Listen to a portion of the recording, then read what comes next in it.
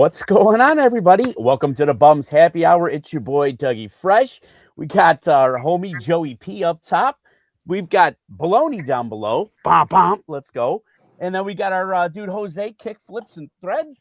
You know what? We're rebranding this whole thing. It's going to be a new thing going forward. Happy Hour, Bums Happy Hour is just going to be a thing. We're just going to be dudes talking to dudes. That's it. We have no structure to this fucking show. It's just going to be us talking, just bullshitting, and it's just going to be whatever topics anybody wants to bring into the thing. We're going to take suggestions from the chat. Anything we're going to do, that's what it is. There's only one requirement. You got to make sure you have a drink in that hand. So, with that being said, Jose, what are you drinking tonight? Truth be told, I have not left since last Friday.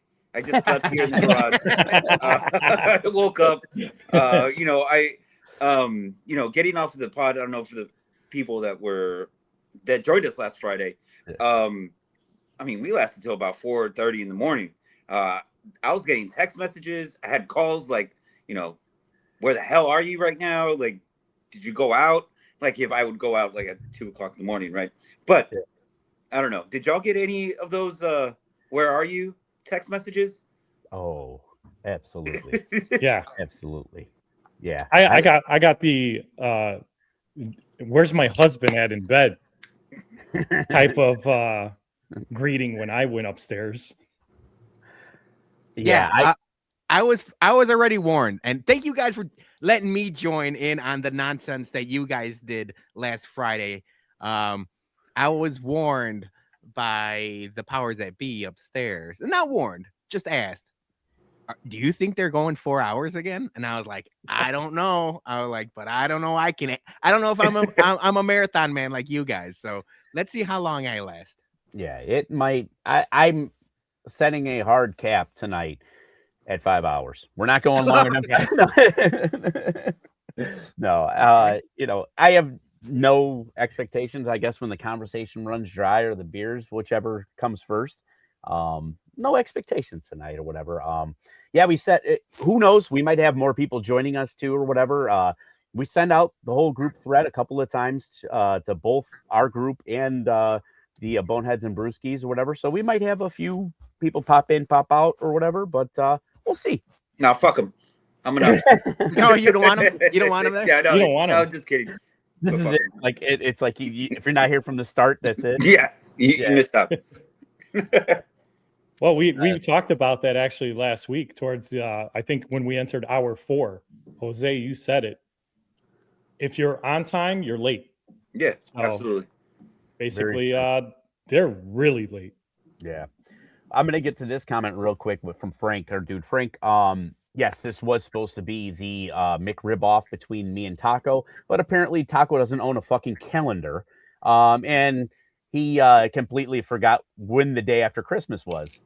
We reiterated it a bunch of times, day after Christmas, and then he goes, "Oh shit, when is that?" And then I told him, "Yeah, it was supposed to be today, the 26th." He goes, "Fuck." So, well, he doesn't use a regular calendar. He uses Aztec calendar. That's those Mayan ones where it's like they're holding the lady that's about to get sacrificed. He goes off of those. His I got a t-shirt. His months aren't like January, February. It's like serpent, bear, eagle. Yes. Mm-hmm. Right. Raccoon. Yeah, raccoon 100%. Well, I wanted to pull up Brazzmasters because we are recording this the day after Christmas, and we like to celebrate our holidays both here at the Bums and the Boneheads know to celebrate. Y'all as hangover as I am. No, Jose, you go really first. We'll go around the horn. I didn't really drink that much last night. I did hit up the bar, obviously. I know HBIC was like, "Man, do you go to the bar every day?" And I kind of felt attacked. I mean, I like to enjoy myself, as Peter likes to say, 2-3 beers, in a bucket form. I get a bucket and enjoy a couple bucks here, there. Don't be judging me.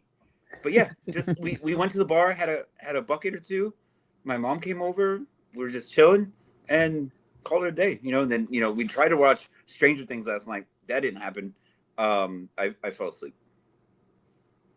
Yeah, I know a lot of people are pumped up about that. I was talking to Johnny. He was at our family's Christmas. He's like, I'm going home and I'm watching Stranger Things right away. A lot of people pumped up about it. I still don't even know what Vecna is. We're a couple of seasons behind. Oh, so I gotta catch up on that. And I will say, I know Dougie, you guys did the marathon stream. I expect us to get a little toasty, while we're doing this. The first person that's drunk here is Jose's camera. I don't know what's happening.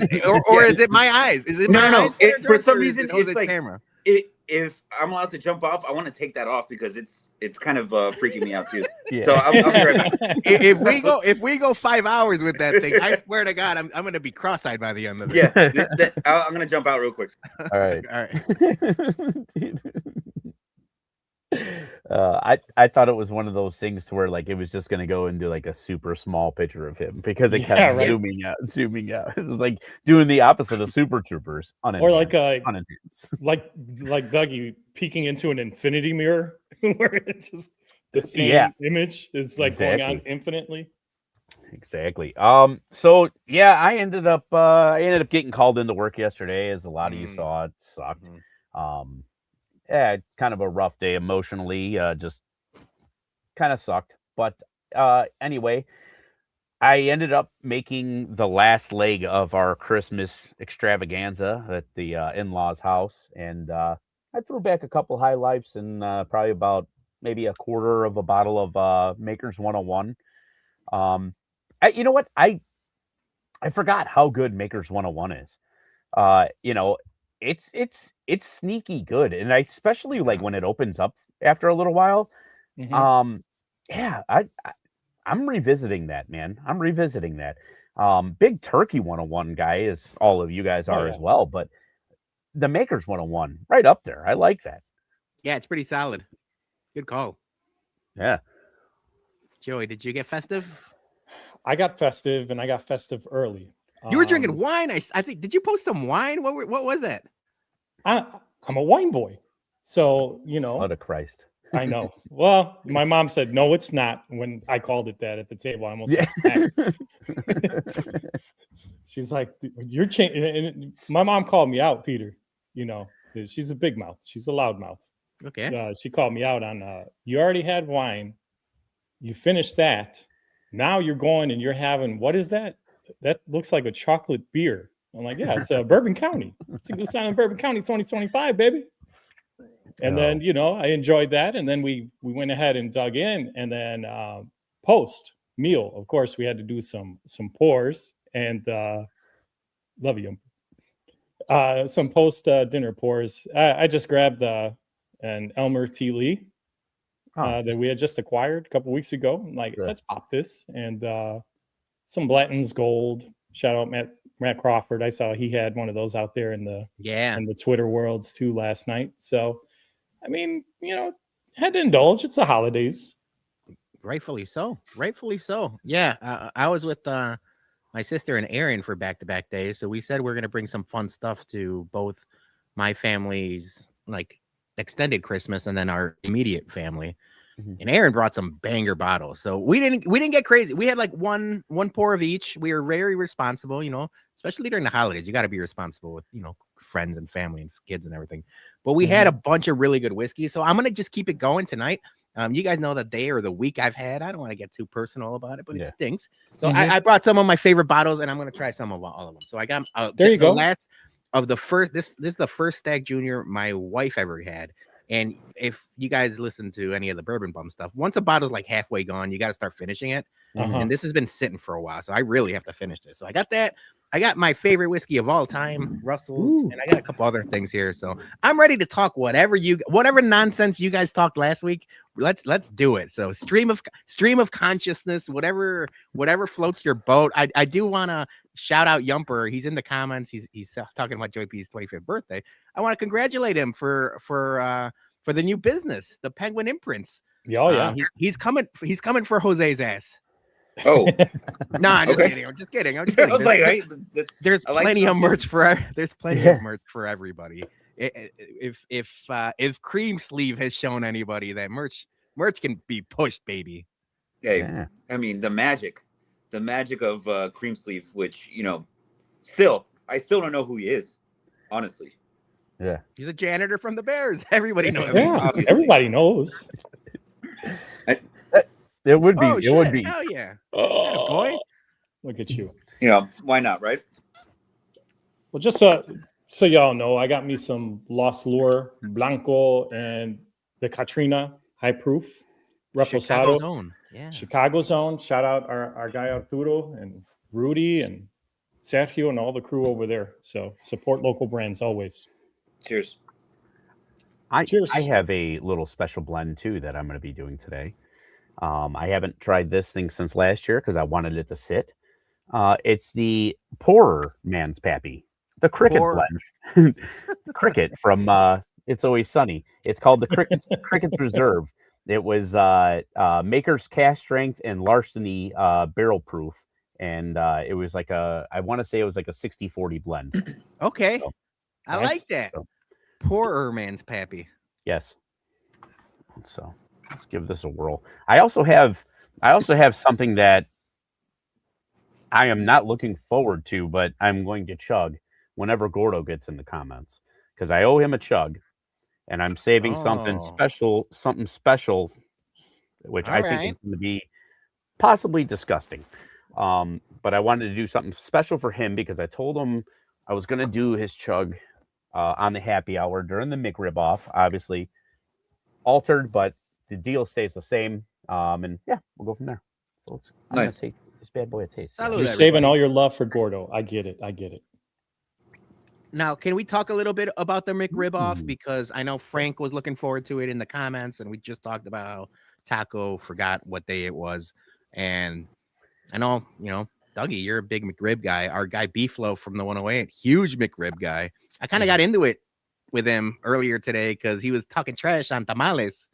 And I was like, how could you be talking trash about tamales while eating, schoolie racers smothered in barbecue sauce? Because as much as I love you guys, I hate the McRib. I think it's the most overrated fast food item on planet Earth. I don't understand the hype that it gets.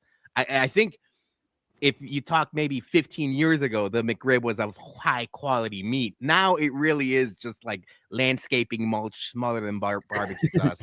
It's The a big meat, chicken nugget. the meat is something, man. So it's like, I don't know how you guys can do it, but yeah, let's talk a little McRib, Dougie. Okay. Yeah, for me, it's really a nostalgia thing. I don't I actually haven't had one this season, this McRib season. I usually only have like one or two, like a McRib season when they're out. Yeah, for me, it reminds me of childhood because, dude, and this is gonna make me sound terrible, but it was really like my first introduction to barbecue. Okay. Yeah, and so like the Flintstones movie came out, and Oh yeah, I do remember this. Yeah. and they were hyping up the McRib as like the Fred Flintstone sandwich or whatever, however they were saying it, or the Fred Flintstone meal or something like that. And that was my big like transition from, hey, I'm a kid getting off of Happy Meals into trying other stuff and trying new things. And like I was never like into barbecue, and like that was my first like barbecue sauce experience, first like that type thing that I can recall. And I was like, it's really just the nostalgia thing for me. Like it kind of I don't want to say the McRib like shaped me, but like like it like made me think like, hey, what else Made am I me missing? the man I am. Right. It helped mold you, Dougie. What else? Yeah, they molded me like the McRib is pressed. Yeah, like it just was a big thing for me. Like what else am I missing? What else do I need to try? And now it's like I try everything. And I'm like I said, this thing that I'm going to be drinking for Gordo is something that I'm not looking forward to trying, and I've never had it. So. Yeah, Yumper's saying, is it a Labatt Blue? No, I don't mind a Labatt Blue every once in a while. Do you guys fuck with the McRib, Joey, Jose? Jose, you answer first. I don't really fuck with it like that. Really? I mean, I see it on TV and the commercials and stuff, and it looks nice and clean. Anytime I've seen it here in the San Antonio area, these workers don't pride themselves in the artistry that is a McRib, because it just looks like a slop that they just fucking threw on there. It's all sloppy, like the bread's all mushy. Like, no. And I don't know, I don't fuck with their just their fresh onions. Like, are they really onions from McDonald's? They're like dehydrated, aren't they? Yeah, like it's just cream sleeve. Shout out. Yeah, like, can you really trust what they're selling? I mean, I know Albert fucking loves them, but yeah, I don't know. I'll eat one every now and then just to see if it's just my taste. But no, every time it's I feel a little bit of disappointment leaving my body. What about the chat? Chat, start answering. I want to see like how many McRib people are in the chat. I think it's pretty 50-50. Joey, you go. Yeah, I was gonna say the evidence of my infatuation with that sandwich is on the interwebs. Yeah. I have a tag team partner upstairs in Sandy P who also, believe it or not, loves the McRib. And sometimes it just all depends on our mood. You think we can finish 4? Nah, let's just get 3. Okay. And then share 1 and we knock off the other. But we can go ahead and probably kill if we were to join your contest and do a 3-way dance, Dougie. Yeah. I think Sandy and I as a team, maybe like a mixed tag, All right. Probably, nah. Only We'll save that for caveat. another day. Only caveat is you guys have to eat your McRibs like Lady and the Tramp. Like all of them. I mean, right. It's like a human centipede. You guys got to be one. We'll just stitch a bunch of the riblets together. Yeah. To make it string out. Yep. Like a chorizo. But yeah, no, I will agree with a lot of the comments. It has fallen off, in my opinion. Then again, you know what? I had kid taste buds. Was it ever really there? I don't know. It's hard to say. You've got a refined palate now, Dougie, though. Yeah. Drinking. And have you seen his dinner feed? Exactly. Fantastic. Yeah. No, I eat like it's not like it's canceled. It's just rescheduled. So you are going to eat those McRibs. Do you have a prediction? How many? Is there a time limit? We didn't even set like the stage of like, what are you guys doing? I don't think there needs to be a time limit. I think it's going to be like let's put it this way. If we made like a 20-minute time limit, I guarantee you neither one of us are going to be like, oh, I wish I had more time. Right. I don't see that happening. I would say like the whole contest is probably going to be 20 minutes or less. Okay. I'm setting my like over under at 4.5. 4.5 McRibs in 20 minutes. McRibs. That seems doable. I mean, it's not like, it's all mushy, so it's almost like you're not gonna take a lot of energy chewing it. Right. It's gonna be the bread though, because that's like it's a lot of bread. Mm-hmm. It's a lot of bread. We got Cream Sleeve in the comments saying if the Bears win the Super Bowl, I'll eat a McRib with kick flips from each end like Lady and the Tramp. That might happen. So, you know what? I'm going to clip this because this is going to happen. Yeah. This is the year, baby. I mean, that's a verbal right there. So, I mean, that if we win the Super Bowl, I mean, that's probably like the most minimal thing that I would do is Lady and the Tramp. Right. You know, I'll be like, yeah. Hell, I might say bad words for free. Oh, shit. I don't know. What do you? Okay, so Joey, you're kind of the only other one that. So your max is like 2. Yeah, my max is 2 for one sitting. I don't eat that much anymore because I'm old. Yeah. I don't know. That's what I'm calling it. I get filled up pretty fast, but I think 2 is the max because when me and her used to order 2 apiece, it's like we shouldn't have done this. And then on the toilet, we shouldn't have done this. How does it come out like the pressed patty still? I have no idea. Yeah, I don't think amazing how they do that. Taco, just based off the experience with like the 999 challenge, doesn't really get past the 4th, 5th inning. So I'm if he finishes 2, I think that's probably a home run for him. But there's no way he's gonna be able to compete. But that's just my prediction. Well, see, like, and I was thinking the same thing, like with him, and I was thinking, okay, yeah, you know what? But if he doesn't have beer involved, like, how much is the beer that's killing him over the hot dogs? This I is mean, true.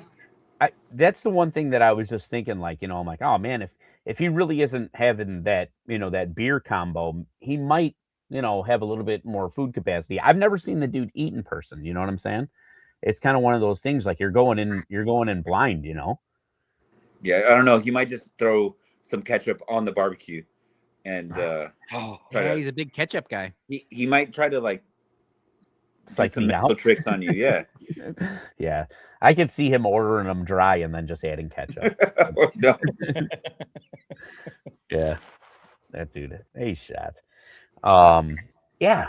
So the question that I have for you guys, since you guys aren't big McRib guys, um, what is like one fast food item that you guys think that you could out eat the rest of everybody else in this square circle right now? Oh man.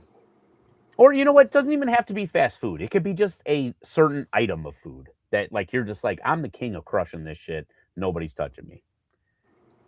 So I'm gonna let you guys think. I'm gonna give Okay. you my answer first. My answer first. I am absolutely undefeated shrimp cocktail. I can throw down freaking shrimp cocktail, cold peel and eat shrimp. I can crush. I can absolutely crush. When I get in the mood and I get my shrimp cocktail, boom, dude. I'm going to town. It's ugly. So that's Man, mine. my answer was gonna be Hooters buffalo Buffalo shrimp. shrimp.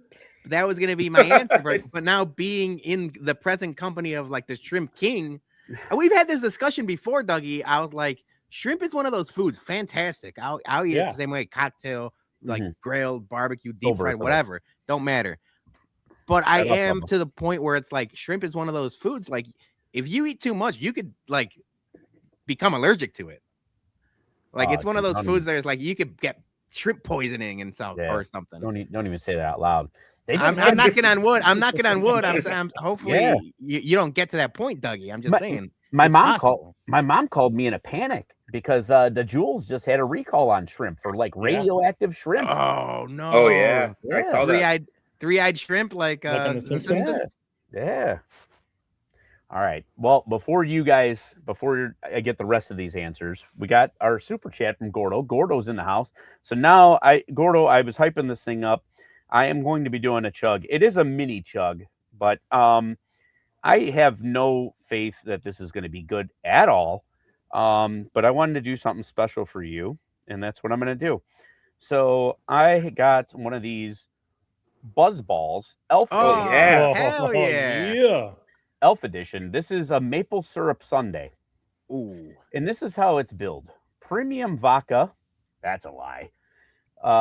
With other than standard orange, wine, and other natural flavors. 15% alcohol. Hell yeah. And it looks you gotta shake it up or it's something. milky. Yeah. Give it a Oh, good man. shake, man. So that's what we're gonna do. We're gonna do this for Gordo. Told him I would do something special. I had never had a buzzball before, and then my sister, the menace that she is, brought a bunch of them, including a giant one, to Christmas last year. Okay. And we started like passing it around. Like my tias got involved in it, and I was like, "Holy cow! Everyone's gonna have like the biggest hangover of their life because it's all sugar." Oh, it's so milky. But Oh, I heard that like there's different kinds of buzz balls. If you look in the back of them, some are malt based and some aren't malt based. And the ones that aren't malt based are kind of like a little bit better. So This one says contains milk. good luck. There you go. Holy shit. Yeah, it Bubble guts. smells. Get ready to poop Yeah. yourself. It smells like Is it gurgling at you already? dude. It smells Like the Teenage Mutant Ninja Turtle ooze that bubbles up. it smells like the cheapest maple syrup you've ever smelled in your life. Yes. Anyway, I love it. Gordo. Cheers, Gordo. Salud, hermano. Oh man.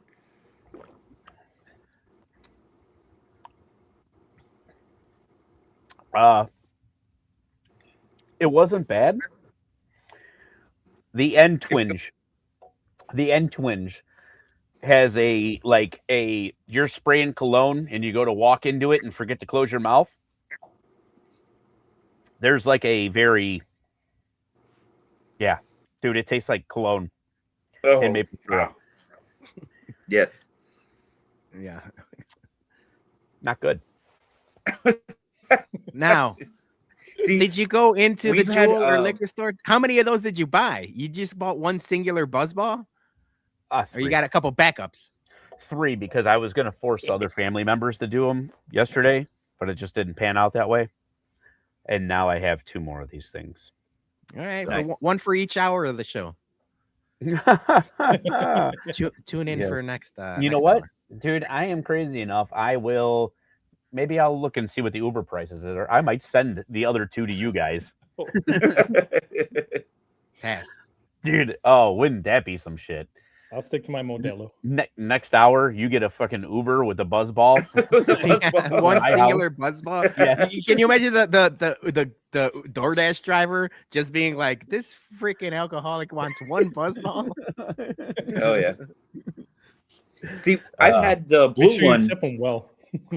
I'm not sure if it was malt base or the other one, but if you mix the blue one with watermelon Red Bull, shit's fire. I had that in Vegas. Yeah. I've seen a bunch of people mixing the beat boxes with the buzz balls. You know, like those beatbox cartons. Mm-hmm. It's all over like TikTok, where like people are mixing them with the buzz balls and a couple other things. And back when the happy hour was the original happy hour, I was the guy mixing all the kind of crazy drinks. I did the Dua Lipa drink. I did a couple other weird The Gator concoctions. wine. The Gator wine was one of them. Yeah. That was So awesome. I don't mind mixing the weird stuff, but yeah, that's not this show. This is your guys' show. So I'll stick to my modelos.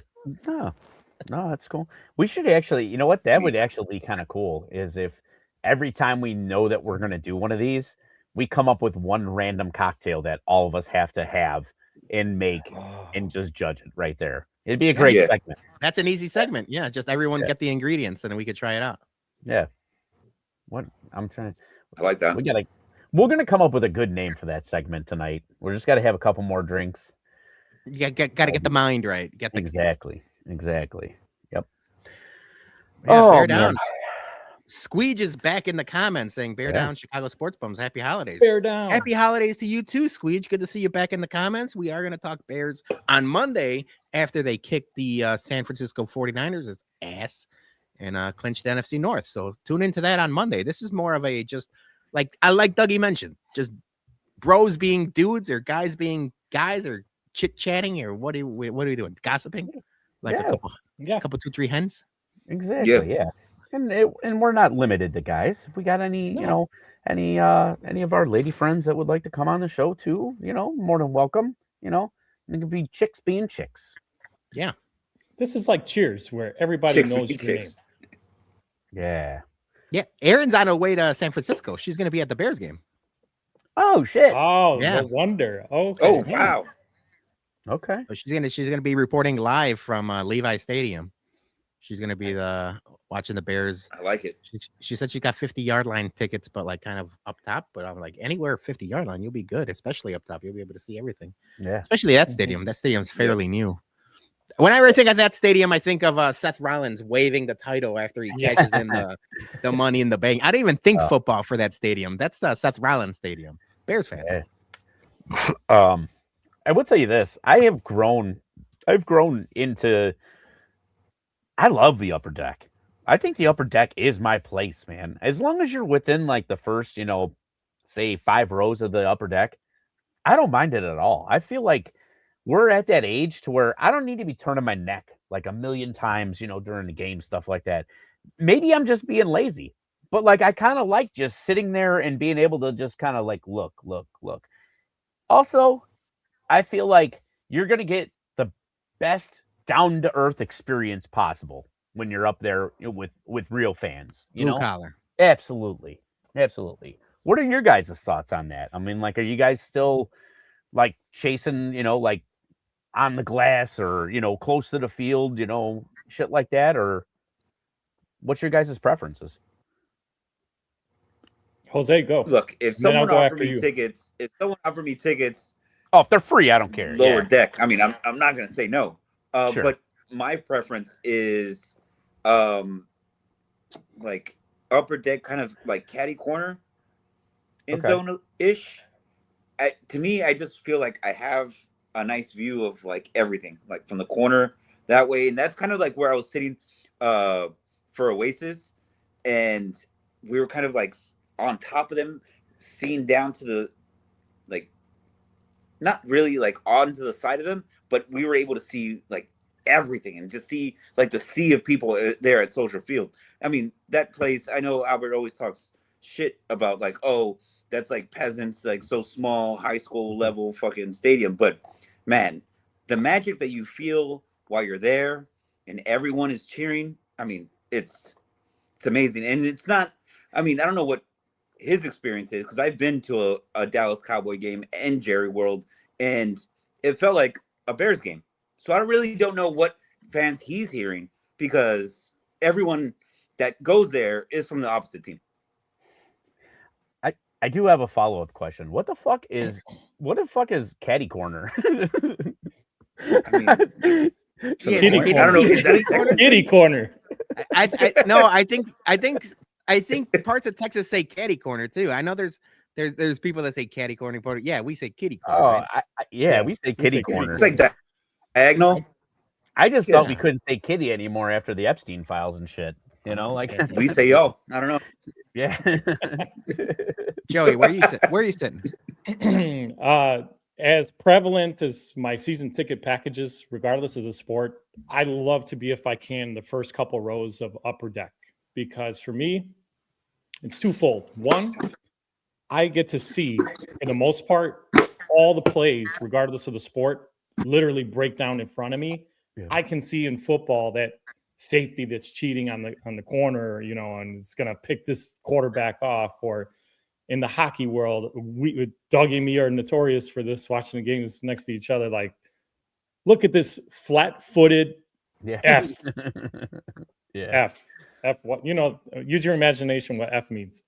But you can watch the plays break down in any sport, even in baseball. You can kind of like gravitate towards a home run being hit, you know, or not. While folks that are down on the, you know, behind home plate think that every pop fly is a home run. And then they're all like, oh, Yeah. and then didn't even make it out past the second Yeah. baseman for a pop fly. And then my second reason for enjoying those seats up in the first couple rows of upper deck is, Brother Doug, you just mentioned it. You're up there with like super fans, right? So I've sat in all levels of United Center and Soldier Field too. Flex. The super fans are always going to sit up top, you know. So I want to be around them. I resonate. Yeah. I agree with you on all of that. I especially agree with you on hockey, football, and even, I mean, I'm the only one that's going to talk soccer, but soccer. You'd rather see it with that all 22 view. I'm talking football now, but even hockey and soccer, you want to see the plays develop. Joey, where we sat for the Steelers game, it was 200 level of the end zone, and I was like, this is perfect. My uncle seats are 300 level on the opposite end zone, Right. and you see everything develop. You see everything going on. Football especially, that's the best place to see.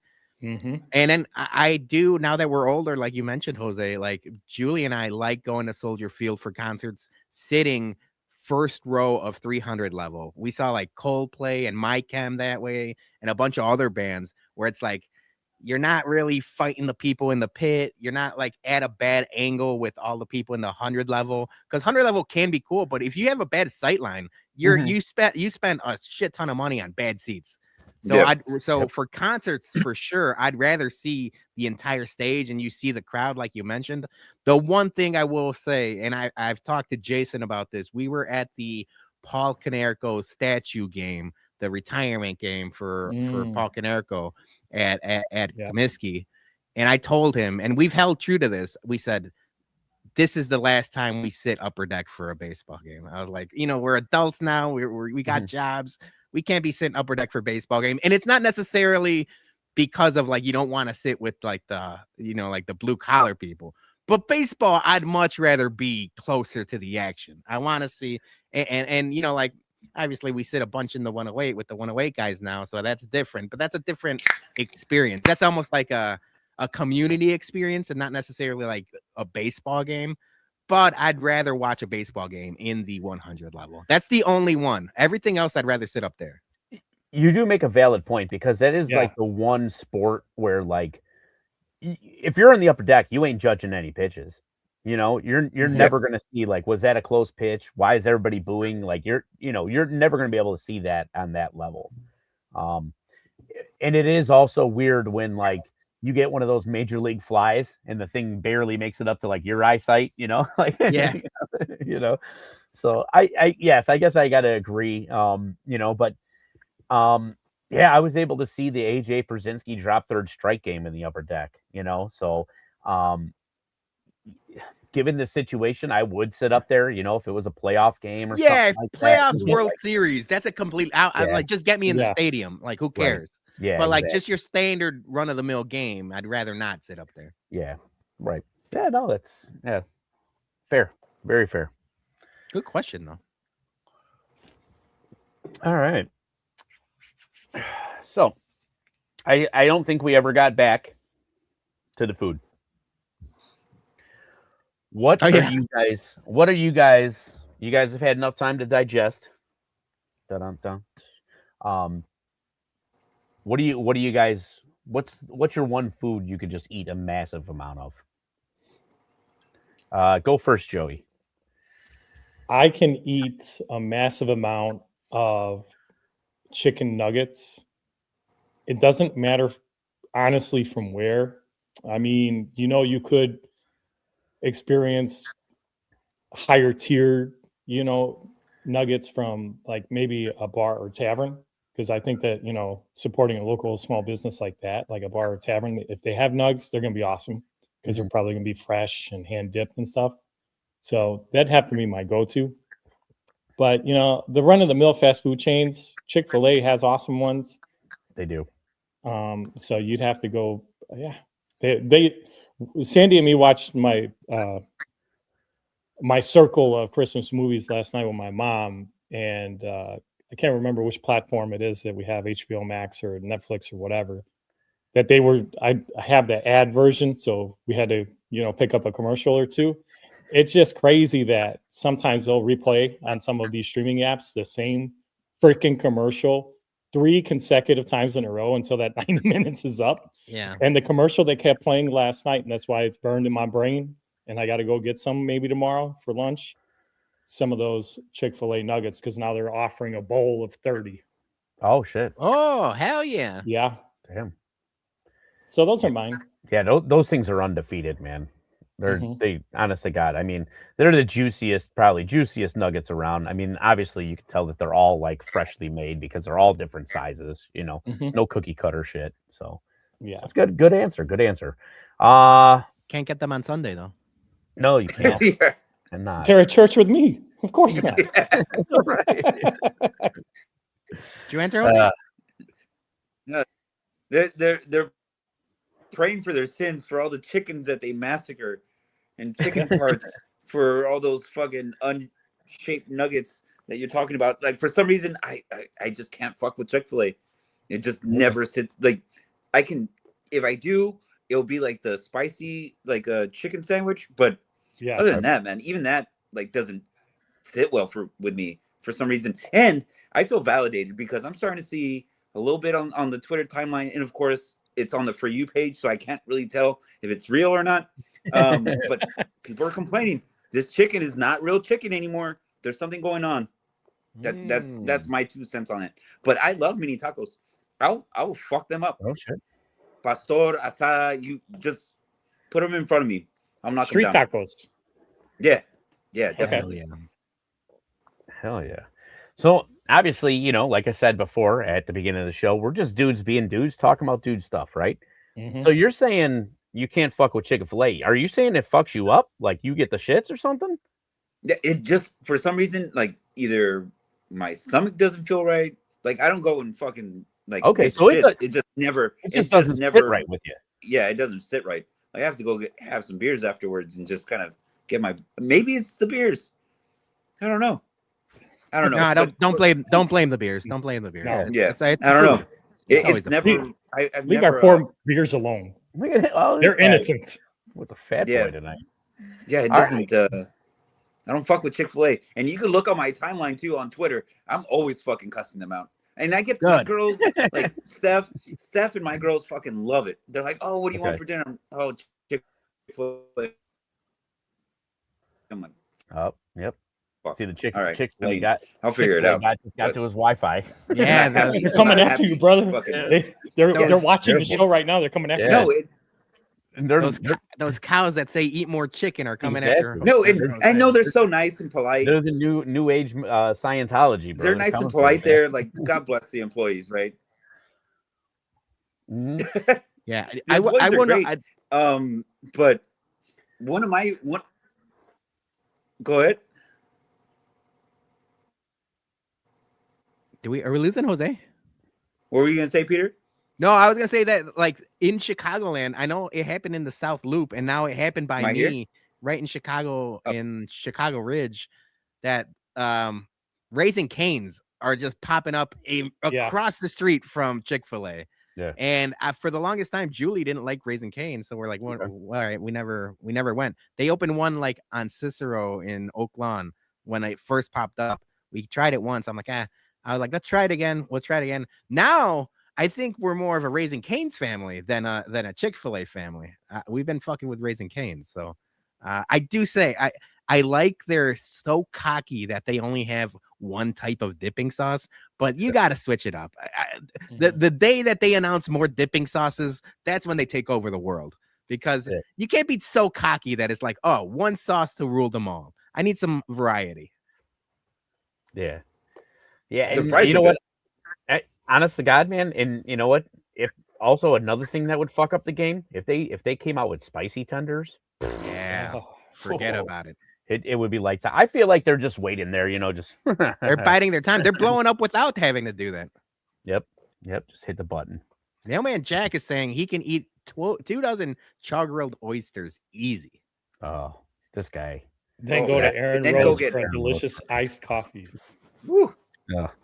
Yeah. Shout out Mailman Jack. He put us on the Aaron Rose spot. Yes, he did.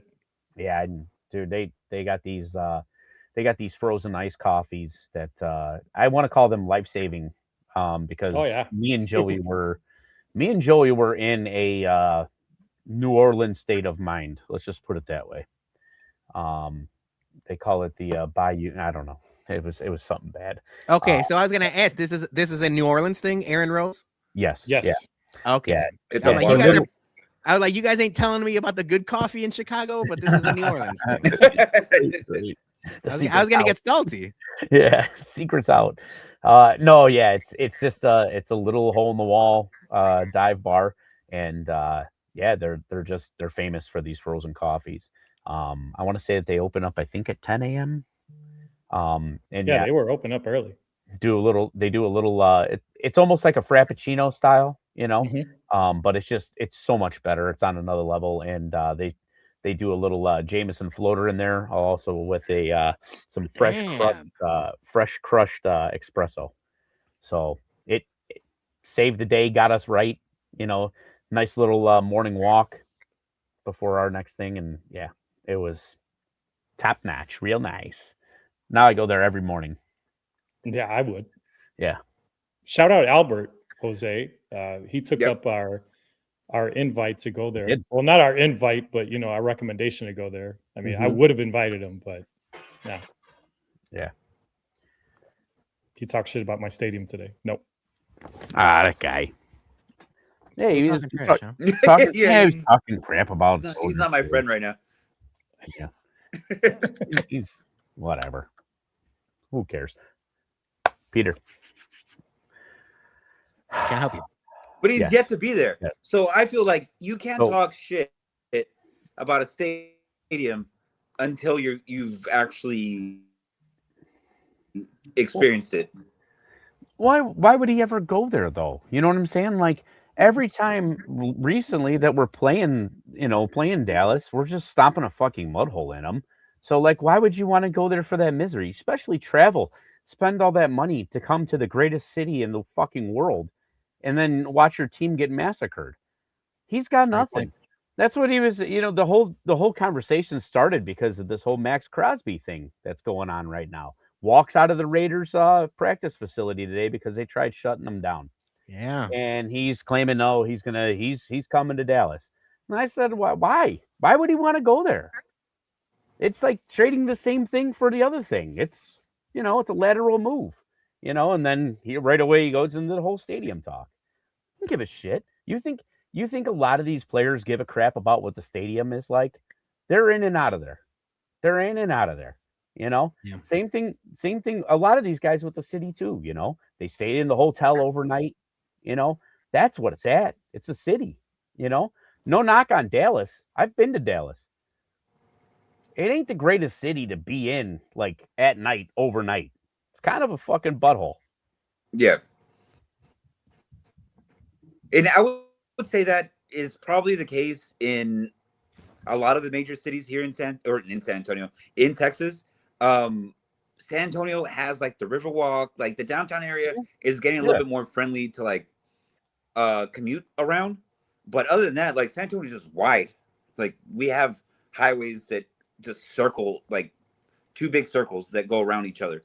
Austin, fantastic to like. Yeah. You go downtown, you're having a great time. You can go to bar to bar to bar, listen to music, venues, cool.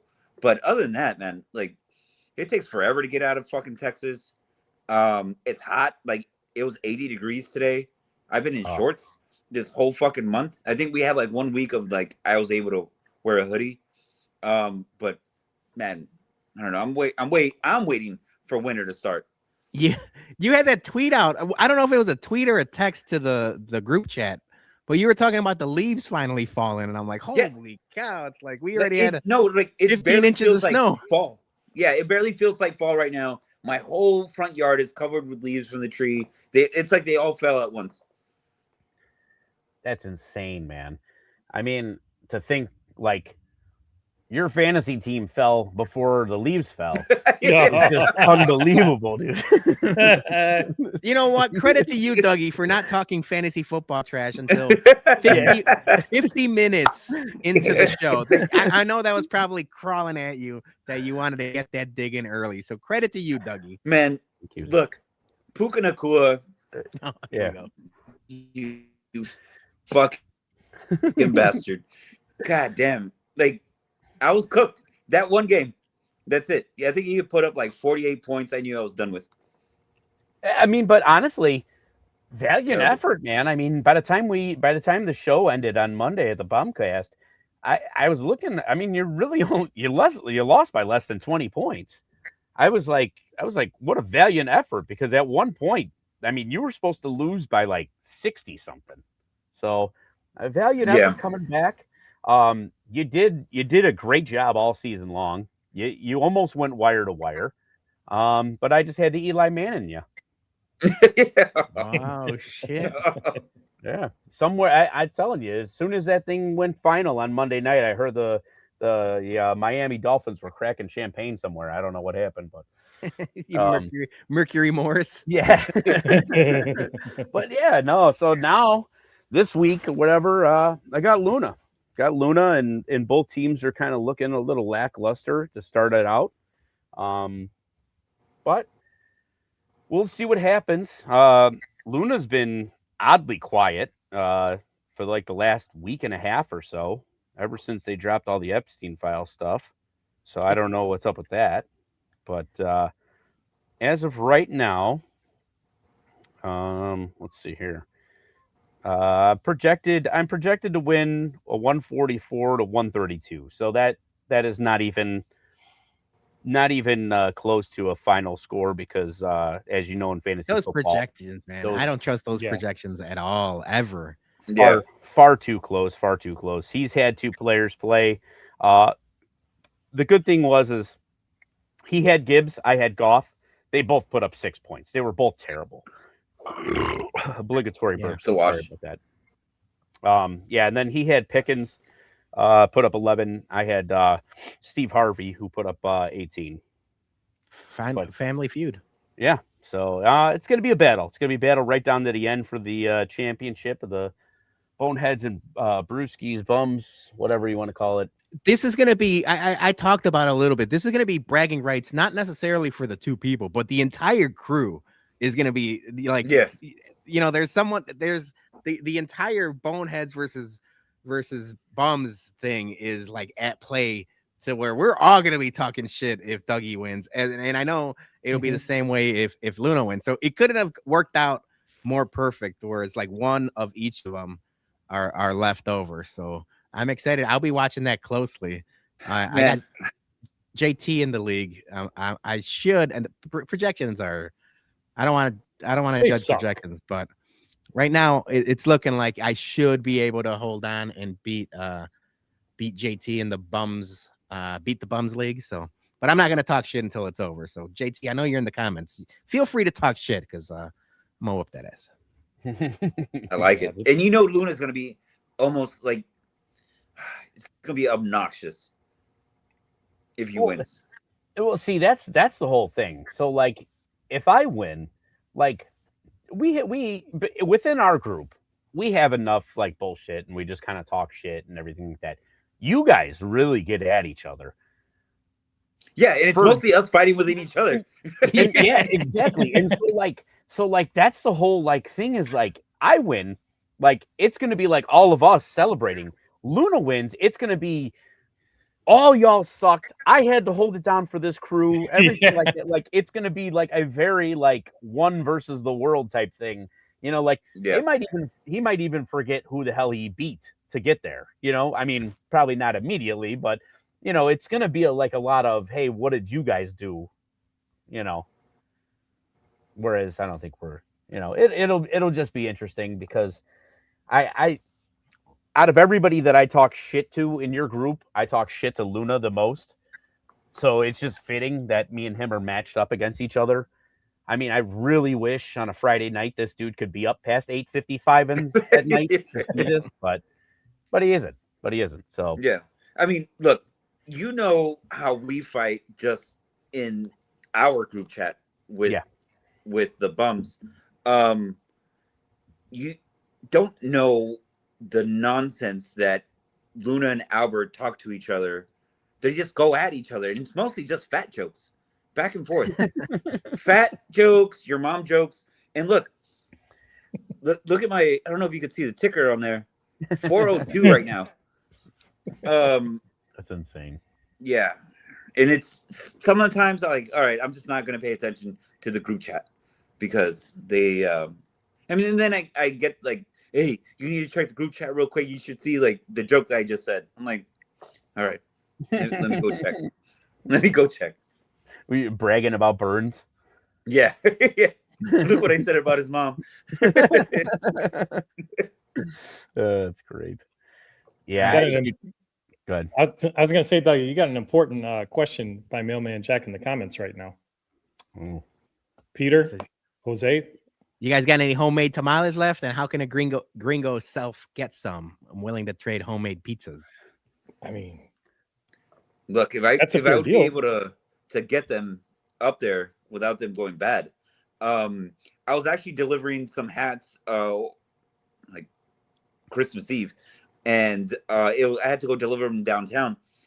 Got him the hats. As he was coming out, he had a fucking docena of tamales wrapped up in foil. It said, salsa verde chicken on top with a Sharpie on top. Look, don't even second guess. Yes, I'm going to eat these motherfuckers. Thank you so much. Yeah. Yes. He said, Merry Christmas. I was like, baby, we got some tamales tonight. Let's fucking go. Well, we got another comment, this is an interesting question. If the Packers fail to make past the wild card, do you think the Packers will let LaFleur go? No. I don't think that's anywhere. I don't think they're at LaFleur level or fire LaFleur level. I know people are upset at him that he can't win the big game, but overall, I feel like they've built that team with enough rope to where like they're going to be good for a couple other seasons. I know, Dougie, you said the Micah Parsons contract and the Love contract, that's going to hinder them a bit, and I do agree with that. Yeah. But they're one of the youngest teams in the league still, and they're on a bunch of rookie deals. So I think they're going to be fine. But if they fire him, good. Fire him. Because Yeah, better for us. I think he's a good coach, but fire him. I don't care what happens to them. And I do have a little bit of a conundrum. JT's in the comments saying bear down. Of course, bear down, JT. He says Brock Purdy's putting up -5 points. That is my quarterback for beating JT in the league. So last week I played Aaron in the semifinals, and I had Jordan Love. So I was in one of those predicaments where it's like, I hope Jordan Love does bad, but just good enough to where I beat Aaron. Well, he got hurt, and I almost lost because of that.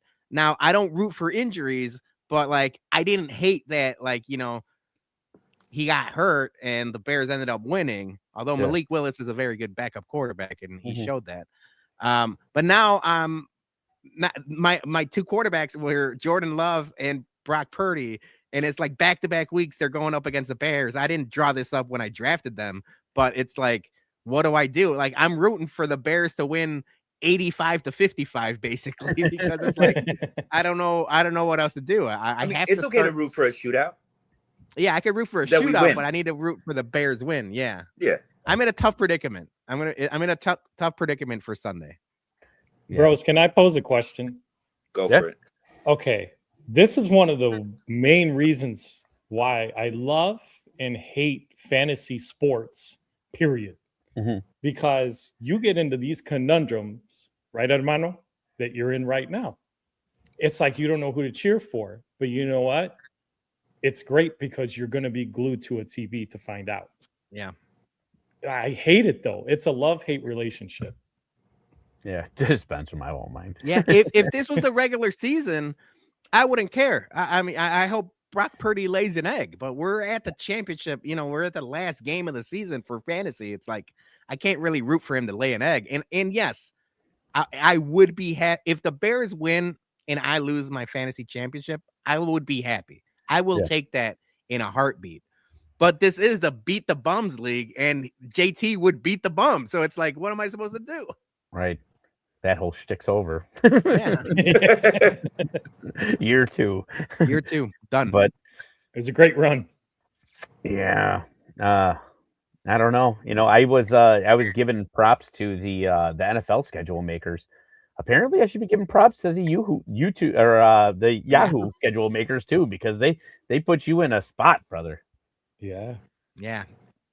It's not been fun, but I have said, like, I think I'm at, and I've said this for a couple years, and I don't know how much you guys feel about this. I think the gambling in Illinois has put a huge dent on me caring about fantasy sports now. I was fantasy through and through I would listen to podcasts and read articles and everything else. And as soon as like legalized betting became available, you much more care about the bets than the fantasy aspect of it. I'm almost willing to say I only got like 2-3 years left of fantasy in me. A You're lot not of re-upping stress. your next contract. Yeah. I'm gonna play out my existing contract, and then we'll go year by year. Year by year. Yeah. No, you know what? That's a great point you're making, because I mean, you know, do you want to build a fantasy team and then have to deal with the injuries, or, you know, do you guys dabble in daily fantasy at all? Like, you know, I don't. Okay. I did the daily fantasy stuff when it first became. It was like FanDuel were the first people doing them. Well, because that came out before. It came out before, but then I stopped. Okay. See, in Texas, we don't have sports betting. Okay. So the DraftKings and all that stuff, it's all like the daily stuff. We can get on to like other sites to sports bet, but yeah, like Bovada and stuff like that. Yeah, nonsense. Okay. Yeah. Now this is a kind of a good idea. Like if I should hedge the Bears winning with maybe I bet like touchdowns of JT's players.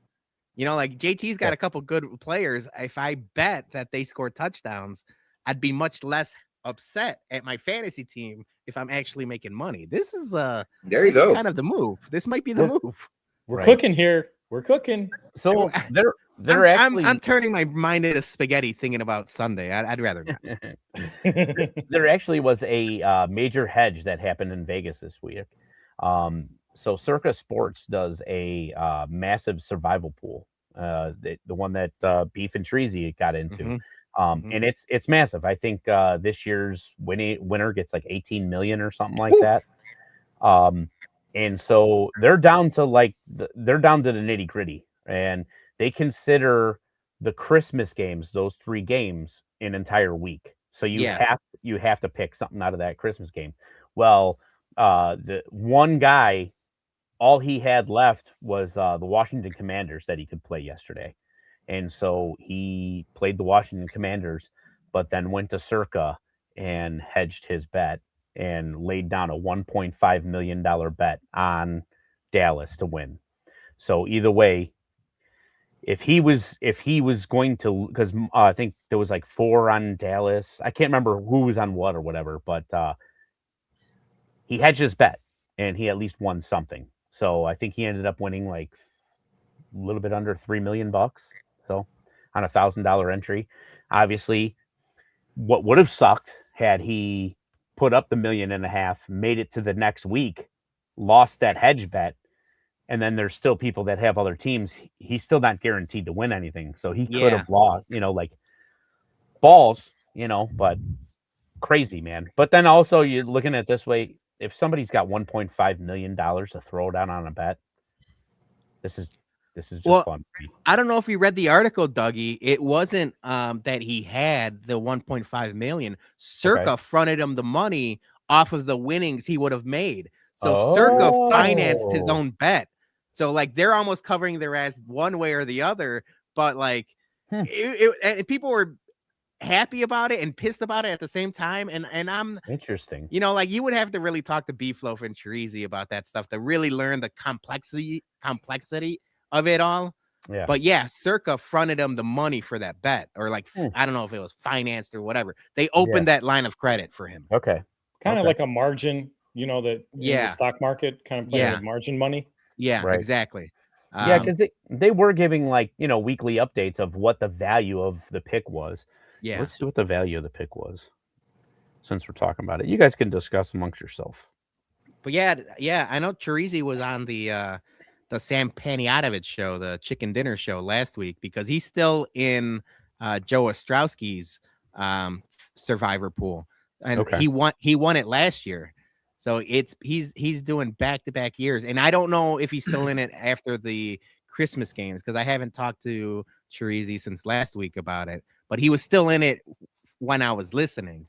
So I was like, man, like I've always been really bad. I like doing the confidence picks. I've won a good amount of money when back when Julie worked at a bar. One of the guys there ran like a really it was like 40 people doing confidence picks week in and week out, and I won that twice. But Survivor, it's so fluky, at least in my eyes, that it's like I've never been good at it. Yeah, I won one survival pool, and it went all the way to the Super Bowl, and it was the year that the Ray Lewis retired. I ended up having the Ravens or whatever left. Just to give you some stats on that, there's 10 people left in this tournament. 5 people were on Dallas. The one person was on the Commanders, and 4 people were on the Vikings. You imagine being those 4 people on the Vikings? Wow, that's awesome. The only. I mean, dude. Hey, can we give it up to the Vikings though? Dude, well, let shout out the Vikings. Shout out your boy Baloney, because I've been saying it for 2 weeks that the Vikings are playing better and are going to play spoiler to someone. I said it. They're going to play spoiler to the Lions or the Packers. I wasn't sure which one, and they did it. They're 8-8. They got the same record as the Lions now. They battled back after a bunch of bullshit. Yeah. And I don't want to give them too much credit because they're still the Vikings and fuck them. But they have been playing better of late. And we talked about it last week on the Bumcast, Dougie, and I talked to it with Julie. I wouldn't be shocked if Brian Flores gets another head coaching contract, because the job he's been doing with the defense of the Vikings the last couple of years, and you could talk about like how much he blitzes and his propensity to blitz and all that stuff. But I mean, he was good enough that like I think he's earned himself another head coaching job. So it'll be interesting. But yeah, pat on the back, Yeah. Vikings, and on the back, Baloney. Yeah, dude, that was incredible. Mhm. Yeah, the thing that absolutely blew my mind, like as I was sitting there watching everything unfold, and at the end, watching the Lions got eliminated yesterday from the playoffs, and now they're the last in our division. Amazing. The fall from Oh, grace. yeah. The fall Smell from you grace. later. Yeah. Mhm. Yeah. But But to give everyone you, was so high on them at the beginning of the season, like, oh, they're winning the division. Like, watch out for them. Super Bowl contenders. They don't yeah, need Ben Johnson, all that. yeah. Just to give you an idea, going into yesterday's matchup, each survival pick was worth an estimated value of 1.875 million. Wow. Okay, so that's where they opened that line of credit Line of from, credit. and Mhm. kind of like let them hedge that way. Well, I because mean, the reason why they let them hedge it is because you think of it this way: they knew 5 people were on the Cowboys, yeah, and they definitely weren't thinking the Vikings were going to lose 4. Yeah. So that's how that dude probably went in there, and he was like, "Listen, this is what I have. This is what the other people have. Nobody has the Lions. The Lions need to win this game. They're probably going to win." Everybody was thinking the Lions were going to win. They didn't, dude, just amazing for that dude. Yeah. Well, That's awesome. yeah, I forgot what his name is. Doesn't fucking yeah, it doesn't fucking matter. Jose, you want to give the story on the Alamo beer, because CD44 is in the comments, and Oh, I yeah. will say those cans are some good looking cans. You know, if Yeah. you know. Yeah. King of the Hill. What one of our fantasy football from the Irrelevant Bastards League actually works at the Alamo Brewery.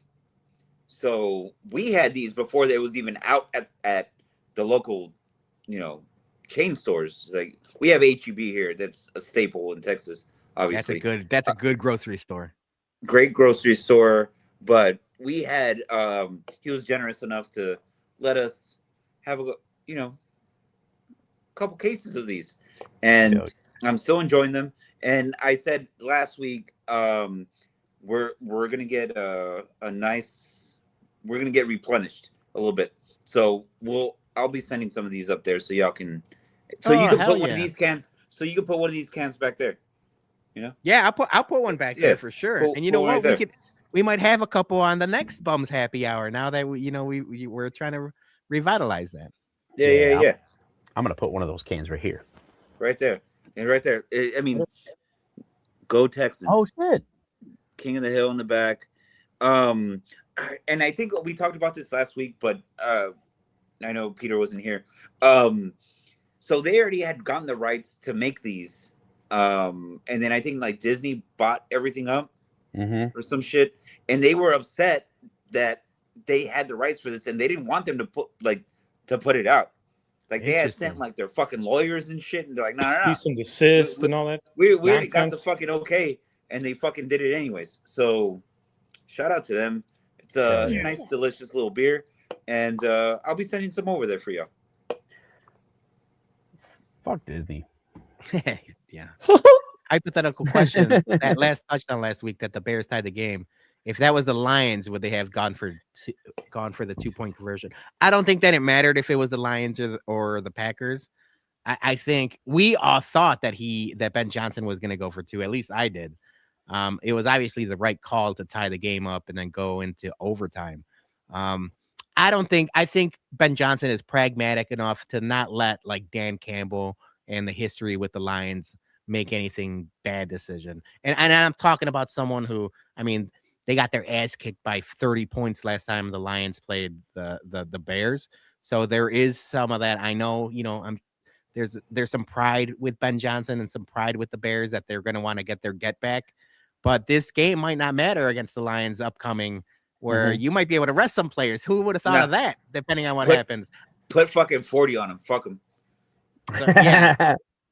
So I don't know what's going to happen there, but I don't think he would have gone for it. I don't think he lets if he sees red there with Ben Johnson and the Lions, I don't think he does like a passionate decision. He's going to take the pragmatic approach. I'm gonna go back to back with Mailman Jack questions. I don't know if you boys saw this, but Netflix post game had tomahawks out for the guys to celebrate with. Tomahawk steaks instead of the turkey legs, obviously for the holidays. I'm down for that. Dude, this is what I will tell you. It was one of the weirdest segments I've ever seen. Did you guys see this or no? Yes, I know. saw I it. missed it. And they all ate out of the same one. They all ate out of the same one. There was 3 laying there. There was 3 laying in there, and then they all ate off of the same one. There's still 2 more laying there, and then Michael Irving decides that he's just gonna grab himself a bite. Like, holy shit! I'm like, what are we doing here?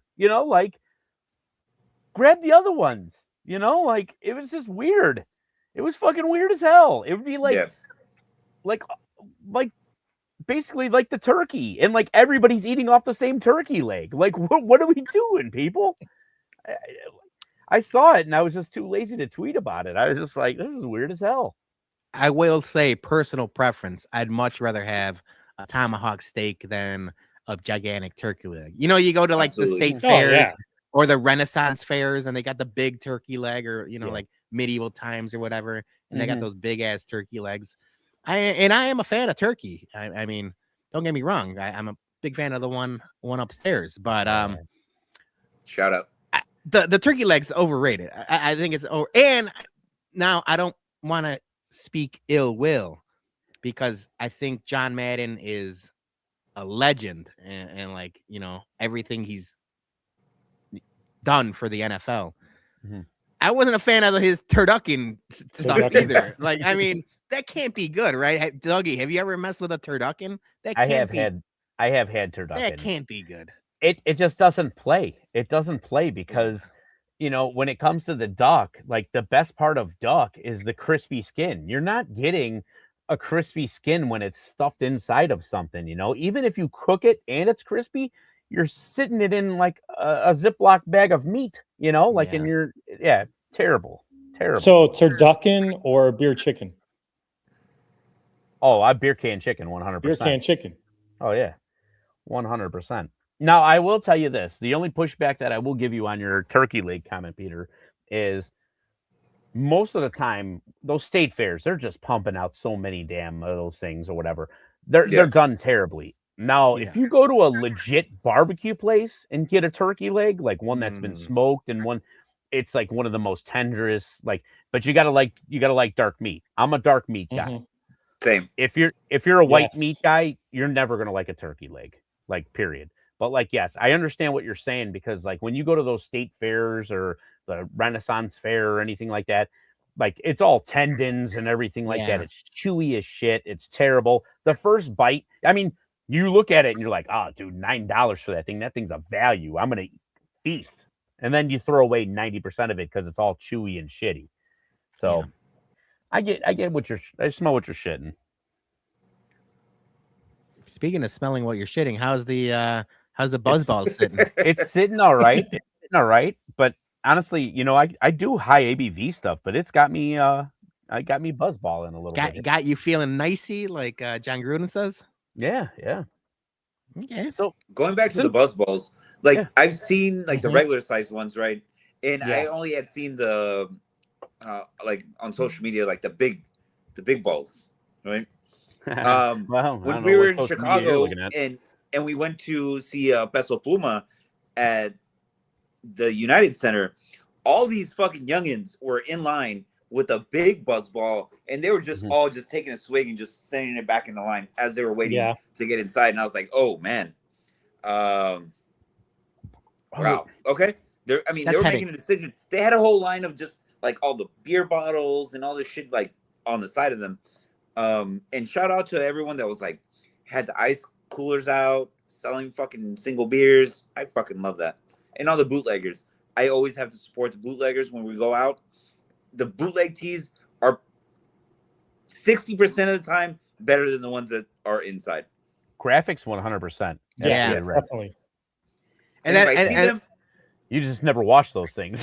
yeah, Yeah, they'll be gone tomorrow. a little tip for if you are buying the bootleg t-shirts, and I understand everyone's got to make a buck, so you don't want to haggle them, But if you wait till after the concert's over, you're gonna get a way better deal. Hell yeah. Don't buy them going into the concert. Wait till after. Get them coming out. Because they gotta get rid of those. Buy them after, and always buy a size larger than your normal size. Yes. Yes. That is a fucking killer tip, Joey. Killer tip. Also, if for some reason you do have a little bit of like a heat press or anything, put heat to them, because most of the time they fucking because we make shirts and shit too.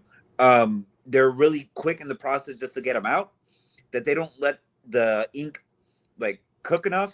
Sure. That's why you sometimes see the chipping after after you wash them. Hit them with the heat press, it seals them in.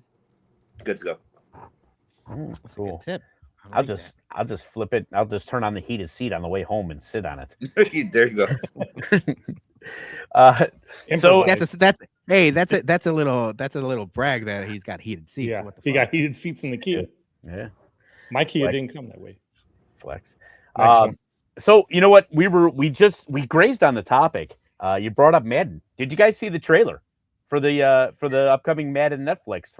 No. All right. Well, this is Madden Netflix. Well, that movie's coming out on Netflix. Oh, who's gonna play him? Is it with Nicolas Cage? Yeah, Nicolas Cage. He looks great. Really? I saw something on it. I didn't see the trailer though, but I've seen I saw like a tease or something. It's like a tease trailer. I don't want to call it a full trailer because it doesn't come out till next Thanksgiving, so like it's whiles away. But I didn't know Christian Bale was in this movie. Like Christian Bale was one of the I had no idea until I saw that. And then you got Shane Gillis and all, like there's a lot of big names in this thing. Nicolas Cage looks great. Yeah. I mean, he looks terrible, but he looks great in it. He's playing the part. He's playing the part. Yeah. Yeah. Yeah. No, as a football fan and a football fanatic, we're going to watch that as soon as it's released. I didn't know anything about it. Yeah. It looks pretty good. You guys should check it out. Don't untune to this, to go watch it. Watch it after this when we're done. You know what I found out? Now, like, doing the Baloney show and me wanting to do more like nerdy, like a lot of times like trailers and different like things that we have to talk about. We've been so, worried about getting demonetized on YouTube that like we don't play any copyrighted stuff. We don't show clips of games anymore or music or anything like that. Apparently, how a lot of these like nerd channels, trailers are considered free use because they're putting them out for publicity. So we could actually show most of the trailers on like either the Happy Hour, the Baloney show and stuff like that, and not get in trouble for them. So if we were to be able to do that, we could react in real time to, the Madden thing. But I still want to do my research. So I was going to say I could pull it up and play it here and we could react to it live, but I got to do a little bit more research. But I'm pretty sure that we could show trailers on the YouTube. So should be okay as long as you react the review and all that.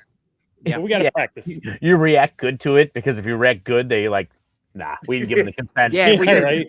Nicolas Cage, that big dumb idiot. He's looking terrible, and we're gonna get demonetized right away. So Netflix is coming for our ass.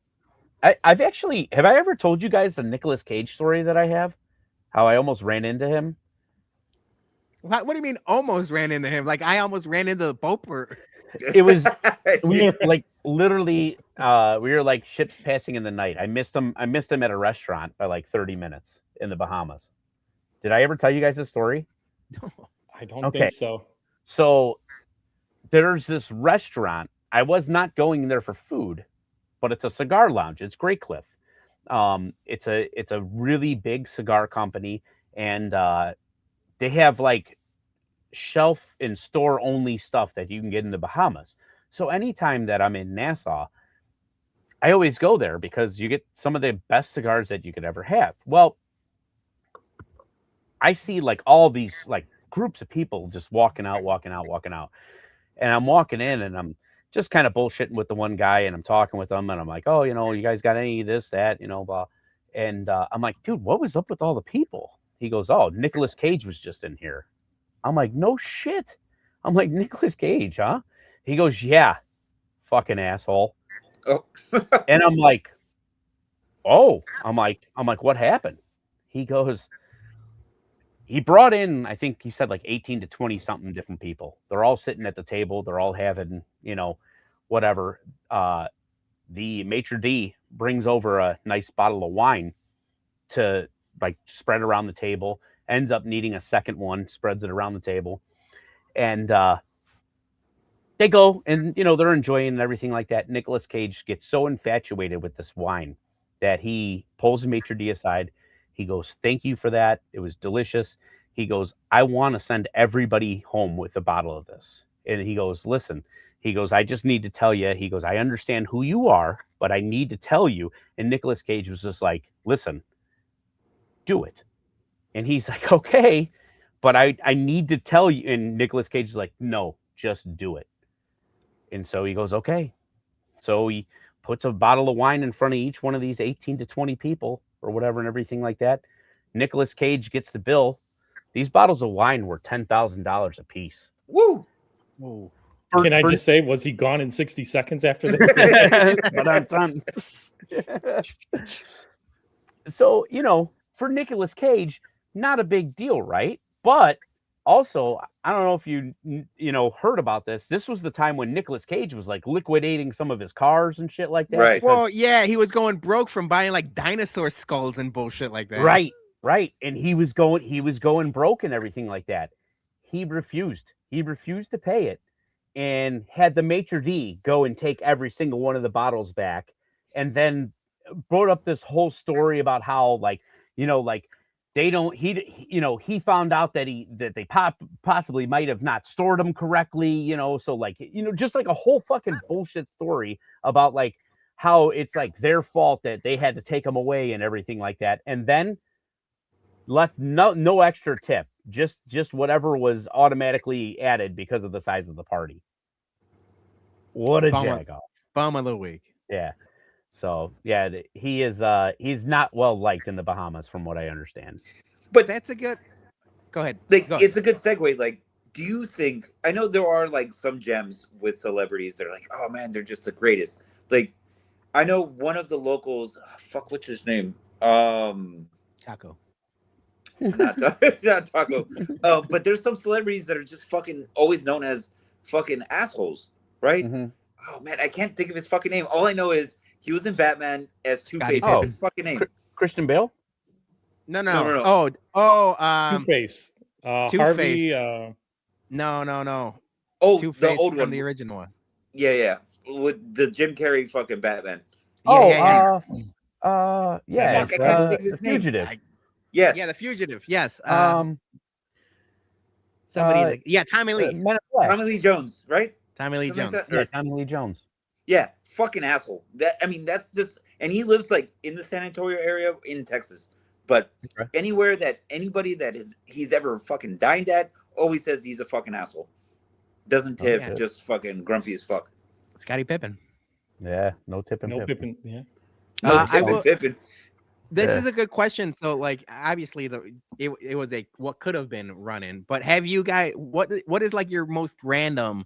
It doesn't have to be the most famous, but like, what is your most random run-in with a celebrity if you've had one? Mine easily at work one day was Kanye. Kanye shows up oh, to work shit. downtown. Yeah. God, that all was- right, I didn't know this story. Joey P. This went on the TikTok and hell? everything. This is like Damn. a decade ago. I was gonna say, Good did his question. wife had Yeah. the W's out? And this might not be, I don't know, people don't like him or whatever, but and I still get shit over this all the time. Bro, Kanye's on my fucking screensaver. I fucking love Kanye. I'm not saying I like everything that he does. All right. Just throwing that out Early there. music catalog kind Yeah. of. First four, I Yeah. would even say. I would even go as far as say first four are untouchable. Those are I'm the surprised. I've never greatest. heard this story. Go on. I will Go say on. I don't what love the him happy hour's anymore. for. I love Kanye. I loved Kanye Yeah. back in the day. Yeah. All right, go Yeah, ahead. So no, we got a gate, at the doorbell at our gate, I should say, at our office downtown, and this contingent just pulls up in all these black SUVs and ring the doorbell and say, "Hey, just so you know, landlord said we can come and check out your place." So I'm like, "Okay, sure. Let me call him on the phone." landlord property manager is actually calling me, and I missed his call. I answered him. He's like, "Hey, just so you know, Joey, hey, great to talk to you. It's been a minute, man. Just so you know, Kanye West is gonna just like walk the floor." I'm like, "What's he gonna buy this place or what?" "Oh no, he's just gonna check it out." I'm like, "Yeah, right. Either that or he's gonna shoot a music video here or something." Yeah, right? something. Yeah. He does like the industrial look of it all. Yeah, with his big ass boots. Yes, you know it. You boys know it. So yeah, sure enough, his contingency came in. Some of my employees are coming in and out. And I was busy. I'm doing conference calls or something, and I didn't pay no mind. I was busy, like I said. Employees are all TikToking it or whatever, and I'm like, well, if they're TikToking and they keep texting me all these videos, I'll see them afterwards. I don't need to see the dude. Yeah. And then it was just hilarious because after 10 minutes, I was finished with my call with my old boss. And then I go outside outside my office to see what all the ruckus is about and all the screaming and cheering and everything. And can I get a photo, whatever, with a bunch of the team. And then I go out there. He was just being loaded into his SUV just when I walked outside to see him as he left. So that was Dougie. That was my close encounter with Nicolas Cage West. Hell yeah. Damn, I missed him by 60 seconds. Jose, you got anybody? No, man. I mean, we've done like with Warped Tour and stuff. Like I met like a lot of bands, right? Yeah. But as far as like celebrities like that, no. I mean, the only little flex I saw Selena, obviously before she died. Hell but I saw yeah, Selena right. at like performing. I hope so. at fucking Six Flags. That was fucking. I mean, if you want to see like a young male transition to fucking manhood, that was it for me. I was like, oh yeah, I see what's going on here. Yeah. You scared me there, bro, for a second when you said just before she died. I'm like, were you in the hallway at the hotel? No. All right. After that day when Jose walked out, they called it 7 Flags. So I want to finish the celebrity talk and see what Dougie, that was 3 thumbs up. I'll tell you my story. Fantastic. And then the next question is going to be, because you just said Selena, who was or what was the moment? Because everyone's got a moment where you watched something or saw somebody that transitioned you from, a kid to a man. So think of that question, and then we'll finish up the celebrity. I talked to I was actually talking to Beef Loaf pre-show during the Bologna show, because I don't know if you saw there was like a TMZ video of Andy Dick just passed out on a sidewalk in LA. Yeah, I did see that. Like he's in bad shape. So I said I should have done this as like a segment for Happy Hour or Bumcast or something. I worked TSA at Midway for a good amount of time. So in the mornings, especially like if you had the morning shift, a lot of celebrities would come in like way before like the packed crowds and stuff like that.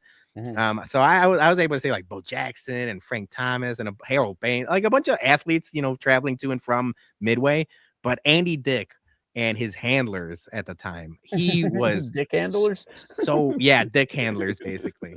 He was so fucking just gone that like he couldn't even get through the metal detector and stuff like that. And this was like, I mean, I haven't worked there in almost 20 years. So it's like this, the fact that he's been this way for like 20 years is I don't know, like, he's burning the candles at both ends. But did you hear it? Because they talked to him like afterwards, and he was like, hey, I've done crack before. Like, who hasn't? I like a little crack every now and then. I'm like, God damn, I didn't realize that he was that bad. Oh yeah.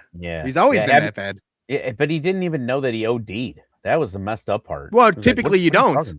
Well, yeah. I mean, out after. But no, like when they were talking to him, like I think it was like a day or two later, they were like, "Oh yeah, well, what happened on Wednesday?" And he's like, "Well, what happened on Wednesday?" Like people aren't. The people around you aren't telling you. Like, yeah. Hey, what's up? Yeah. Dude, Mailman Jack said I delivered Betty Lauren Maltese mail before I got arrested. Before she got arrested. That's pretty cool. And then one last one. I got one cool one, because that Andy Dick one was not a cool sighting, but it was last time we went to the Steelers Raiders game in Las Vegas. We went there specifically to watch the Steelers play, and like we didn't have much plans. But one of the nights, we all agreed, and shout out Wally and aloha, Mr. Hand. We said, let's just go to Fremont. Fremont's the best place to just hang out on a Friday night, you know. Yep. So we get in the cab, like right as like we're getting to Vegas. We take the cab from the airport to our hotel, and on the side of the bus, it says like Fremont Experience. They have free concerts basically every night, but like the main shows are on Friday, and it said free concert Dashboard Confessional, and that's literally my favorite band, and Julie loves them as well. So we're like, we're already going to Fremont. We're already, you know, like here for the weekend. Let's go see a free Dashboard Confessional concert. We're like, yeah, we're in.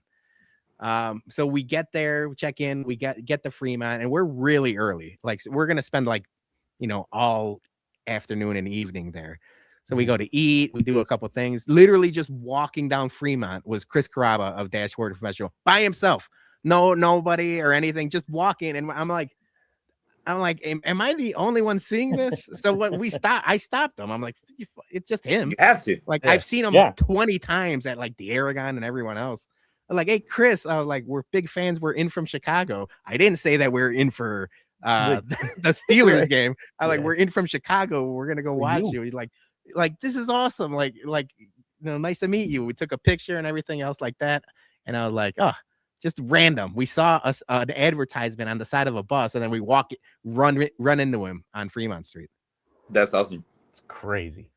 You know, Dougie, that's something that also comes to mind. You know, just somebody that can just walk down the street and not get recognized. Our Chicago Blackhawks. Many of them walk down. You know, I think you had told me a story about meeting Duncan Keith once, right? Yep. Just walking down the street. A lot of folks don't recognize a lot of the NHL players too. So that one just sparked my memory. Yeah, I met Duncan Keith after a Pearl Jam concert at Wrigley, and this was right after the Hawks won. And literally nobody, I mean, like, he's walking through masses of amounts of like people, and nobody is saying anything to him. And I was just like, it's my moment. I'm like, what's up, Dunks? And he turns around, and he was the coolest dude ever, man. I mean, he sat there and talked to me for like 10 minutes, just about everything and anything. Nobody interrupted us. Nobody, even after he was done, he just continued walking. And it was just like, it was one of the craziest things ever. I'm like, I looked at my one buddy that I was with, and I was just like, are we like on the Truman Show? Because like, how does nobody know this dude? Like, I mean, he just had a huge speech on the stage. Like, what is going on? Like, this is just weird, you know? Cheers, Teddy. I had another encounter, which was not a good encounter. It was at an airport with 50 Cent. Oh, no. He was a total asshole. Absolute asshole. I'm not going to get into it here about what transpired or anything like that. You shouldn't, because he'll make a documentary about it. Yeah, right. Yeah. No, it was just it sucked. I don't want to say lost my faith in humanity, but just like it was shit. It was shit. And it wasn't even anything, like, I wasn't asking for an autograph or anything. I just wanted a quick picture. I'm more of a picture guy than an autograph guy. Autographs, whatever. Yeah. This fucking Kruger's coming in hot with the jokes. Yeah. Keep it up, comments. Keep it up. I was there. He's got photos to prove it. The other, I mean, obviously, as you guys know, I chugged a beer with Joey Fatone. Yeah, you've told that story before. Cool. That's a good story. Yep. So that was cool. I'm trying to think. There's a couple. I'm trying to think of another encounter. There was a Vegas one, and I'm trying to think of what it was. Just can't think off the top of my head. You actually like sparked memories as far as like cool fucking sports guys. There's a mall around my area. It's called Lock and Terror. It's kind of like an outdoors mall. Okay. Just walking by amongst the crowd, fucking Manu Ginobili, the sweetest fucking guy ever. He said hi, blah blah, took pictures, went about his way. No one was fucking with him. It was fantastic to see. Like, because some of these guys are real like, nah, just ignore you, whatever. But this guy, fucking fantastic. Yeah. So one last one, because I just thought about this. I mentioned Julie worked at a different bar and restaurant when they did the football squares and stuff. And then she worked at Ditka's Oakbrook for a little while before she worked at her current restaurant. And Ditka would hold court there often. So I remember one time, like I used to go, sometimes I would drop her off at work and then pick her up. This was before we were married, but like, trying to score points and do your boyfriend duties. Yeah, just putting butter on the bread, Yeah. So one time I remember picking her up and Ditka was there, and I was like, "Holy shit, it's fucking Coach Ditka," So I go just go and shake his hand. I don't know how old he was then, but I would venture to say he was probably 75 or something. Okay. Yeah. I would argue he was the most drunk 75-year-old in the history of 75-year-old. Like it has to be like him and Ric Flair, like if you were to like, if somehow you had like a poll or like some sort of like radar that could like see who's the most drunk a 75-year-old has ever been, it's got to be like who's the guy from the Rolling Stones? So it's got to be like Keith Richards. Yeah, it's got to be like Keith Richards, Ric Flair, or Mike Ditka. And I was like, holy shit, dude! I was like, this guy's hammered for his age. Nick Nolte. Nick Nolte. Speaking of Ric Flair, did you guys see that cameo that he just did? Yes, I did. Somebody paid Ric Flair to do a cameo for a wedding gift to one of the guys that was standing up in the wedding. Wanted to buy the groom a cameo from Ric Flair because apparently one of his favorite wrestlers and everything like that. Ric Flair does this cameo drunk as shit. Hell yeah. We can find it and play that 100%, right? Maybe. Yeah, we should be able to find it. Yeah. I can find it. Send it. I'll play it. I don't think with that. Yeah, that won't be any copyright issues. No. So, okay. So getting back to Ted Gruber's comment, we met John Cusack and the Gas Man from Dumb and Dumber. The chili pepper dude. Yeah. Oh, yeah. The guy that died or How does he know? How does he know Yeah. that I have gas? Yes. And so that was how me and White Sox Dave's friendship kind of sparked, was because I started telling this story about how John Cusack was a douchebag. And I don't know if White Sox Dave has like keywords set up, but all of a sudden White Sox Dave starts jumping in this Twitter conversation unbeknownst to me. Like I knew he had his whole thing, but like it's not like I tagged him or anything like that, but he just jumps into this thing. And I was like, holy shit, like he's starting to talk about this. So basically what happens is me and Teddy at the time were Chicago Wolves season ticket holders, and our one ticket rep comes up and was like, he goes, just so you know, like John Cusack is here. And like Mary's like, oh my God. And me and Teddy are like, all right, that's cool. And then he was like, oh yeah, he's with this one guy. He played a part in Dumb and Dumber. And now me and Teddy's interest has peaked, absolutely peaked. And so we're like, obviously it's not going to be Jim Carrey or, the other dude, like 100%. Jeff Daniels. Yeah, Jeff Daniels. It's going to be a little role, guy or whatever. It was the Gas Man. So, me and Teddy were fucking schmitten. So they're like, okay, Mike Starr. There you go. I always forget his name. And so we're just kind of chilling where we know that they got to exit for the skybox to get to the thing. And so he comes out of the skybox versus John Cusack, and John Cusack sees us and right out of the gates just goes, no autographs, guys. And we're like, we weren't even asking you. We weren't even asking you. And so then we see Mike Starr walk behind him, and Mike Starr, we're like, dude, Gas Man, and we're like, we got to take a picture with you, blah, blah, blah, blah, blah. And he's like, yeah.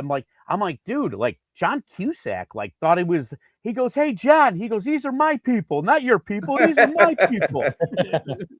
And he was just giving him shit. And so, now I have a question now. Lovely. John Cusack, where does he sit with y'all? Fuck him. No, he don't sit with us. That's what I'm saying. Like, not a fan.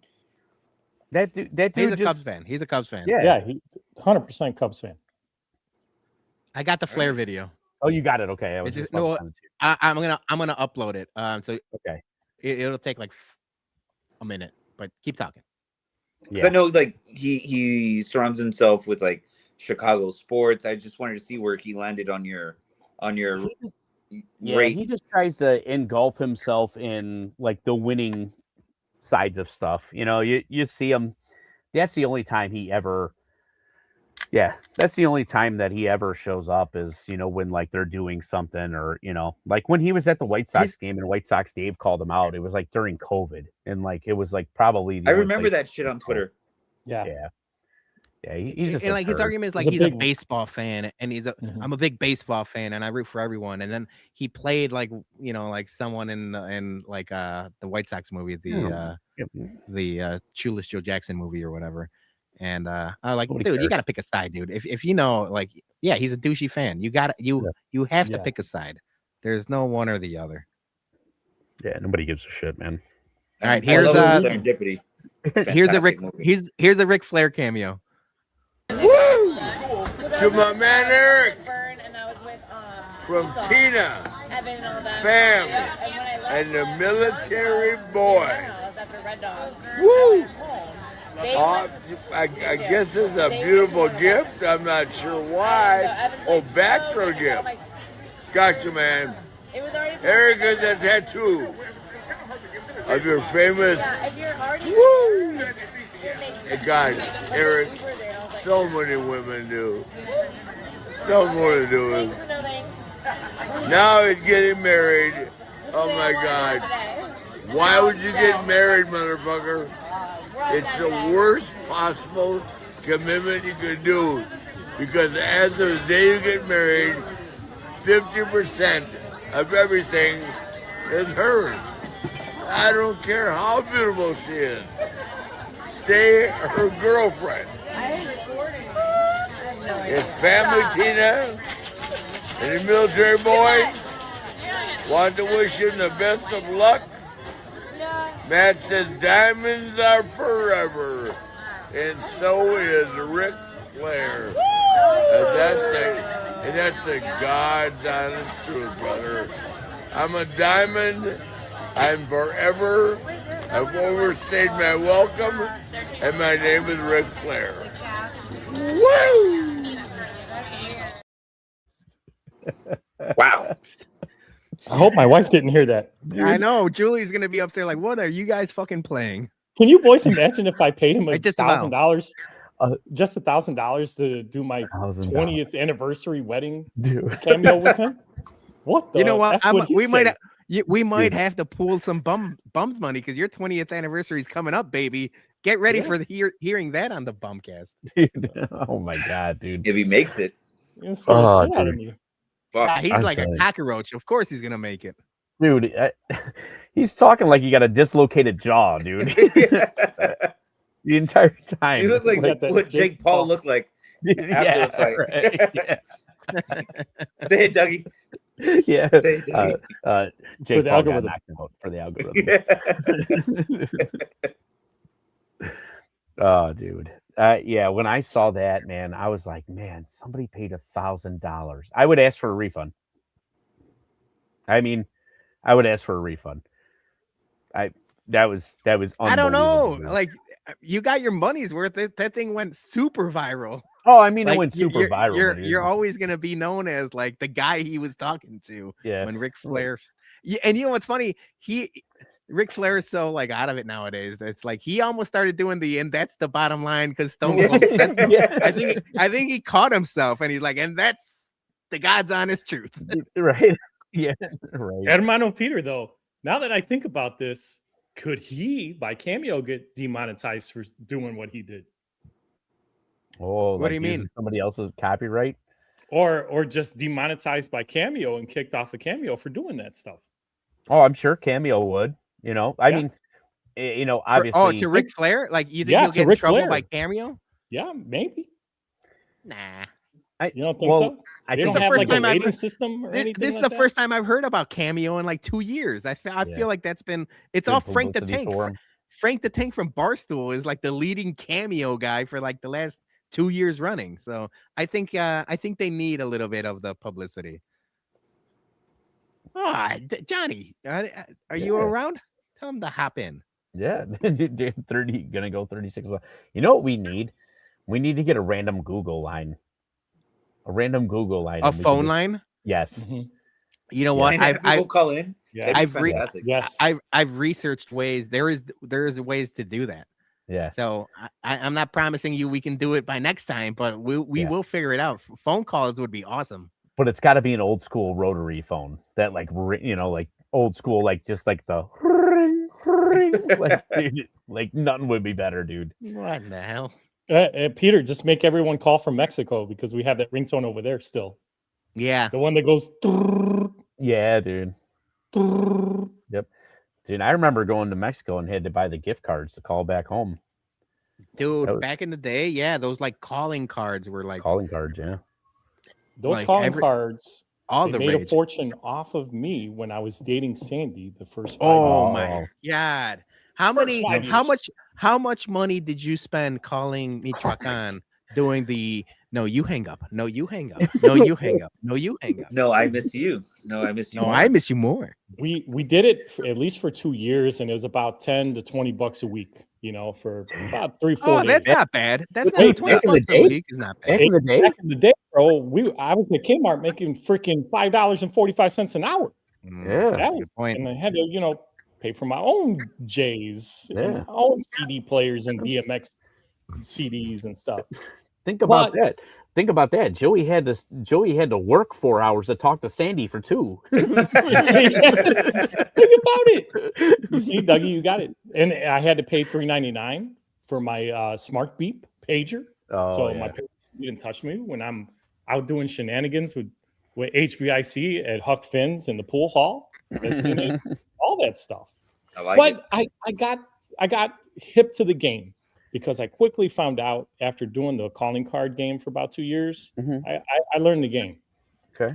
Get you a Nextel chirp direct connect. Oh, yeah. shit. Okay. So back then, Nextel used to be North American. You know, you can do all three nations for one Did not know low that. monthly rate. Oh, that direct connect Nextel chirp, I still miss it to this day. Oh, me too. So Yeah, her and same. I, the next 3 years until we got married, I bought her a Nextel. I've been the bill because it was cheaper than calling cards for us to communicate with each other, right? Yeah. So that was a lifesaver and a long-term play that worked out. I'll just say that. That's It a was. good investment, Joey. That was a good good futures bet for the gamblers out there. Yeah. I got more. You got more futures bets? Yeah. Okay. All right. So we Chicago talked. Bears, baby. Oh, yeah. Jose mentioned, Selena was his coming of age moment, if you will, seeing her live, and I don't blame you. I mean, Selena Quintanilla back in the day was like any Mexican or Mexican American youth, both Mhm. guy or girl. You know, like it's almost like and I'm from you know- Texas, so that was just like Texas. It's born and almost- bred. it's almost like the Ric Flair thing, where it's like girls or guys want to be him, girls want to be with him. It's the opposite with Selena, but like everybody loved her. So was that your coming of age moment? Man. I mean, one of my earliest memories. I'm not gonna lie, but yeah, I mean, I'm gonna simmer on that for a little bit, but I mean, that's not bad. That's not a bad. No, it's not coming a of bad age. jumping off point. All right, No. I'll give I you know guys what my mine is. answer before we could go around the horn, because I thought Mhm. about this, and it's something we mentioned when we had a segment about music videos in the 90s and Mhm. stuff Yeah. like that. But the Aerosmith Crazy video with Mhm. Liv Tyler and Alicia Silverstone. I was like, oh man, I like music, but I like this music video more than I like the music. I was like, something's happening. Yeah. Like Right. the video was unbelievable for a 11, 12-year-old kid or whatever. Something happening in places you didn't know before. See, if we're going that route, My I could heart. just go. I could Yeah. go automatically, not necessarily music video, and it wasn't like an older fucking girl, because I think we kind of like were when the show came out. I felt like, oh, she's about my age. Fucking Topanga. Yes, Boy Meets World. dude. Fingers is When solid. the hair changed. Yeah. Yeah. I mean, I don't mind. No, we were the same age, and Yeah. we did a rewatch of Boy Meets World back when me and Julie were dating, because like we both liked that show so much. The day where it went from curly hair to like the like, it was a whole episode where she chopped it, and like it was like I was like, holy hell. I was like, you're too good for Corey man. Fucking curly headed nerd. Yeah. Oh yeah, Gordo's in the comments getting horny for Miss Elizabeth. R.I.P. Shout out Gordo. Yeah. Yeah, CD44 saying Topanga's the OG. Now we're talking. Mailman Jack was something talk about Cleopatra probably. I can throw Sorry, that was another ageist joke. I'm sorry, Yeah, but that was like at the time, like around my age, like a girl my age. Christina Ricci too, feels like was around my age. Yeah.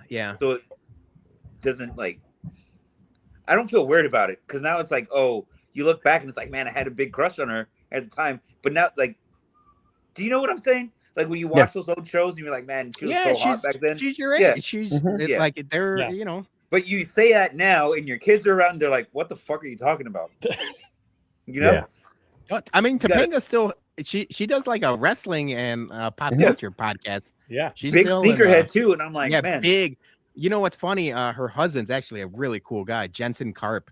He used to be a writer for a couple different things, but he's really in the, like, he's in the fucking CD44 in the sneaker game. And all right, I'm not gonna talk about Jensen Karp. We're not talking about Topanga's husband. Sorry, that one went south on me. It just caught me. Sorry. That's good. Joey, Dougie. So yeah, I have two, and I don't know which one was a defining moment, because it was just kind of all like at the same time. One of them, I mean, both of them now have gone completely south, but Pamela Anderson, Baywatch, you know, that was a big one for me. But I want to say my cornerstone was WWF at the time, Sunny, when she used to be.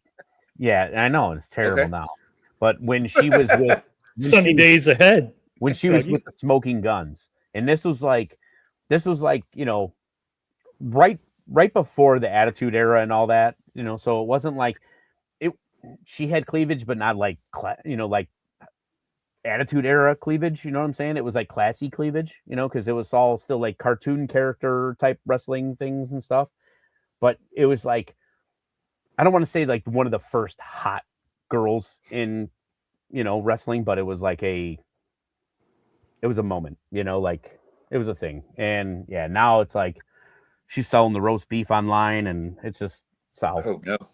Way south. Yeah. Yeah. She's in prison now for killing somebody, I think. DUI, I think. Yeah. Yeah. Cool story, Dougie. Way to bring the party down. Yeah, sorry.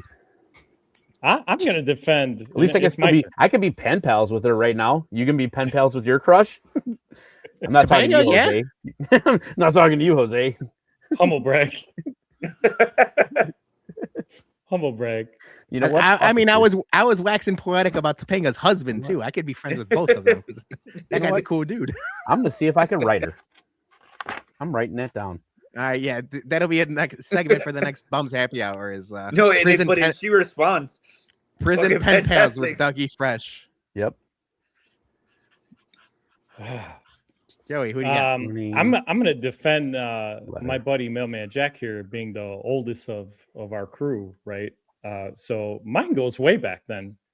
I had to have been 5 or 6, and it's gonna be 5 or 6. You peaked. Who was it? Miss Allie, Elizabeth Shue from the original Karate Kid movie. Oh, okay. I mean, I know who Elizabeth Shue is. Gotta look this up. Yeah, she was Allie Mills. That's when Daniel Caruso was trying to become. He really was the bad guy. We saw that, right? When the Netflix rehash came back of the Karate Kid series, Daniel Caruso really was a bad guy. He was a homewrecker. You know, Allie already had her boyfriend Johnny. Oh shit, she's from Chicago. Well, yeah. Joey, why do I have to fish so far? Oh, okay. Sorry, I didn't mean to interrupt. No, so CD44, you're kidding me. Oh, hey, you're in luck. Husband died 5 years ago. Bang. Oh, there we go. Ripe age of 74.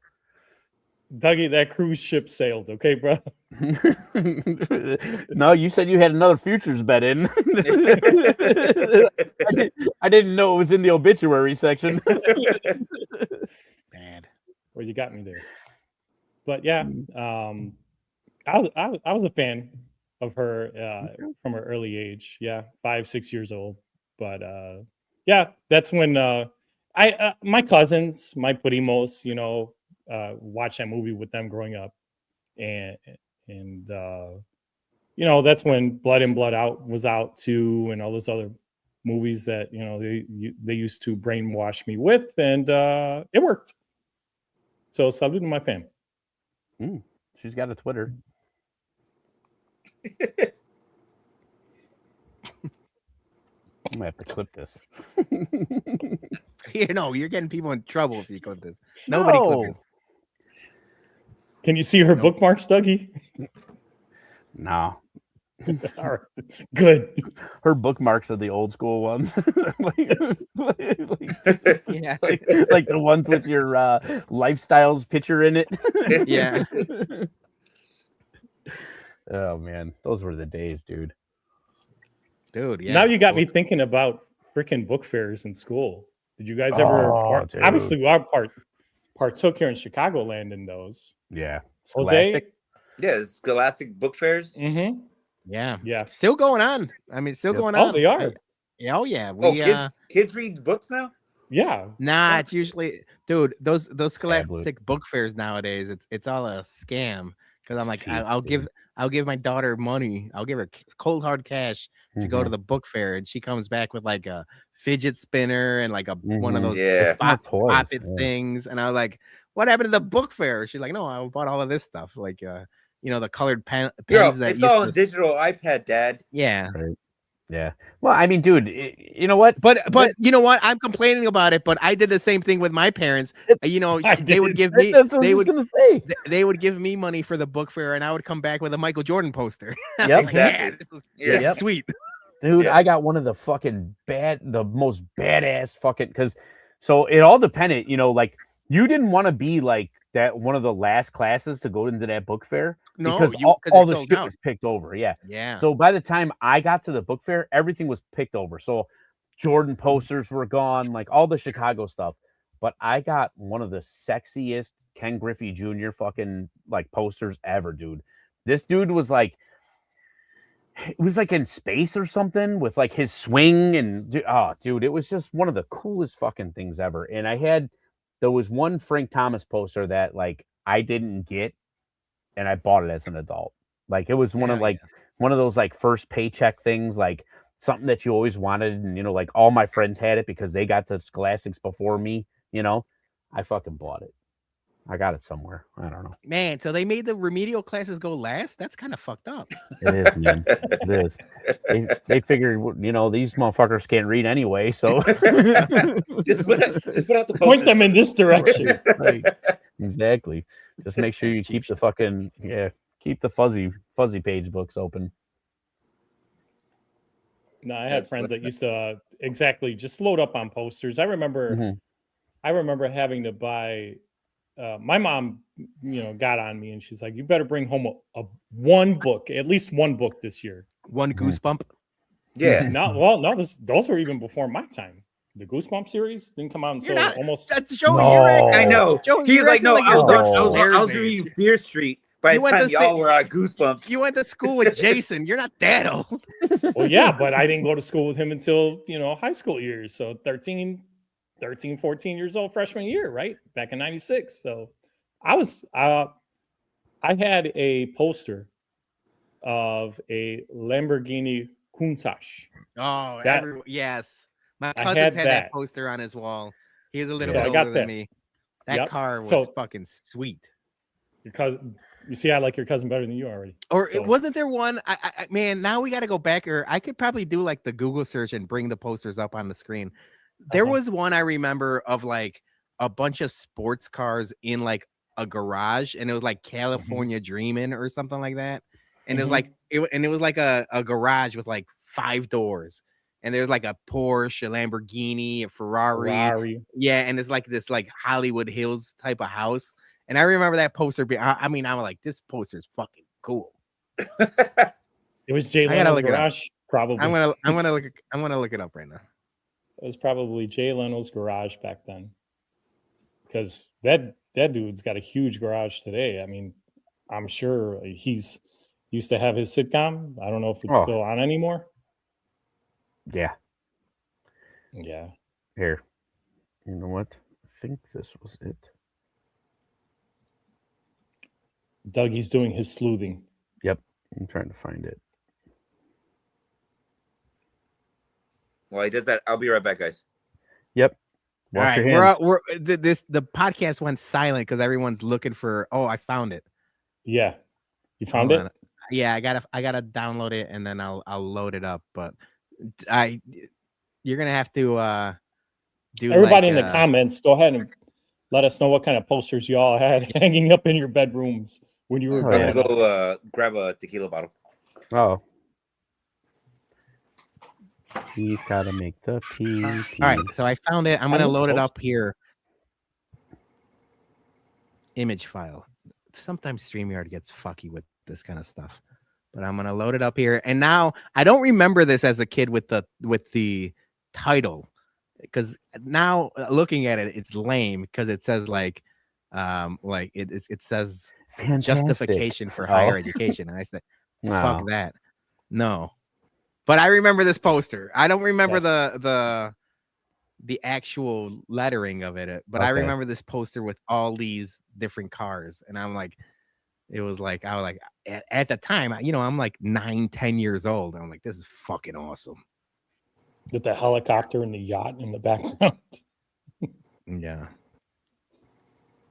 Oh, wait, I found the Griffin. Yeah, this is a good point. JT saying posters could be a countdown this or that segment on the Bumcast between sports posters, car posters, the Farrah Fawcett's and like Pink Floyd Dark Side of the Moon and like the girls' butts, the girls' butts posters for Pink Floyd. Yeah. This is we might have to make posters a segment. Because I like that. This was the Griffey one. Oh, hell yeah. That's beautiful. A good one too. Yeah, dude. I mean, it was crazy. What you got, Jose? Just a little something here. Ooh. Just a little siempre anejo. Siempre, yeah. It's siempre bueno. Siempre bueno.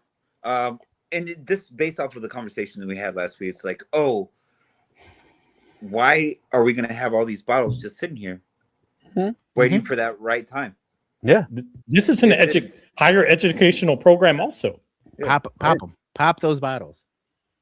This is the right time here with my friends. This is justification for higher education. Exactly. Justification. Beautiful. You know what? We should you know what? I'm going to Photoshop that poster. And it's going to say justification for higher education or lower education. I don't care what it says. But instead of the sports cards, it's going to be our Green Valley bum store picks. It's going to be all 5 of our whiskey bottles. Lovely. Not if you're a pro CD44. Oh, no. We just, I don't know. No. Does that impact y'all at all? Does it? No. No, it does. You know what messes me up? I could do beer and whiskey or beer and tequila until the sun comes up. But if I start switching, it'll mess me up. So if I do like beer and whiskey for the entire night, and then Joey P comes out with his like delicious tequila bottles and says, "Hey, you want to try a tequila?" I'm like, even if it's the best bottle ever, I don't want to switch. Once I start switching alcohols or even like switching types of beers after like a prolonged period, that's what kind of messes me up. How about like going from like a beer to a buzz ball to a whiskey? Yeah, that was early on in the show. That was pregame basically. I think you'd be all right.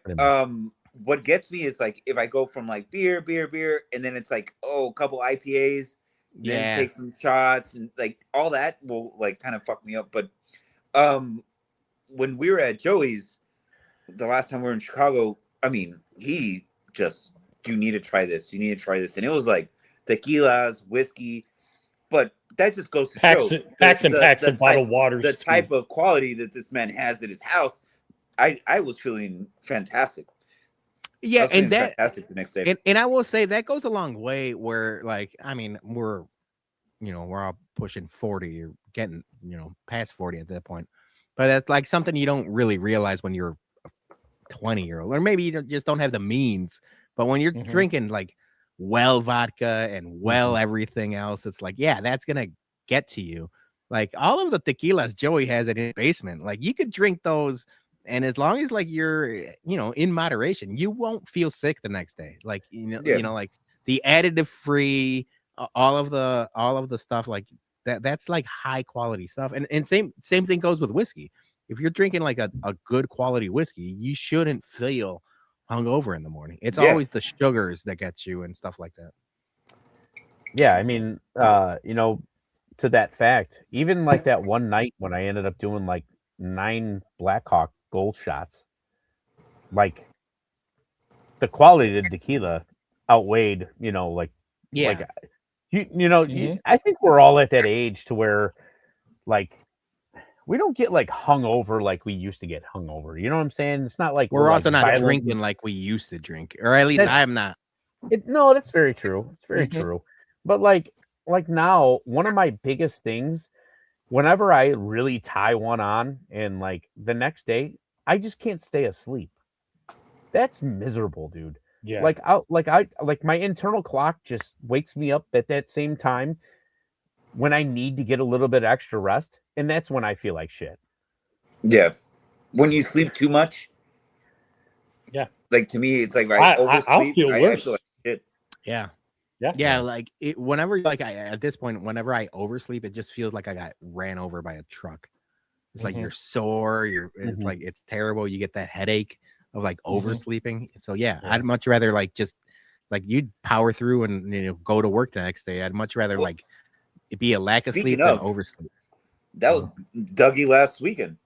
Yeah. I mean, we stayed up fairly early in the morning, and he's like, "Fuck it, I don't know if I'm gonna go to sleep. I'm just gonna fucking power through it." And he still showed up for the watch party.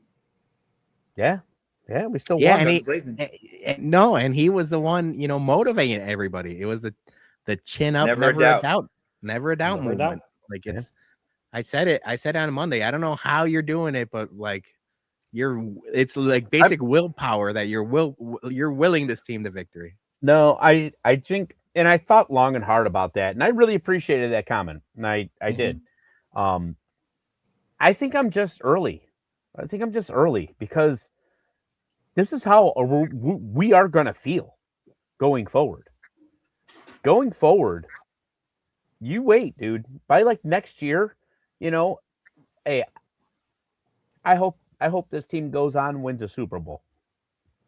If they don't, we look back and we reflect on this year. This year was 1,000 times better than we could have ever guessed. Yes. Now next year, we've been beaten down so badly. That we don't know how to feel good. I think I just feel better about this team, more confident about this team than a lot of other people do right now. And I think I'm just early with it. I think I'm early. And I told myself, it was actually one of my New Year's resolutions last year was to like not buy into my teams and like just live in the moment and everything like that. Well, I you know what? I fucked up. I'm sold. I'm sold on this team, and I've been sold on this team. And something changed, and it's definitely the coaching, but I believe in this team, and I don't think that there's a moment where until they're like mathematically can't come back from a game, I always feel like there's time on the clock. They're within striking distance. They're going to do this. And I truly believe, as a Bears fan, that all of us are going to start feeling this way. And, we're going to start feeling like Chiefs fans, and we're going to start feeling like, some of these other teams that, like, we're never far enough out of it to where, hey, we're going to lose. And I think that that's where, like, this big, like, never a doubt thing is going to be, like, huge, and I'm not saying my phrase is going to be huge, or, that anybody else is going to ever listen to my rambling shit.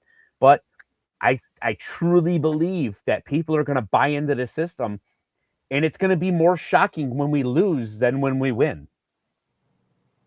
You're basically manifesting for us right now, and that's why I love you, Dougie. One of the many reasons. One of the many reasons. But you're manifesting a winning culture for the fan base and the expectations that they're going to have. Mm-hmm. We had this, Pedro, Jose, mis hermanos. We had this during the entire 90s run of the Chicago Bulls. Sure. Yeah. Right. There were games sometimes us fans would take off after they had won multiple championships. They're going to win tonight. Yeah, let's go out to dinner. Yeah, I'm going to go play this video game. Bulls are going to win. Right. And, obviously decades later, we have this major drought in all of our sports teams. And it just sucks for newer generations that haven't experienced that, and they've become fans, and they're supporting all of our teams like they are today. And right now, I think that if they kind of like grab onto your coattails, Dougie, with what you're doing with the Never a Doubt, which is absolute truth, is the Bears right now on the trajectory they're on. Sorry if I'm going on a sports, soapbox here. Dudes being dudes, baby. It's dudes being dudes. But right now, the amount of momentum in the fan base is just going to skyrocket. The trajectory is just going to go through the roof. And hopefully, with the way things are going, as you just mentioned, we're going to have another decade or longer of long-term success with a number of our teams. Maybe the Bears are going to be the first to make something happen. Yeah. And then who knows? Maybe the Blackhawks will be the next in line. Hell on. Who knows? And then those Chicago White Sox will be in He's line. on a roll. And then maybe Pedro's Chicago Fire will be in line. See, I threw him in there. You didn't think I was going to do it. You didn't think these rankings are suspect, but continue. But the point I'm trying to make is the amount of momentum, and it's a good story to follow for multiple sports teams in our city. Is several are going through a rebuild, retool, with so much infusion on youth and healthy cap space for the salary cap world in each of these leagues, that we're actually going to hopefully see this whole thing turn around for our city, and this will once again become a city of champions. So that was what I was going to ask you, like, and I don't want to even mention them, but they made the playoffs this year. I mean, the Cubs made the playoffs this year, and they have a good amount of youth on their side of town too. So my question now, with us riding high, the Bears clinched the playoffs, the Fire made the playoffs, the Blackhawks have Bedard and a bunch of youth coming up. Who wins the championship first? Who in Chicago wins the championship first? I'm going to have to go with the Bears. I think the Bears are the most well-equipped team hoy en día in today's world that have the roster construction to win a championship first. The others are still way off in the where the Bears were maybe a year or two ago, in my opinion. Dougie. So I'm gonna agree with you. I think the Bears are the furthest along. The Hawks were on a roll. They're on a roll. They caught a little bad luck, and then two of the best players go down. So, like they were a year ahead of schedule anyway. So they were like 2 years away from being real contenders in the playoffs. And I think that they're a solid 3 away from being a legit Stanley Cup contender. But with that being said, Stanley Cup is like NHL is the wildest playoffs there is because it's the most like underdog stories. You get a goaltender that gets hot, and I'm guessing that that's kind of almost in the same breath as soccer. Like if you get a goaltender that gets hot and not necessarily the same. I would almost switch it and like especially in the MLS, you get a striker that gets hot. Yeah, a forward that gets hot, like really could carry you through. Yes, pulled that one out of my ass. Maybe Lewandowski, like CD44, threw in the comments there, Peter. The Fire are trying to make a splash. They're desperate to make a big splash, and there's a bunch of big names attached. But I think you guys are right. I think it's the Bears, especially the way the Bears roster is constructed, and Caleb Williams being on a rookie deal still. Like the window is short for NFL teams, but the window is wide open right now for the Chicago Bears. And like I said, they're probably ahead of schedule because we didn't expect all of this year. Right. But realistically, they're like a pass away from really being a problem in the NFL. So it's like if you draft somebody, sign somebody, or draft a couple guys and sign someone else, or even if it's just depth pieces, but like really get a legitimate pass rush involved, then this team is lights out. So I think that is like 1-1. And then from there, you could argue it's any one of the it could be the Blackhawks, it could be the Fire, but like like they literally lost the most amount of games last season. But the Sox are in a really good spot, and I think they're going to be in a really good spot after the lockout. And I know a lot that has a lot to do with Ishbia, but like the way like their roster is constructed and all the the young talent, and now the #1 draft pick, and Murakami and stuff like that, it's not crazy to think like in three seasons they could be contending. I agree. And it's crazy for us to say that as like literally we watch this team summer, like, week in and week out all summer long. And it's like they were the worst team in the history of baseball like 2 seasons ago. Right. But they were especially this season was like entertaining to watch. So like, it made a big difference. Yeah. Incremental improvement. Yeah. Hermano, you're going to go next. And I'm going to preface, you know what? Amongst the four of us on the show, Hermano down here might have the first team to win a championship regardless of sport. Them San Antonio Spurs right now with Wemby are on fire. They are. I mean, they've been making a mockery of the OKC. I mean, they haven't lost that many games, and they've lost 3 of them to the Spurs. Look, I'll root for them, but the Bulls are my team. Yeah. The Bulls are my team, and it's hard to get excited about them. They do good. They started the season hot, and then they're the same old Bulls again. What they do tonight? Bulls won. Well, I was going to interrupt and do breaking news. I mean, they're on a bit of a streak now. Yeah, with tonight's win, they've won 4 in a row. It's just okay. But going back to what he was saying about the Bears, I think absolutely the Bears are in the best position to win a championship soon, right? And it's just amazing to see the 180 that the media has done on the Chicago Bears, because they were still pegging the national media, last. Yeah, they were pegging us to be the last in the division. They didn't expect Ben Johnson to be this much of an impact. I don't know. I felt that we were going to be an impact. We were going to be a problem, but that's just me being a fucking Bears fan, that every year is going to be different, right? But this year it has been different. We are winning games that we lost last year or the previous year. All of a sudden, like you said, the national media we're like media darlings right now, and that's a weird place to be at. We're not used to it. Yeah. ESPN doesn't even acknowledge the White Sox exist. So when we have a team right now, regardless which one it is in our city, that's getting that kind of love.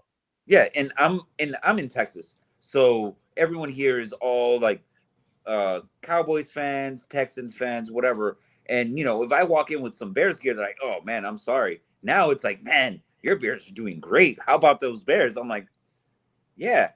It's coming up Millhouse, bro. You're Yeah. walking into school with your new shoes on or your new haircut. Like, damn, bro, that's working for you. Yeah, but I don't know. I feel like we're in the best position to win, and never know. It might be this year. Never know. That would be one thing the I will complete say, 180 right there. It is like complete homer of us to be like, why not us? As the Bears fans that like, I mean, they've been bad for the better part of a decade. And it's like, as soon as they touch a little bit of success, we're all like, why not us? But the argument can be made that like, look at the teams in the playoffs this year. There's a lot of good teams. There's not one like great team. Like everyone can be beat and everyone kind of has like this, like, pros and cons to them. So even like the better teams or whoever's in first right now, like the Seahawks are good. They can be beat. The Rams can be beat, like Denver with Bo Nix. I mean, they're really good, but okay. And then like they almost got beat yesterday. Yeah, they almost got beat yesterday. And like Drake May still like Drake May might be the MVP of the league, and I'm still not convinced like he's the guy. And that's crazy. That's a me problem, not a Drake May problem. He's very good, but it's like, are the Ravens the Patriots ahead of schedule like we are, where it's like they can be beat too. So it's like there's like the all of like the old legacy teams are kind of out of the playoffs. So like like no Mahomes, no. It's like the best time. It's wide open. So it's like, why not us? That's where it's like, that's where it's like, it sounds homer of us and like meathead of us, but like, the turnover ratio is there. The fourth quarter stats are there. It's like, why not us? I still think we're a year ahead. I still think we're a year ahead, but sure. It's good to hope. But I was excited 2018, the first year with fucking Matt Nagy. I was like, man, buying into the club dub. Fuck. Like, I honestly was already looking at tickets to go to California for that Rams game because I was like, we're beating the fucking Eagles tonight. It's happening. And we felt that we're probably going to win it that year. Something magical felt. The momentum was there. And then all of a sudden, that double doink just killed the next 5 years, 6 years, whatever the fuck. That was our moment, and I'll stick to it. Steph knows I fucking say it all the time. I'm like, we would have won. I feel like we would have won a Super Bowl that year. And I feel like we're better equipped with a better better quarterback, obviously, but a better coach. Yeah, we're definitely more sustainable now. Like for the long haul. They had the Rams number, and I truly believe they could have definitely went to that Super Bowl and won that Super Bowl. But it is what it is. You can't live in those things. Shout out Jackie Treehorn. I know. I was about to say shout out Jackie Treehorn in the comments. Good to see you in the comments. But also, his Raiders beat the Patriots this year. So that alone is not enough for him to believe in May. And I agree with you. Like anybody can be beat this year. Yeah, and to your point, Baloney, I think it's a huge changing of the guard right now. And I'm not saying that the guard is going to be irrelevant, but we just don't know who the guard is right now, So we don't know who that next set of people are going to be. Obviously, this is the first time they said the stat was like first time since 1999 that we don't have like Tom Brady, a Manning, or a Mahomes in the playoffs since 1999. Think about that. Where were you in 1999? I was getting ready to graduate high school. That's insane. That's an insane stat. So we just don't know who's going to be the next. I hope it's us. I hope everybody's going to be like, man, I fucking hate this Bears team. Like all they do is they find ways to win, everything like that. And I hope that this is our coming out year to really start doing that and shocking people. Jackie Dougie, you're playing growing up. We're playing board games, right? Yeah. We're playing Guess Who. And we're knocking down names of quarterbacks that aren't in the game no more. Yeah. And now it's like, okay, what's going to be the last person standing on that board? Right. I truly believe this year there's going to be a Super Bowl champ, and you're going to be like, damn. Yeah. Fucking he won a Super Bowl, man. Fucking crazy. And I hope that's us. But hopefully. I want to throw out a little cheers. Since we're doing this damn thing, I want to throw out a little cheers here. We're about 2 hours and 30 minutes into this bad boy. We've got over 440 people watching this. Hey, how about that? Show. So thank you guys for tuning in here. We just ripped off about like 25 minutes of sports when we said, this is not a sports show. This is the happy hour, guys being dudes. But sometimes you got to talk a little sports when your sport teams are winning. Just dudes being dudes. Salud. Cheers. Cheers, boys. But yeah. No, I mean, it's exciting. It's exciting times, man. I mean, so you said, and throw a little fire action on us. We don't really talk about it. So what's no, we're not doing that. We did that. We're gonna lose 440 viewers. I will save that for the baloney show before the World Cup. I just want to I'm really intrigued on what you think is making them make a push right now. Like you say that they're kind of buying into stuff and everything like that. Well, the owner's been the owner for now 3 seasons, and since he's came along, they've really changed guard, both front office and now coaching. They hired the guy that used to be the United States men's national team coach, very successful, not necessarily with the national team, but he had been very successful in the MLS. He knows how the MLS works. He knows how to win in the MLS. I would compare it a lot to like a Joe Quenneville type of guy, to where it's like you just know, like he's gonna have really good regular season teams, and he knows how to build a team to get to the playoffs. That's what Greg Berhalter is right now, and they are still. That was his first year. This year they got a lot of young players, but the owner really wants to invest in this team, and it's shown. He cucked Jerry Reinsdorf out of the 78. He basically said, "Hey, I'm gonna spend my own money on a stadium, no tax. Like I'm not asking the government for anything, and I'm just gonna build here." So that's what's exciting, right? But Talk Your Shy is saying talk Bears, or he's saying the Bears. So the Bears. That's my exciting fire talk. I think good times are ahead. It's very much like the Blackhawks and like the White Sox. We're all in the same ship. They're young, they're inexperienced. They're probably a year ahead of schedule, but they are going to be good in the long run. The way they're being built, it's the same thing with the Bears, the Fire, and the White Sox. So maybe they're the Blackhawks too.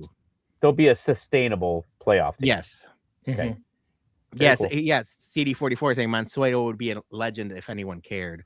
Fire, highly underrated entertainment option. Once they get to the 78. And they're going to be in the city, not Soldier Field, like their own stadium. Yeah. I think they're going to be a very viable, hey, it's a Wednesday game. What are we going to do? Are we going to go to a Cubs game or a Sox game? I think the Fire can be another option. I can't wait. I can't wait because, the Soldier Field been their home, right? For the last few years, for the last 2-3 years now.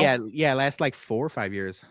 Yeah. So I haven't made my trek to see a Fire game since SeatGeek and predating myself to Toyota Park, right down the street, down 79th here. And I just haven't, obviously, with the roster and the performance these last few years, I've not had that oomph to want to go to a game unless maybe a messy game, but who is going to pay those prices for those tickets, right? If he plays. But this new home, I just want to check out the MTV Crib style of this new home. And if they get a superstar or two signed in the next several seasons, why not? The sky's the limit, baloney. Yeah, and I think actually, to your guys' point, when the team is mediocre or anything like that, making the commitment to go to Soldier Field sucks. Tough. It's a tough act. Yeah. It is, because we know how it is with Bears games. And and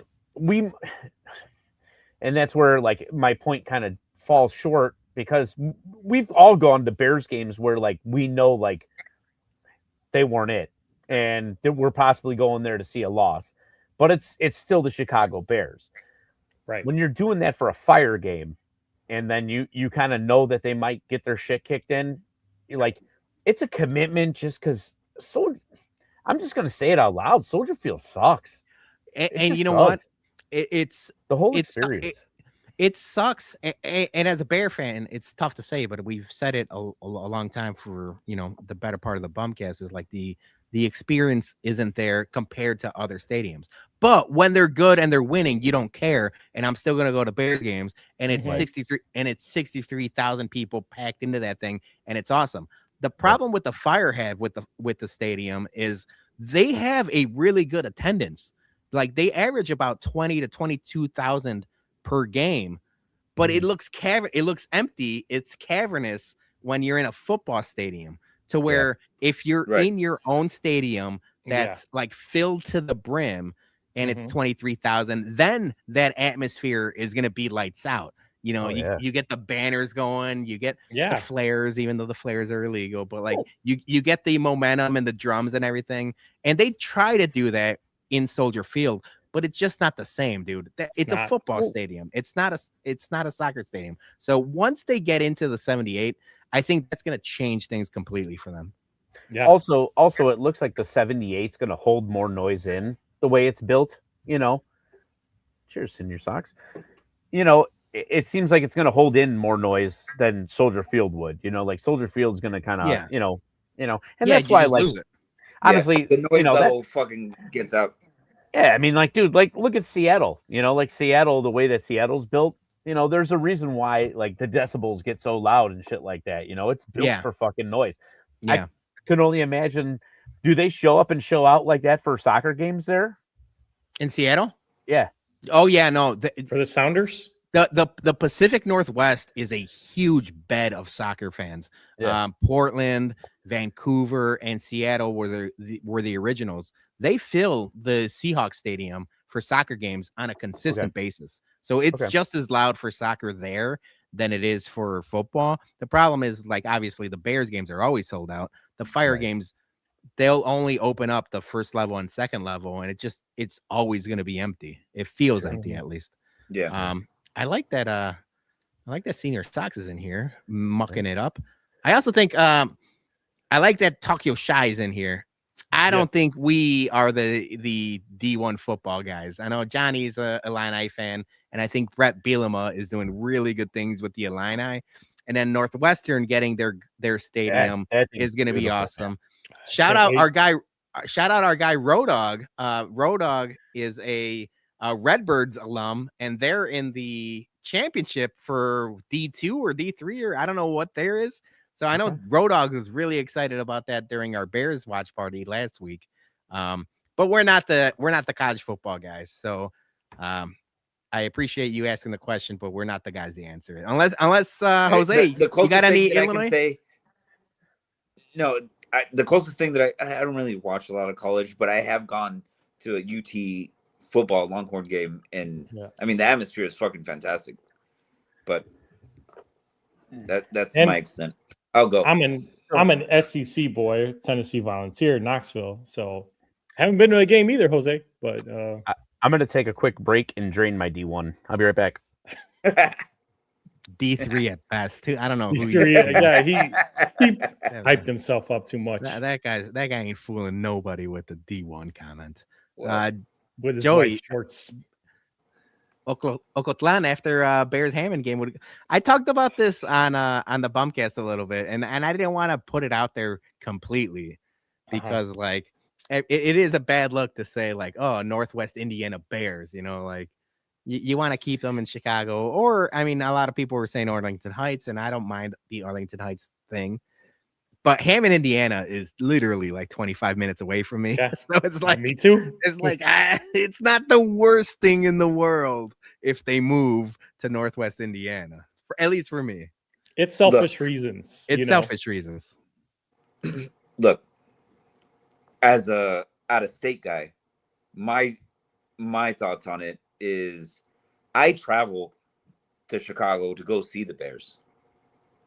why would I not go to wherever the fuck they're at in Indiana, which is still kind of close to Chicago at this point? I'm still going to go, right? Obviously, I'm going to miss the atmosphere at Soldier Field, but I totally understand where the football team is, the organization's trying to go somewhere else. If these people don't want to play ball, look, it just seems to me like they're trying to roll out the red carpet for the Bears at this point. I don't know. I'm still going to travel to go see. Obviously, I want them to stay. What are we talking? Chicago, but We're talking Northwest Indiana Bears, baby. Yep.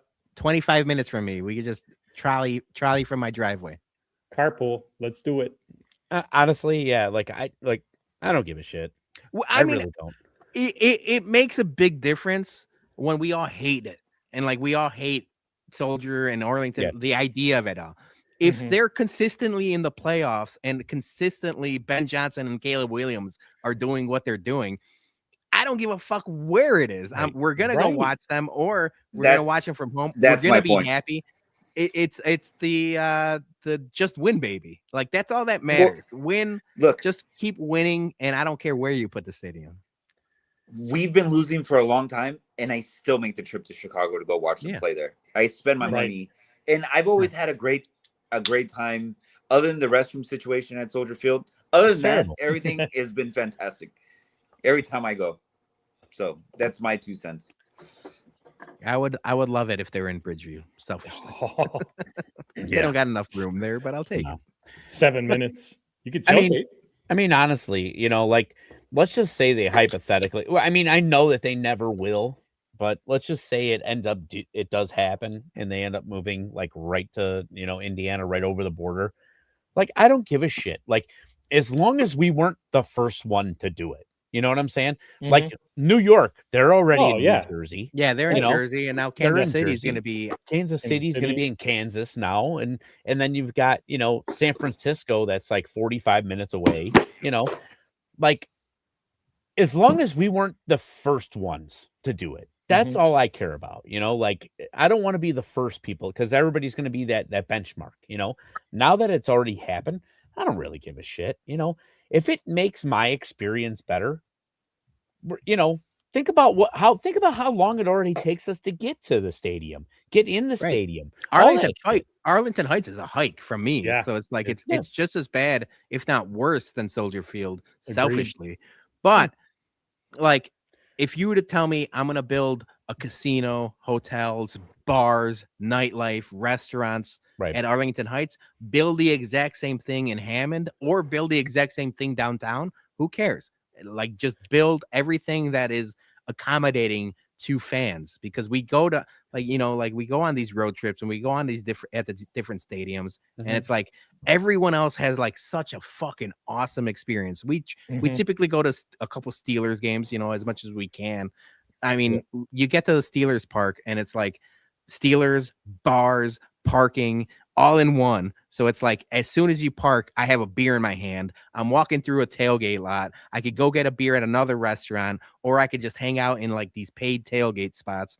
And then I go into the stadium and I'm back in my hotel, or, back at home in 40 minutes. And it's this was unbelievable. Why can't we have this? Yeah, it's seamless. I mean, it could be worse, boys. We could, lose the Chicago Bears to Baltimore like Cleveland did a decade ago or longer. We're 2 minutes and 40 minutes, and this is getting crazy now, Joey. How far do you want? How far are you comfortable with one of your favorite franchises, regardless of sport, moving? Northwest Indiana. Okay, then. That's it. Yeah. Done. It can't go north. So that's why I'm good with it. It can't go north of the border, and God for fucking bit if it goes anywhere near Springfield or fucking those hick towns. I mean, if it's, you don't want to do Kenosha. No, I mean, realistically, you have to keep it at least driving distance from the hub that is Chicago, whether it's O'Hare or downtown. So it's not going to move past that. But people did the math. Hammond, Indiana is closer to downtown than Arlington Heights. So it's it probably sucks for the people flying in from O'Hare, because that's a hike, and like that's like a bigger issue. But I'm not flying in from O'Hare, so I don't give a fuck. Right. But there's still an airport in Gary, or is it's closed? You know what? Yeah, you figure it out. Here's the other thing. Don't and I'm sorry, Jose. I could possibly be talking shit about you right now, but I don't think so. Don't be one of those losers that just flies in day of the game. Like get into the city, enjoy yourself for a little bit. Like get yourself acclimated. Like. I mean, we talked about this last time with the trip from Indy. One of our biggest flaws that we made was leaving right after the game. That was one of the worst things that we did, was leaving right after the game. It was terrible. It was a terrible game. We were miserable because we lost, and then we had to drive home. Would never, ever do that again. Ever again. That traffic sucked. Traffic sucked. Traffic sucked. Losing sucked. Even if we won, I'm pretty sure that we still were going to be bitching about the traffic. I mean, yeah, but not as bad. Hey, not as bad. Not as bad. We could have been at St. Elmo's again. You know what, dude? A lot less people there. Hey, yeah, exactly. But you know what, dude? We swept the shit out of Pittsburgh, and that White Sox road trip drive home sucked dick. That thing was terrible, dude. That's all I was talking about. Yeah, that's a good point. I do like this idea. Put the Sox on the lake and have the Bears do like a whole.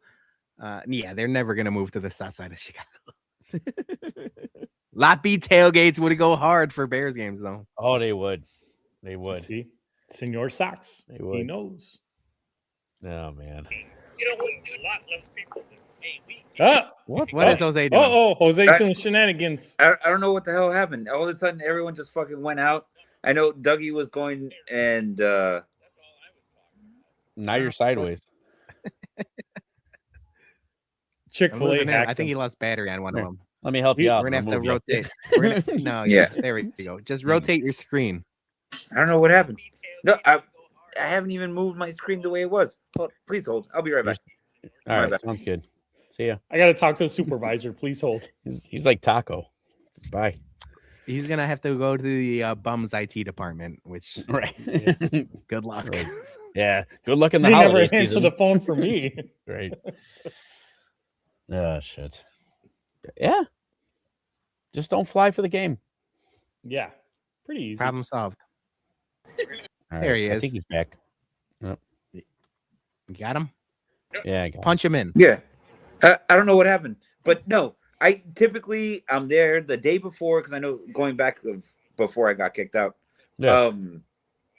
Yeah, I like to enjoy myself while we're there. Yeah. Like, I mean, I usually leave like the day after, and it sucks because I leave like really early, and that's just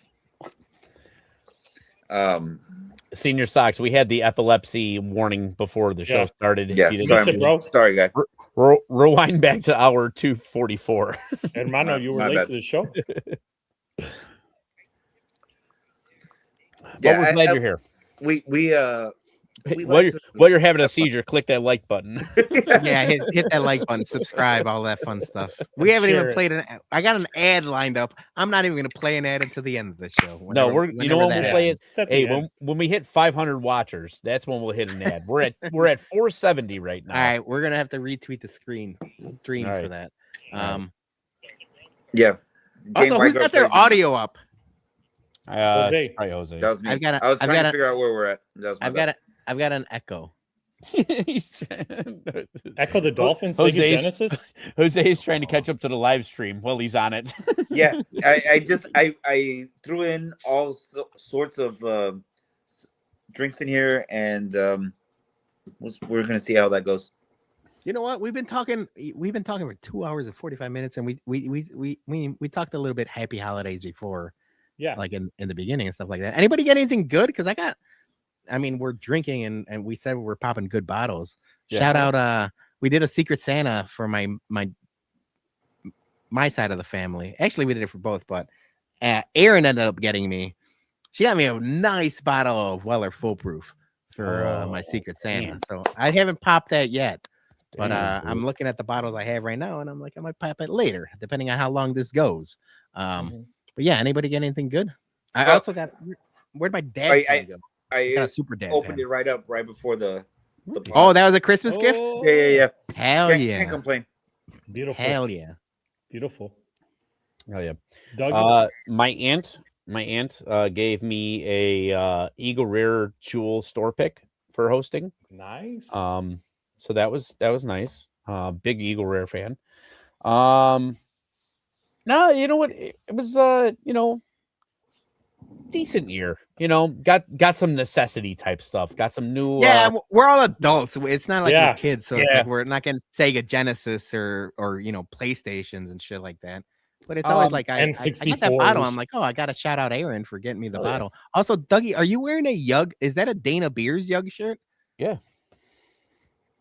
that's awesome. Yeah, give you the. I'm not as fortunate. I have my ugly Christmas sweater on. I have my. I don't know how the hell I'm gonna. My Night King. See, Silent Night Joey. for the Night King. I'm nerding it up for you, baloney. I appreciate that, but Game of Thrones ended like fucking 5 seasons ago. Can you see That's how old I am. I appreciate that. I live in the past. Yeah, Dana Beers, the Yug station. Yeah, I got my holiday shirt. Well, we're dropping off. Like I said, I was dropping off some merch this weekend, and they were doing it was called like a punk flea market. It's actually they right had behind all these me. Vendors. Nice. The fucking Frank Thomas poster I was telling you about. Sorry.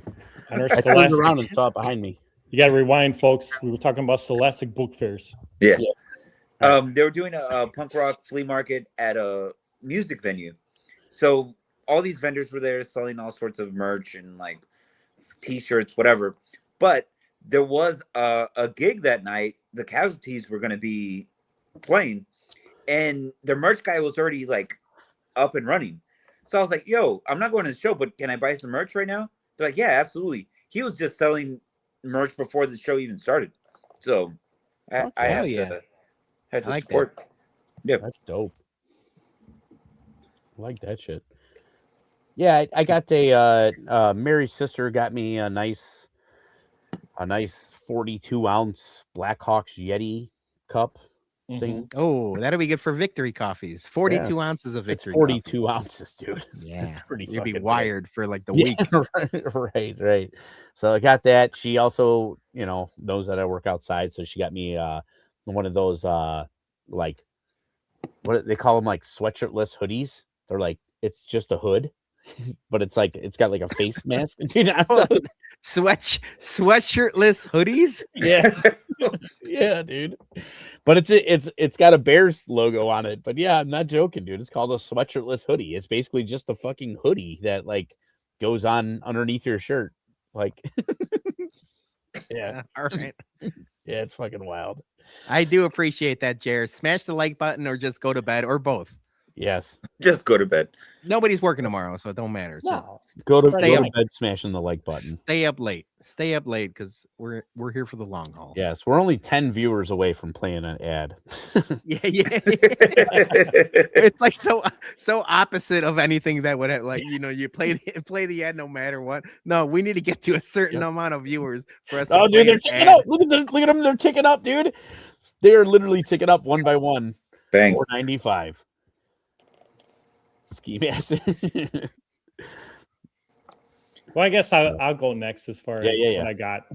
I text you guys what I got from mom and sis on that side of the family. I can't show it off and play it because I'm afraid, Pedro, you might get demonetized because it's playing a certain song that rocks the United Center when the Hawks score a goal.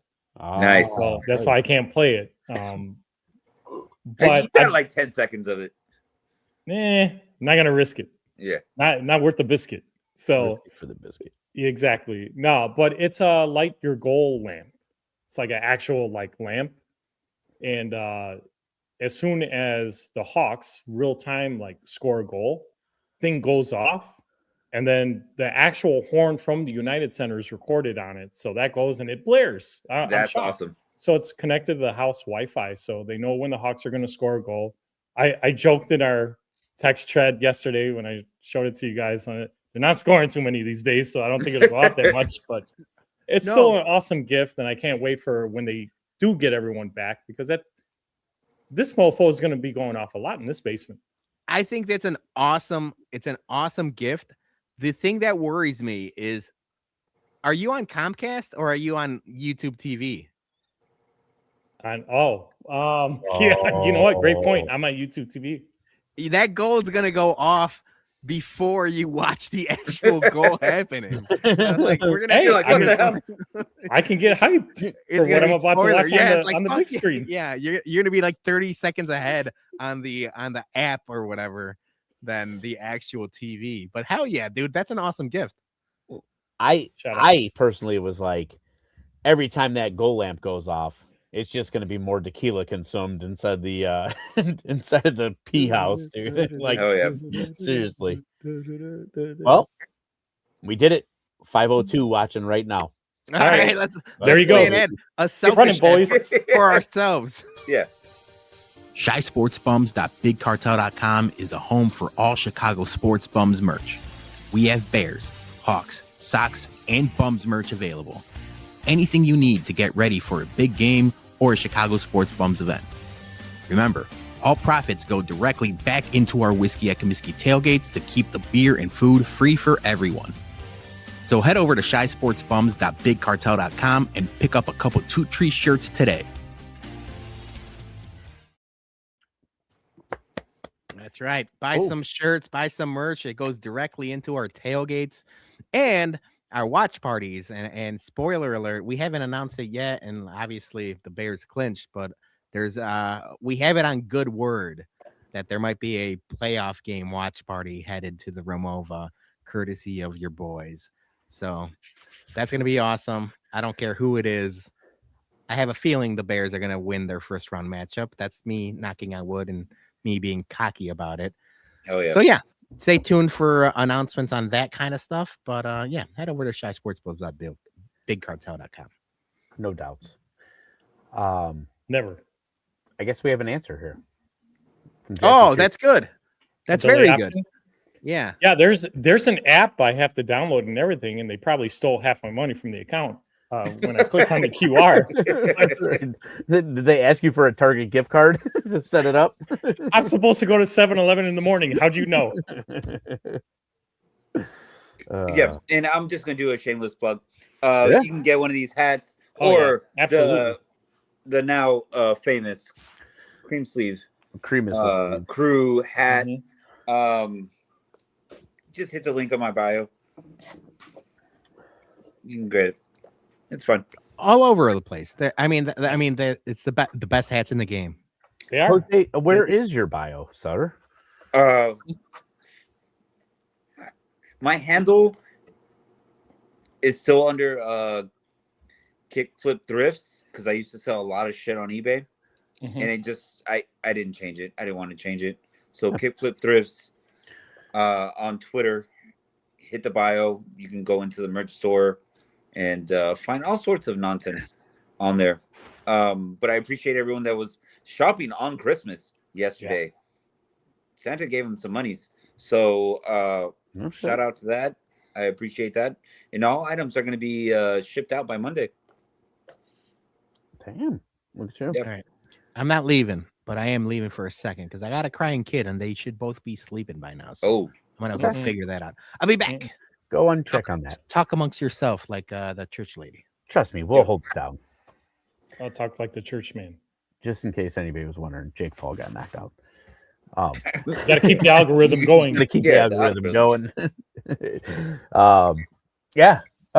Speaking of Jake Paul, so now we've had the 1 week reflection, and it was one of the things that I wanted to talk about this whole thing.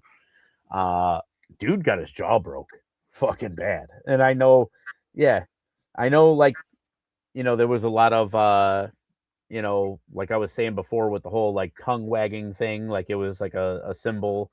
Seems like that was pretty legit. Form. Yeah. It was legit. Pretty, true and legit the form and everything like that.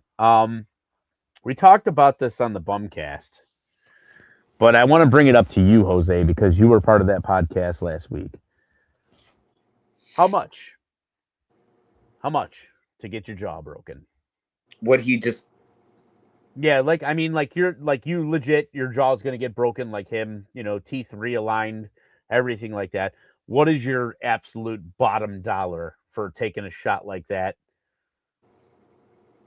Bills paid, obviously, you know, like, but you're just taking that shot.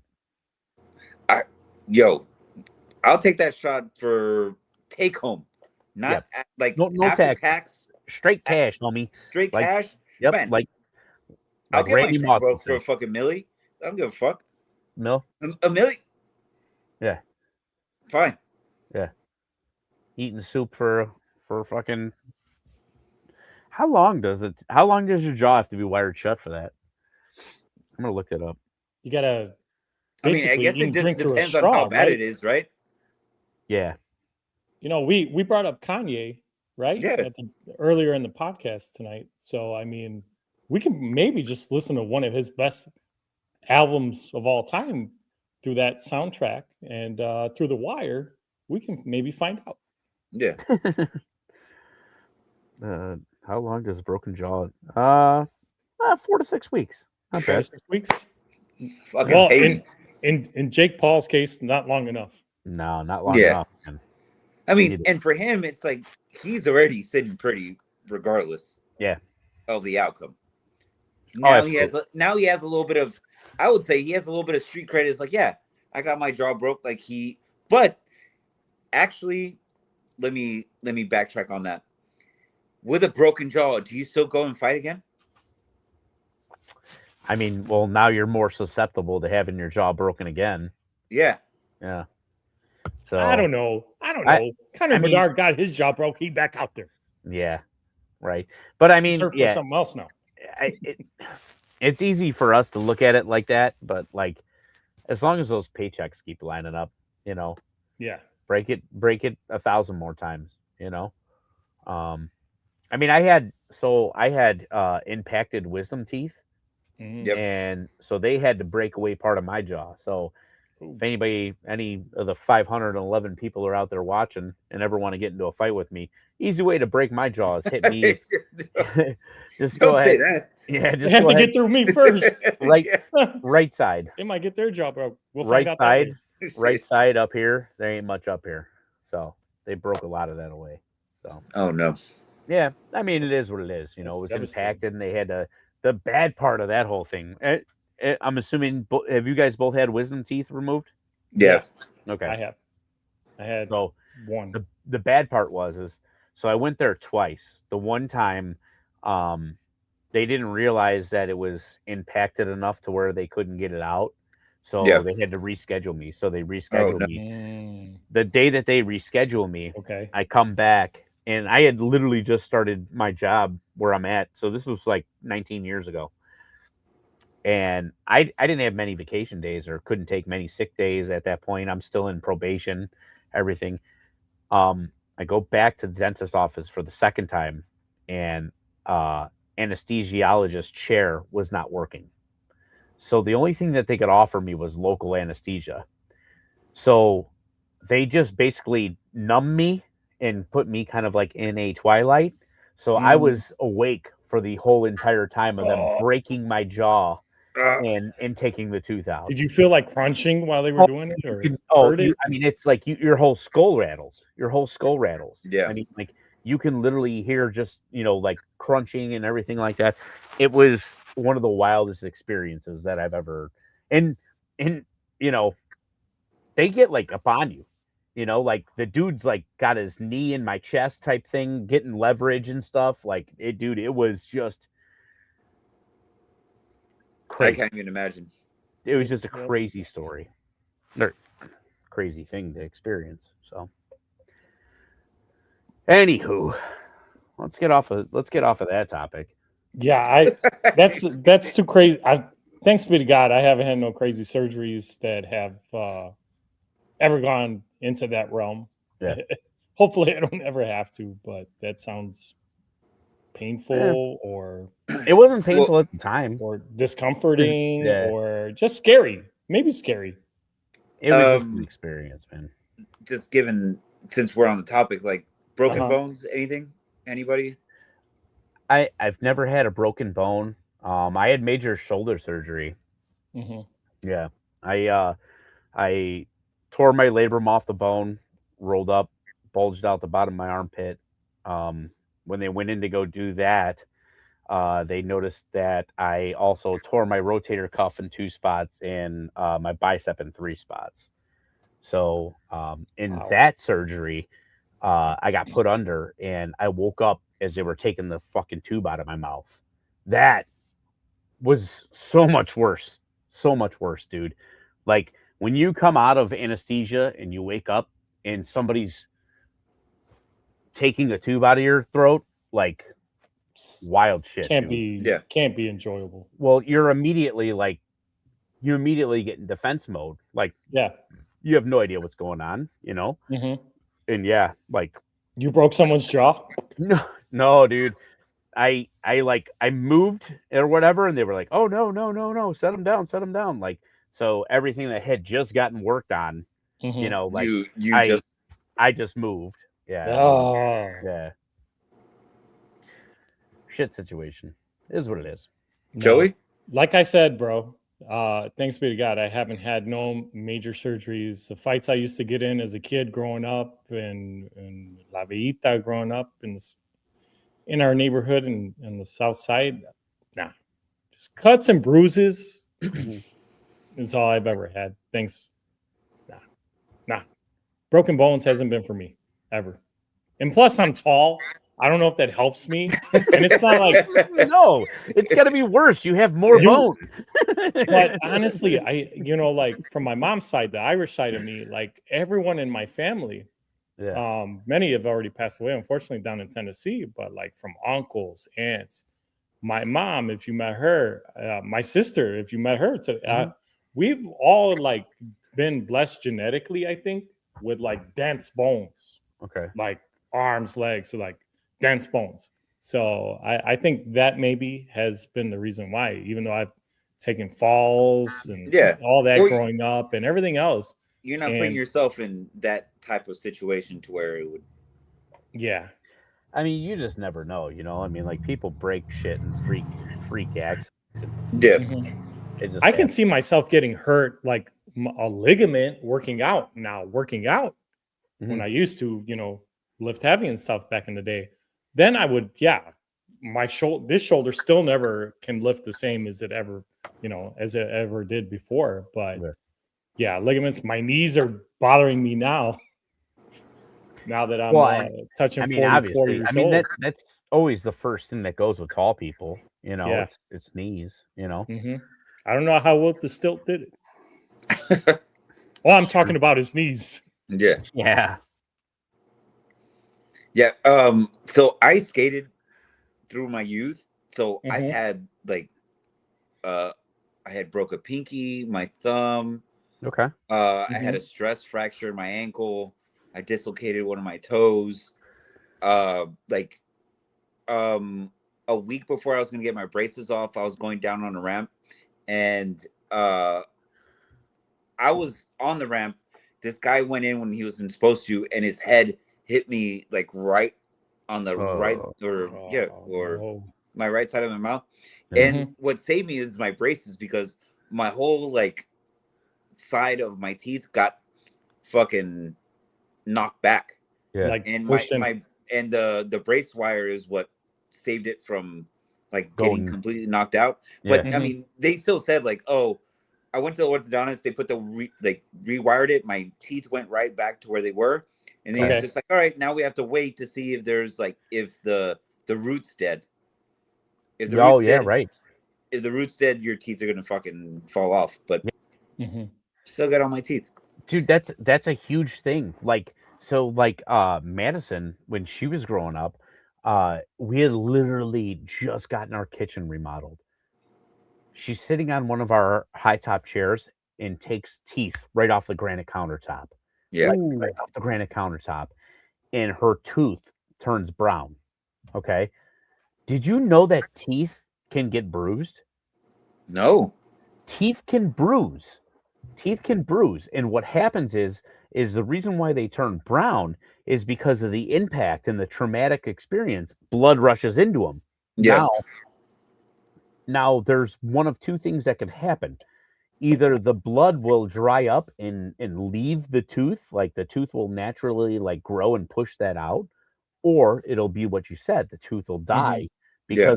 because it has something natural in it and go. When this dentist looked at me and was like, "Oh yeah, she's got a bruised tooth," I was like, "What the fuck is he doing?" Like, like, I'm like, you serious, man? Like, like a bruised tooth, like, all right. But dude, it was the wildest shit. Like within like a month and a half, tooth went right back to, pearly white, or Yeah, whatever. that's you crazy. wanna call it. Yeah. It was the wildest thing. But it happened like 2 days before her, like one of her first like school pictures. So like her first school picture, she's got like a freaking brown tooth. Yeah. What is this? Poor guy I worked with at Kmart had a poop tooth, as others would tease him about. Shout out Southside JT. Yeah. Kmart Right. alum. I worked at Kmart too, 98. Hey, we got poop tooth talk now. I was in the I was pulling up comments backstage, but I didn't want to Okay. I didn't want to jump in the injuries talk because I'm squeamish like that. That's all right. I do bad with injuries, broken bones, stuff like that. Oh yeah, and in my youth, I would say like 5 years old. Since you said that, baloney, now we're gonna tell you about. Yeah, no, I don't know. I blame this on my parents just because He left again. they weren't watching me, but apparently I got a hold of some Roman candles, one that was not like it was broken, and I decided to put it on a stove, and it fucking blew up in my hand. It blew up in my hand, but I didn't let go of it. So like I don't know if you can see, like Oh yeah, hell yeah, I could see that. Yeah, and like I can't fully extend my right hand. Like there's still some like damage to that. But yeah, I didn't fucking let go of that thing. It blew up in my hand. They took me to emergency room. I had to put my hand in all these fucking waters, I guess, because of they do burn. like a burn. Yeah. But fucking Jose Pierre Paul over here. Yeah. I mean, I'm glad it's on my fucking fingers, right? But the worst I have is obviously it's not going to pick it up on camera, even if I've got a piece of lead pencil stuck in me right there forever since like third grade fight that I got into. Kid tried to stab me. Here I go, boom, caught his pen right there and crunched his pencil in front of his pencil. I'm sorry, pencil. Crunched it, and then he ran away. Right, I had the pencil and blood leaking out of my hand, but went home, didn't say nothing, and the lead is still there after about 35 years. Wow. Well, the good thing is the alcohol poisoning will kill the lead poisoning. Just keep drinking that tequila, you'll be okay, my man. Look, I was a bad little kid, which reminds me, so there was like small little bullets, like not like fucking like 9mm or anything, like small little fucking bullets in my household. Look, I'm thinking like, oh, it's like fireworks. We could just put them in a fucking like dog food can, throw some fire in there, and it was gonna blow up like a firecracker. Didn't. It was on fire, and I'm like, bro, nothing happened. I look up, it popped, right? Oh shit! It popped, but like I fucking go back, right? My friends were like, "Oh shit, you're bleeding." It nicked me. Like, did you shoot your eye out? I saw that in the movie last night. Some piece of shrapnel like hit me, and I was like, "Oh shit!" Like I have like blood on me, and everyone's like, "Oh shit, that's so cool!" Well, at the time, right? But years later, I'm probably like 21, 22. Not like this was like when I was like 9, 10 years old, but in my 20s, like I always felt like a little something in my around my forehead, and like, the way you had it, like, and it just got to a point. I'm like, fuck, like I feel like it wants to come out, and it was that piece of fucking shrapnel from that fucking bullet. Damn. See, that's why these kids from the border towns where I'm from, that was the most Texas story I've ever heard. We're so bored. We just fucking doing bad shit. Hold on. Yeah. Steph's gassing you up in the comments, and rightfully so. Gas up your man. Jose was a little badass kid. Maybe he was just a little pendejo, is what he's doing. Oh yeah, absolutely. Like, because I lived in Eagle Pass. It's like a border town next to Los Angeles. And I mean, when we were in middle school, we paid 25 cents and we would cross the border into Mexico just go get candies. Like, and think about that. Like now, Mm-hmm. Yeah, they could have just scooped me up. Thank God they didn't. But they would have had their hands full.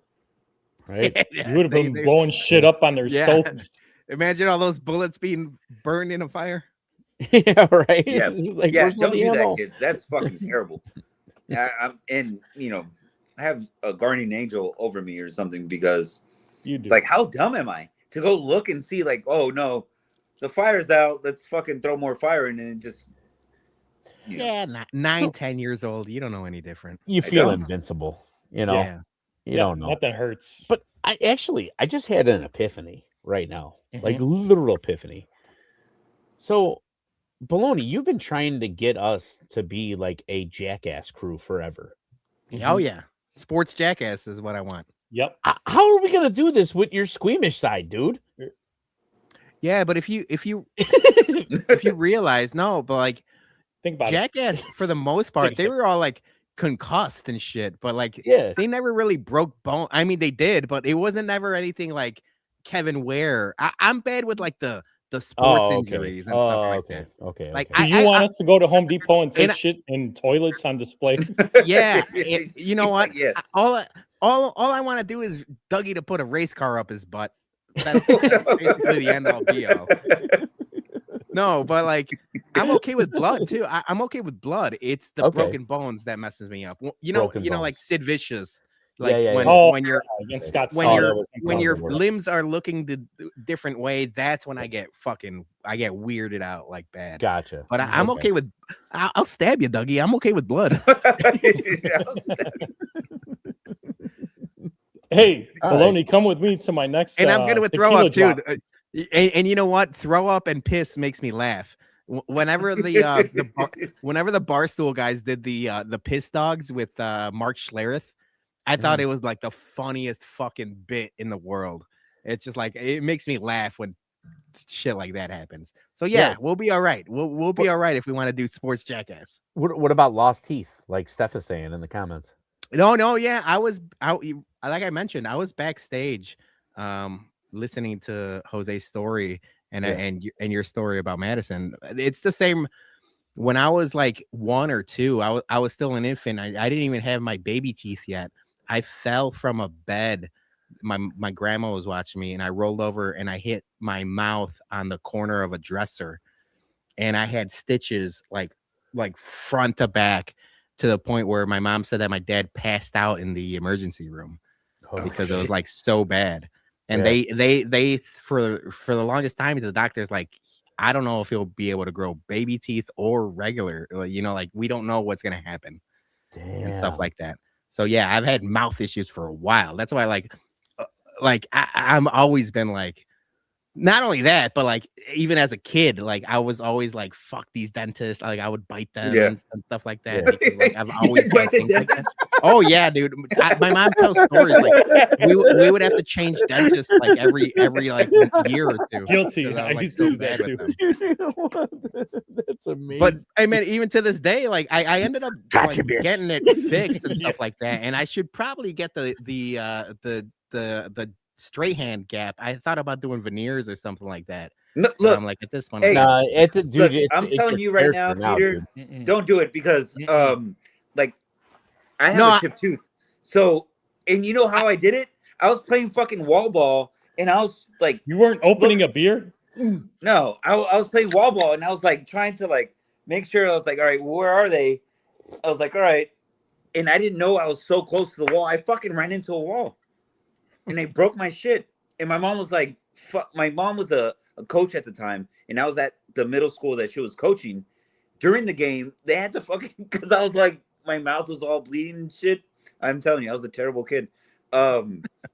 Yeah. And she's like, oh, we're going to get this fixed. I was like, nah. I had fucking braces. And they're like, oh, yeah, we can get that fixed, sweetie. I'm like, fuck no. just get it done. Just leave it. Oh yeah, It builds no. At character. this point, I've lived with it forever. But like when the bums sell to FanDuel or whatever, then I'm you know like what they say, like like you won't know I'm rich, but there will be signs or whatever, or you won't know I won the lottery, but there'll be signs. Right. It's like, oh yeah, dude, I'll do the fucking Ozempic veneers. Like I'm gonna come back looking like fucking someone different. You'll be looking like Kelly Osbourne and shit. It was Fuck like who was the guy bussing with the boys? Will Compton. Will Compton did the same thing. It was like he was in the NFL the entire time, and he like like obviously you're in the NFL, you don't care or whatever. Yeah. And as soon as like they sold out, he's like I'm getting veneers. That's the first thing I'm doing. Yeah, his whole his whole weight loss thing was funny too. Mm-hmm. How he was talking about how like he never had a dangler until he lost a lot of weight. Yeah. That was one of and he goes, dude, that was one of the craziest things, like, because, like as you're a team, you all, you shower together, and everything like that. And it's just, he goes, I just never nothing or whatever. And he goes, I lost a little weight and then it started to hang and I feel better about myself now. And it was literally just like, he was being so honest and truthful, dude. Like you were just like, I don't know, man. You just like, you got lost in that moment. You were like, holy shit. Like he's speaking from the heart right now. Like, hey, he was talking about big wins, maybe. Dude, he was talking about futures for sure. Oh man. But hey, I will say, we're getting close to 600 now. Yeah, keep it climbing. Yeah, you know what? I haven't retweeted from my Twitter account, so I'm gonna keep doing that. Yeah, we keep. Hey, if you hit 600, then you have to put in another ad. Yeah. Yeah. No. Yeah. Every 100 we're playing. We only have one ad on the show, and it's the same ad, so we'll keep playing it. But yeah, here we are. 3 hours and 18 minutes and 6 seconts, 7 seconds, 8 seconds. We're going for the record. No. Shout out you guys. You guys did this last week with the Jake Paul getting knocked the fuck out. And I was like, God damn, that was like a fucking marathon stream. And I didn't even see it until the day after. I was like, how did you guys do it? Now that you're in it, it doesn't feel like it. It's just guys being dudes talking on a Friday night. No one's got anything to do. This is easy, baby. That's what I'm saying. I mean, it's literally just us. Like we're talking to each other. We're talking to the people in the comments. Yeah. I mean, it's literally. This is like so easy. There's no structure. There's no nothing. That's where I always make the joke that like it's like the low hanging fruit on the internet is like whenever there's a podcast clip that comes out, it's like podcast equipment should be more expensive. This shit's too easy. But no, I mean, like seriously, like the one topic that we really had was like talking about like the food at the beginning. Everything else has been spitballed and just talking and everything like that. And I think that's just what it is. It's more fun. JT, if you want me to play the intro, I'll play the intro right now, baby. I love that intro. We'll let it run. Get us to 600 viewers and we'll play the intro. 600 views. Yes, 600 views. 600 views. JT, retweet the stream. If we get the 600 views, I'll play the intro. We'll start fresh. But that intro music is fucking fantastic, awesome. By the way. Oh, I always shout out my guy Mike Hollins, his band Mayfield. They went to high school with me, and he's got a record label, and he's got a couple good bands on that record label. Punchlines on it, a couple other like Midwest emo bands are on there. He always just stuck in the pop punk music scene. So as soon as I did the Baloney show, I was like, "Hey man, you mind if I use your song as a thing?" He's like, "Fuck yeah, dude." Outro's good too, though. Yeah, it's the same song. It's just different parts of that song. It doesn't matter. Goodbye. Yeah. It's a banger. Good. Yeah, I mean, that's why I mean, obviously my logo is a ripoff of the Blink-182 logo. Fantastic. But like that pop punk theme is like permeated in the intro and stuff like that. So, thank you, JT. Get to 600. We'll play it soon. Actually, I think I don't know if I could switch between. I'm gonna try something right now. We're gonna get risky here. All right. I want to see if the logos and things switch if I go to the Baloney show. Oh Jesus! Hell yeah! You know, get Chula's way.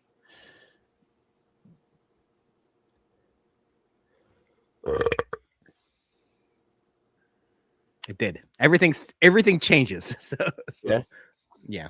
It's things get different. Good thing is we got a close up on Joey P, the handsome, Hell yeah. the handsome bum. The tall drink of water. Tall drink of Lost Lord. So yeah, that's true. The Joey show, 1,000 views. Joey, Find them in your state. If you can find Lost Lord tequila, shameless plug. Love them. it's not shameless. Delicious plug. Yeah, like we said, we got no sponsors. We could free ad whoever we want. Yeah, we got kick flips and thrifts.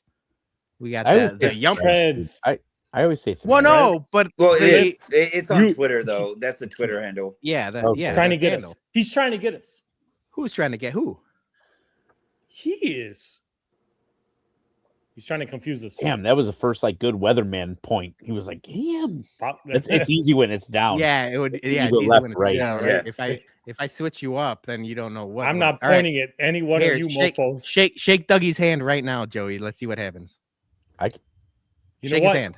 I don't need a super chat for this. Go fuck yourself. I could do it. we're 320 320. And me switching and telling him to shake his hand is what got him. We got him, Dougie. Oh, yeah. That's it, baby. That's it. All right, now hour 4, we're just gonna make him mad on screen. Yeah, no. You know what?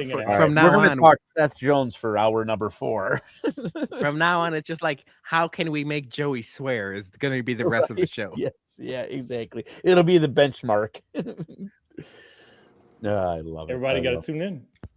Yeah. Also, like you mentioned, we really didn't have a timeline or like a agenda to the show other than the McRib talk. So if anybody's got comments or questions in the chat, you know, would you rather's, MFKs, random things, bears, sports, drinking, Topanga, whatever. I mean, there's not enough time. There's not enough time to talk about Topanga. Wax poetic about Topanga. So I will tell you, so getting back to your what did you get good for Christmas thing, I did get an awesome email today. My Lechinov jersey shipped. My the day of the dead. Okay. Jose, I gotta show you. I'm gonna send you a text. All right. I made a donation to the Rockford Ice Hogs, the Blackhawks farm team, and they were doing a Day of the Dead jersey. I mean, their logo already is fire as fuck. This is like, this is next level shit. I mean, I don't want to hype it up. I mean, you guys saw it. What did you guys think of it? Fire. Yeah. Yeah. It was amazing. When I first they did a really good job of it. Great job. Artwork, everything else. All right. I'm going back on my shell stuff. No, let it fly. Yeah, so they did this jersey. And I made a donation to their charity that they were doing a fundraiser for. And they let me pick out a non-current player, and they were sending me an authentic jersey. And you know what? Actually, I'm gonna send it to you, Peter, so you can. Yeah, I was gonna say we can let everyone. Yep. I'll upload it. It ain't to the no stream. fun if the homies can't have none. Oh yeah, you know what? I'm glad you mentioned that, Joey. Can we talk about how fucking good that Snoop Dogg? People were up, you know, like it was like you either loved it or you hated it. I like the Snoop Dogg halftime performance for Netflix. I had a tweet out there. I did the classic SNL Stefan bit, you know, like the Weekend Update Stefan bit, and I was like, this halftime show had everything. like Snoop Dogg, K-pop Demon Hunters, and Horny Martha Stewart, and I had a bunch of lists. Dude, that fucking tweet went gangbusters. Yeah, it just kept did. going. But I'm like, Yeah. it was the truth. I was like, that literally had something for everyone. And I know we talked about like the Jack White Thanksgiving halftime show, which I thought was really good. I thought the Snoop Dogg one was just as good, but obviously catered to a lot more people. So you were singing "Ain't No Fun," and that's one of my favorite. Doggy Style is one of my favorite '90s rap albums. Between the skits and the songs involved, I'm like, as a kid, I love that album. So, what do you guys think of? Snoop I got Dogg? in so much trouble as a kid buying that one. Oh, just because why? Because the graphic art on the cover, everything, and not only that, you know where I bought it? I bought it. Sam Goody. Close. What was it back then? It was Coconuts. Musicland. Musicland. I bought it at Musicland in Gurney Mills. I had family and my cousins, aunts, everybody came up from Tennessee to visit us for a summer weekend. Yeah. And we stayed at a hotel, I think at Embassy Suites that was up there. Okay. Around that time at Gurney. So we did Six Flags day 1, and then we did Gurney Mills Mall day 2 when it was a thing. Gurney Mills had just opened. Dude, so you had the flying around Santa on the track. Oh. Yeah. It was summertime though. My mama took me after that, obviously to experience that. But I remember going to the Musicland. My mom, my aunt, everyone was standing outside like the door front, of the store. Yeah. I said, I got to go and see if I can get this cassette. And when I went in, because we didn't have CD players yet, sorry, boys, I'm old. Damn. And right away, I had one of my cousins with me who was over 18 and found Doggy Style from Snoop Dogg, grabbed it. Right. It was like obviously number 1 because like all the stores back then, shout out Coconuts, Hermano Pedro, you just shouted them out. They used to have the wall of the top 10 singles and then top 10 albums below. So yeah, I grabbed my cassette. I needed the full album, Doggy Style. Obviously, it was such a banger. And went to check out. And my cousin, being bogus, he left me because he was still like browsing for himself. And I was so excited. I had that cassette in my hand of Snoop Dogg Doggy Style. I ran straight to the cashier. And the cashier looked at me. It was a lady, an older lady. And she looked at me. She's like, I'm sorry. No. You have to go get the other one that doesn't say parental advisory. No. Not this one. Shit. I said, my mama's right over there. Don't you see her? And my mom, with her hands on her hips, like, what's taking so long? Let him get it. Yeah. And then I'm like, man, my cousin's right there. Actually, it's for him. So shout out my cousin. He came over. He did the purchase back in those days. But damn, that's I like that. Yeah. I was only a baby. I was only like I had to have been 11 because that was 6th grade for me. I'm gonna bring up this jersey, but then I got a story about me getting in trouble, kind of the same thing. Oh, okay. In 8th grade, but like here's a jersey. Oh, that's fire. Oh my gosh. Yeah. I love it. So you got a Levshinov jersey. Yeah, Lechinov. Yeah. So go ahead. That gives like San Antonio Fiesta vibes. Oh yeah, I mean, like our alternate jerseys are exactly those colors. Okay. Oh, okay. That's pretty fire. Nice. Yeah. So like, I was talking back and forth with them or whatever, and they were doing like a big donation. All of the jersey raffles were a donation to the thing, and I know as a hockey team they always buy extras because you never know who's going to get called up, called down, all that good stuff. And at the time, I knew that they were, they were having a little fluctuation with the team, obviously, with the Hawks and everything. So just reached out to them, made a donation to the charity that they were doing. And they obliged and we're good. So that bad boy just shipped today. And so I'm supposed to get it on, I think, like the 30th. So I'm going to be cracking that bad boy out for the New Year's Eve or New Year's Day game.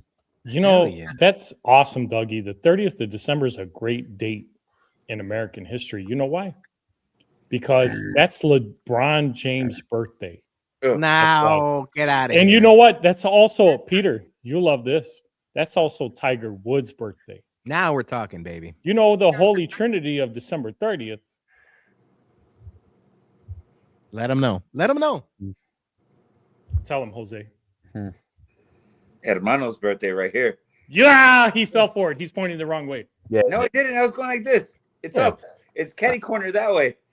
Catty corner. Catty corner that way. Caddy corner. It's kitty Stop with corner, that. bro. You're from Stop with Chicago. Stop with that. Logistically. JT said I got a Walmart Tupac CD from grandma for Christmas. I thought it was the edited version and it was the instrumental. Dude, I don't know.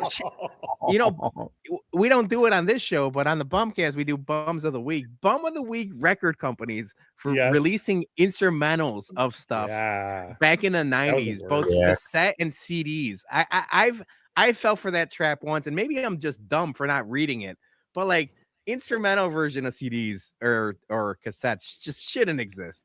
Yeah. And then so I'll tell my story similar to Joey's. You were oh yeah, AJ's also 1230. That's good company, Joey. You see, I'm it's not a holy trinity no more. I got to do the final four or the quad four. Four horsemen. Oh, that sounds great. Yeah. Woo. Yeah. Yeah. So like one of those horsemen. In eighth grade, I went to a Catholic grade school, and in eighth grade we did like the eighth grade yearbook, and like all the eighth graders would like get like a page where it said like your name, sports, and then like things about you. So they would ask you questions, and this was 1998. It would be like favorite song, favorite album, favorite movie, favorite TV show, like what you want to be when you grow up, just a bunch of different things. And everyone got a page. And my favorite movie was Pulp Fiction. It's always been my favorite movie. I've loved that movie since I watched it. Shout out my Uncle Paul. He was my godfather. He's like, this movie's awesome. You should watch it. And I was probably like 6th grade or 7th grade. And I'm like, fuck yeah, I want to watch it. And it was awesome. So I put Pulp Fiction as my favorite movie for my 8th grade yearbook. And they're like, this is a rated R movie. You have to change. They're like, you have to change it. I'm like, what are you talking about? This movie's freaking awesome. I'm not going to change it. They're like, well, you're not going to be in the yearbook then. And I'm like, what? So I ended up changing it to Big Daddy. And I mean, Big Daddy's fine. But I got a movie story too later on. But I was like, man, like they just, because it's rated R and I was in 8th grade, they're like, you can't be watching this. I was like, I already got in trouble. Shout out my guy Chris McNally. He listens sometimes, but like we both got in trouble for repeating the Dr. Dre's album, and like the Ain't Nothing But G thing, or the Chronic. Yeah. And so we got in trouble. Yeah. We had to like write the entire dictionary, everything about all of the letter A in the dictionary. So like every word, every like sentence, like pronunciation. Dude, how long did that take? They're like a week, man. A week? The whole class? Because we swore in class.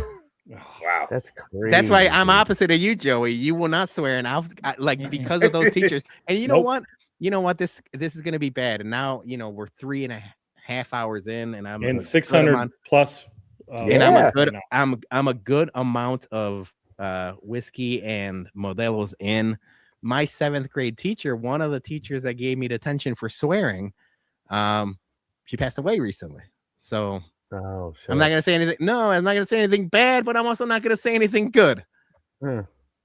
Still here. Yeah. And I'll swear when I want. I'll swear when I want to. Right. GF. Speaking of which, 603 right now. We're sitting at 603. Oh shit! Do I have to play the intro? You have to play the intro. Let's go. I'm gonna upload the video. No, you guys can talk amongst yourself. I gotta upload it because it's not on this. Yeah. On this so platform. On this Eagle Pass. I grew up over there. I mean, I grew up in Eagle Pass. We didn't have like the big malls where they have like the franchise CD stores, whatever. Mm-hmm. At the time, Blockbuster sold CDs. Really? So I'd never heard of that. So that's where any of the new stuff. There was some places that started selling CDs in the mall, but it was like mom and pop shops, so it would get there like a week later. So if it was going to be like something new, go to Blockbuster, go get your CDs and stuff. But I would like to know, well, like, what was your first CD that you bought? I 100% already know. Well, I got mine too in the chamber. I got a collection of CDs because the Christmas, and shout out to Aunt Shirley, my whiskey connection, the one that got me the Eagle Rare. She bought me my first CD player. So she bought me a bunch of like new CDs, but literally one of the first ones that I opened up was the American Gladiator soundtrack. Shit. All right. Dude, shout out Mike Adamley and Larry Zonka. Yeah, and the NES game was fun too. Yeah, but there was Terrible she gave me like a good like solid and dude, she played me so freaking hard, dude. So she got it for me for Christmas, and this is how she played me, dude. She gives me like it had to be like 5 or 6 CDs, somewhere in that range. Yeah, and she gives me the CDs first, and I come off as an asshole, but I'm a really nice person when it comes to like somebody giving me a gift. If I absolutely hate it or anything like that, like I will play it off and I'll fade into it. You know, like get their money's worth. So like I get the first CD and like I've got that awkward like, well, I don't have a CD player, you know, like you know, and then I get the second CD and the third CD and the fourth CD and the fifth CD, and she like looks at me and she goes, how's your, you know, what'd you think of everything I got? You gonna like playing those? I'm like, yeah. I'm like, yeah, eventually I will, you know. And she goes, well, what do you mean eventually?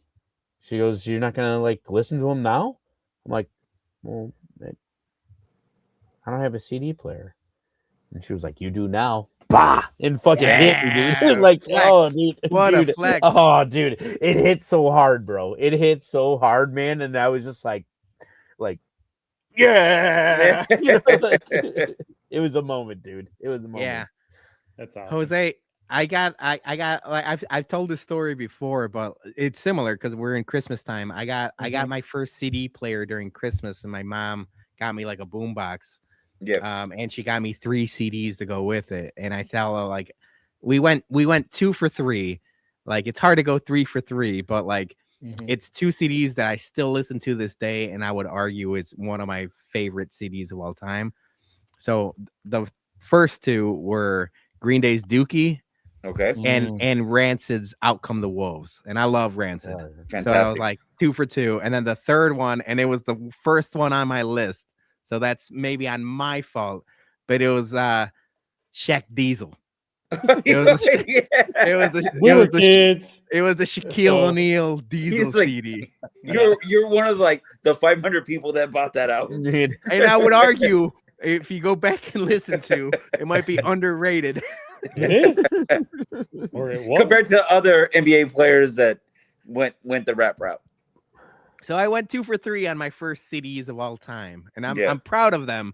But the Shaq Diesel one, it would have helped my batting average if I got, you know, maybe Weezer Blue Album or Snoop Dogg, and then the next year, I got in trouble. I remember this. This was like 7th grade. I got Melancholy and the Infinite Sadness, and I was so excited. Wow. I was so excited for that double album. I got it for Christmas, and I'm like.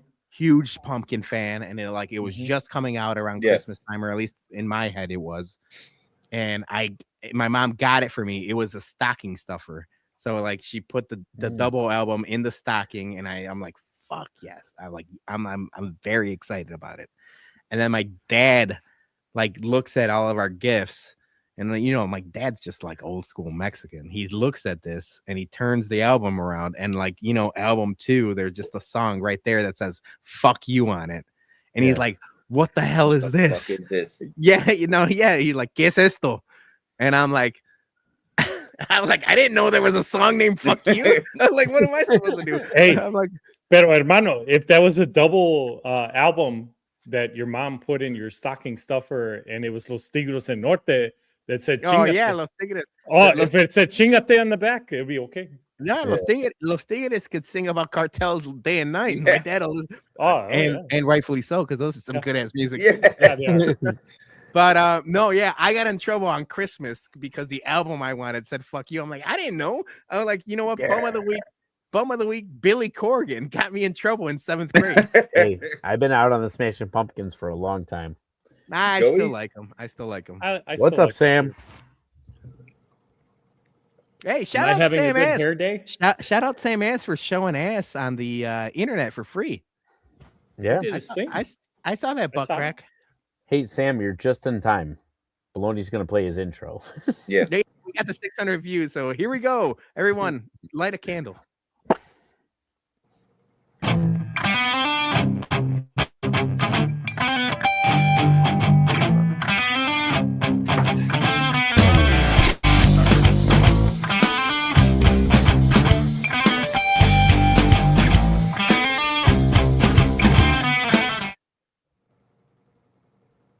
All right. We're restarting the show because Sam. I don't know why I didn't know why I didn't go full screen, but okay. It is what it is. The important thing is you gave the viewers what they asked for. That's it. And Yeah, I now appreciate everybody. Yeah, JT. It's basically JT. Shout out JT. He's been here Yeah. the entire time. he The has entire 340. creeping so up on 4 hours. MVB, baby. MVB, Southside Jeff T. He gets a thumbs up. Although I thumbs up today, Sunday, thumbs down because And balloons. Maloney's coming for that ass in Yeah. fantasy football. Yeah. This is the day of peace. Day of peace. Yeah, day of peace. You know, And then it's right after that's it. Then we right after break off. Christmas. We're gonna be. Then we- You know what's crazy? I'm like, he's not here to defend himself, and I didn't know, you know, of the bums, you know, Joey P and Johnny, and you know, me to an extent back when I was a kid, but not so much later in life. They're the more religious of the bums, and I'm only mentioning this because I'm doing the weatherman thing. Here we are. Yeah. How do I move my head but move my finger? What the fuck? Here we go. I got the Pope with the White Sox hat here, and he had his Christmas mass, and HBIC was watch the whole thing. He was like live tweeting it. Gee, really? He was live tweeting the Pope mass, and I was like, oh, you know what? Credit to him for. I think he was. I think legitimately he was expecting him to talk about Ishbia or something. Yeah, or he was gonna walk out and change hats, like Yeah. Pope Stew, and put on a sign. Yeah, I think he was waiting for him to be like bear down or something, Right. and it was just he was just doing Christmas mass. Nope. In the name of the Father and of the Son and Yeah, the yeah. Holy Yep. Had to go get this guy. Oh, what's that? Oh, little my Bucky favorite sweater. Bieber. Yeah. But My not only favorite that, Bieber. but you know, shameless plug for y'all. This is the Oh, famous tasty, Yeah, famous tasty. free ads. bourbon bums pick right here. Shout out y'all. All right, wait. Did everybody answer their first CDs? Oh, I Joey? didn't. No, I didn't. I'll go because then I got to go. I gotta make the PP first. I'm leaving. That's where I'm going. I'm gonna Okay. do, since we're using rap references, the D12 part of the, Dr. Dre Eminem label. But no, let me go with my CDs. I had 3. You know why? And Dougie, he'll have to hear this back probably tomorrow. He just missed out. My mom, for my first CD, happened to give me the newspaper. Shout out, Mom. Love you. Here is the Columbia House. Oh, yeah. And she gave it to me, and she's like, I get all these CDs for a penny. I'm like, 20 no, you don't. 20 CDs for a penny? I'm like, no, you don't. You Oh, can pay no. for all these, Mom. Oh, I'm like, no. but hey, let me pick a few of them, and then you pick the rest, right? So because she was excited that we went to see Dougie's missing this again. We went to the Montgomery Wards. So Hell yeah. Shout out Montgomery Wards. Yeah. Big fan. R.I.P. Haven't heard that name R.I.P. in a long time. And Electric Avenue. So so she bought her CD player down there. Got it home. We didn't have no CDs. She had always been told, "Nah, go get Columbia House." So that's what we did. So she got the Sunday Sun Times, and here we go. Here's the Columbia House. Help me pick some CDs. So I'm like, "Ooh, here we go." So my first 3 CDs. It's a gateway. It's a gateway. Southside JT. This is a gateway. All 3 of them. We're talking about the Gary Bears, right? Dougie. Yeah, what's up? We're talking about the Gary Bears, right? So my first 3 CDs. Okay. Thanks Raw to my Michael mom. Jackson. Yeah.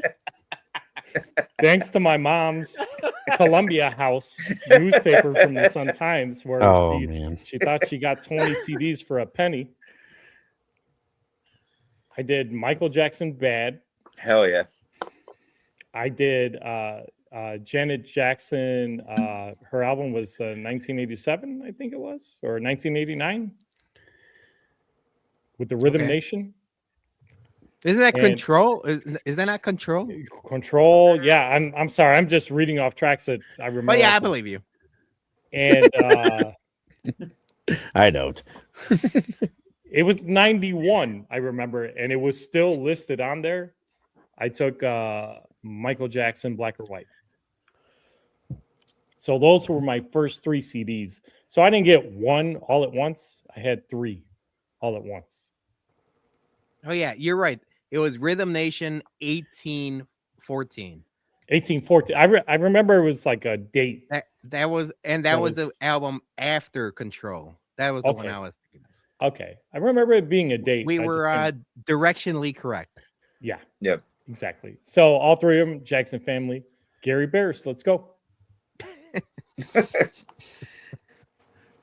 Yeah, I had with the CD player, they gift you. They ask you like, "What's your favorite music? What do you want? Whatever." Oh yeah, it's all over the place. Checkbox is all over the place. I had the Beavis and Butthead Do America. I had that one. That was a great soundtrack. No Doubt. Tragic Kingdom. I love. I love that album. No, do speak. And Steph is gonna hate me for this because she hates this fucking band. But I had the 311 311 album. We all fall down. And the last one was West Side Connection. Oh yeah, hell yeah. Those were my I had a little bit of Sublime as well.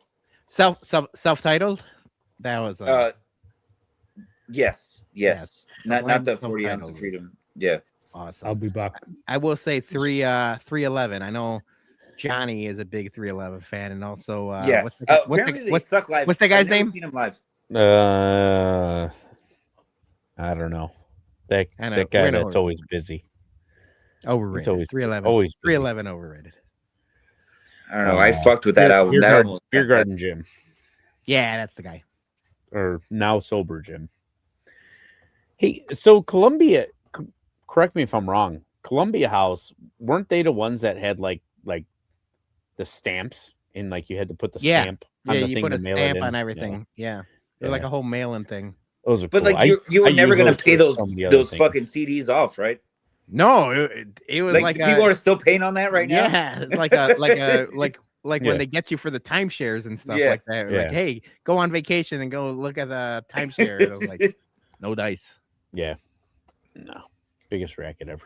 I actually have a rack of CDs like that I'm staring at right now. You know what's funny is so like when we moved into this house, like we have you guys have all been to like our fireplace room. That's like our entertainment room.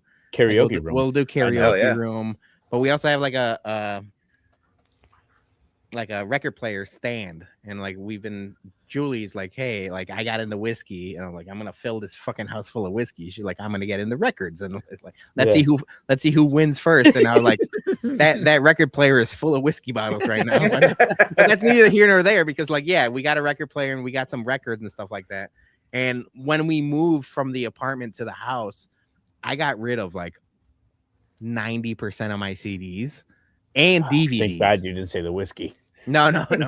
I got rid of like 90% of my CDs and DVDs, because at this time I'm like, everything's going digital, and like everything, you know, like you'll be able to listen to, and for the most part, yeah, you can listen to everything on Spotify. Movies, it's a little harder because like you don't know where it's at, and some things aren't available. Even you have like 5 streaming services. Oh, dude, that is the most frustrating thing.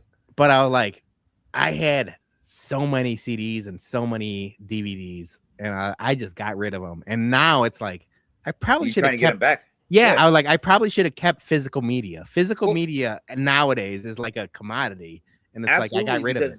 You never know who's going to get canceled, or they're not going to show that anymore, or who's going to get bought out, and like, you know, like the whole Paramount, everything. Yeah. We're in a tricky situation where it's like physical DVDs, and like the whole thing with like Dogma. I'm a, you know, like a Kevin Smith fan. Is like Dogma for the longest time, because of Harvey Weinstein, just wasn't available anywhere. Yeah. So if you had like a VCR of Dogma, you'd be like, it's like worth gold. Yeah. And finally, like, you know, this Christmas season, they finally released it and stuff. But I was like, I've got like albums like, man, I probably should have kept a bunch of DVDs and CDs. So like, I only have a couple now. I was like, fuck. Yeah.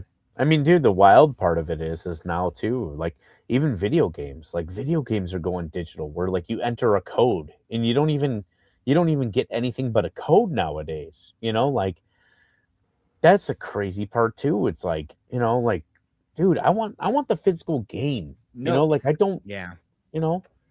Okay, so I fell for this because my girls, like, they play on the PlayStation. They had a PlayStation 4. They got a PlayStation 5. Yeah. Tony Hawk redid their shit for PS4, and he came with a skateboard and all that. And I was like, yeah, I'm buying that. But then it's like, yeah, I get the physical copy, and I'm like, all right, let's play it. They're like, no, we have to download it. I'm like, the fuck you mean? Like, put the CD in and let's fucking play.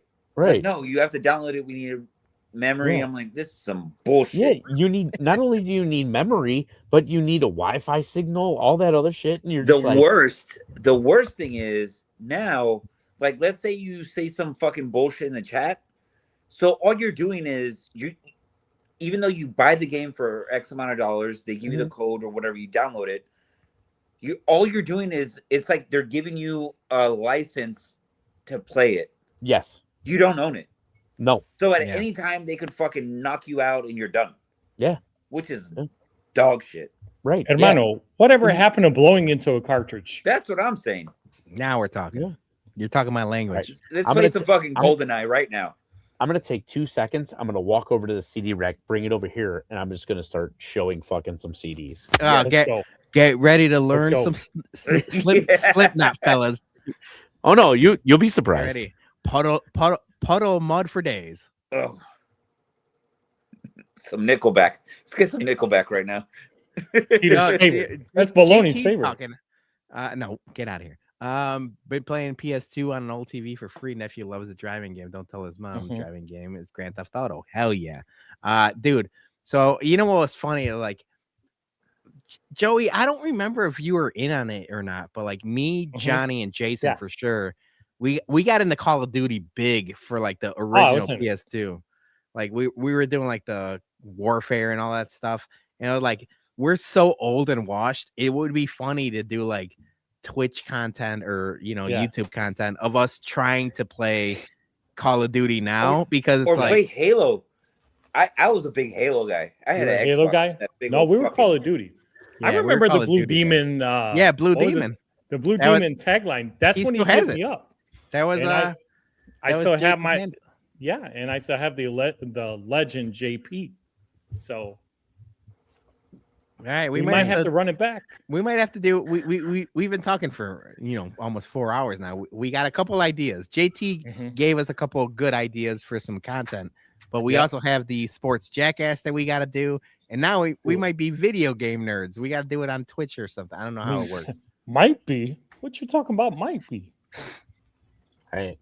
You guys ready for the first one? Off the All top right, of the let it rip? rip.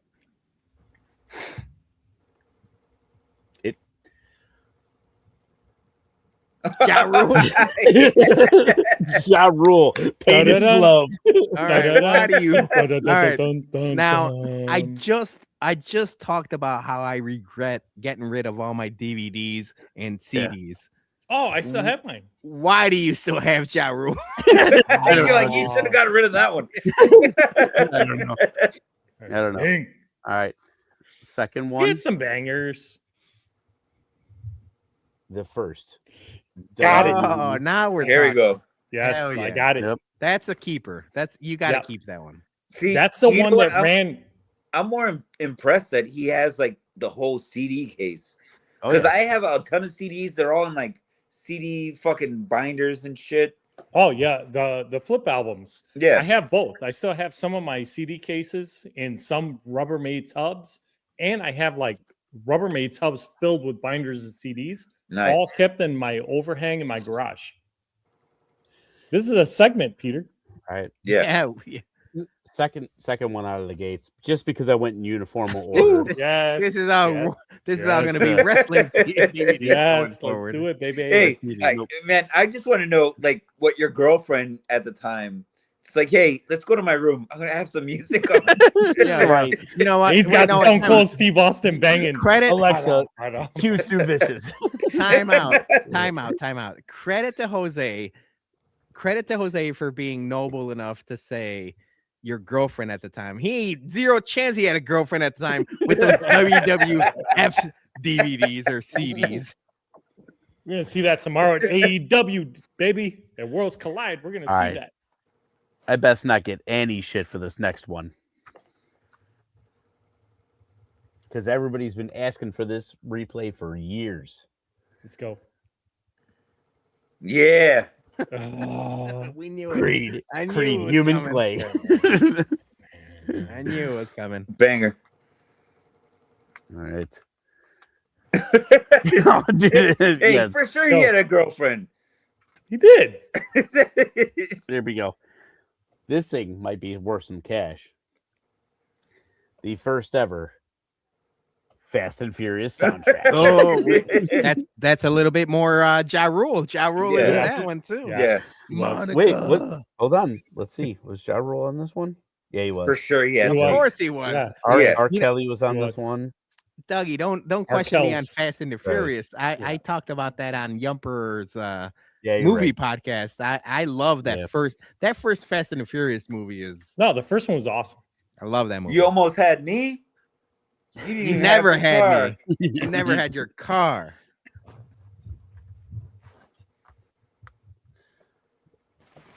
Oh yeah. Hybrid Theory. That's Oh, classic. Hybrid Theory is a Yes. good one. Hybrid Theory, Yes. classic. Insta classic. Insta classic.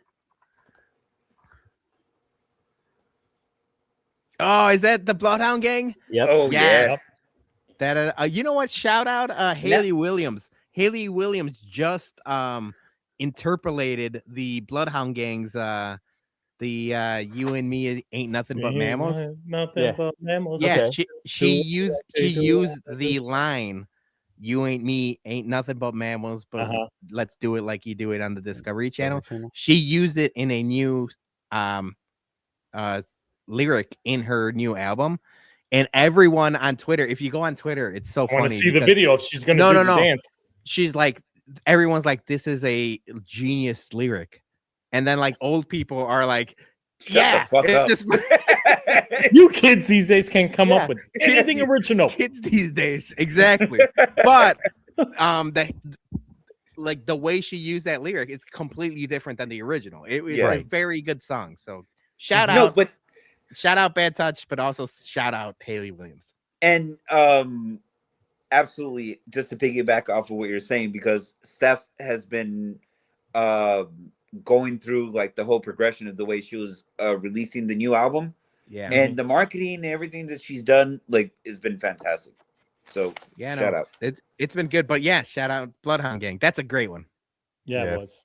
Steph, look away. Uh-oh. Oh, Oh. hell yeah. OG Fallout Boy. OG Back when they were Fallout good. Boy. Chicago's own. Yep.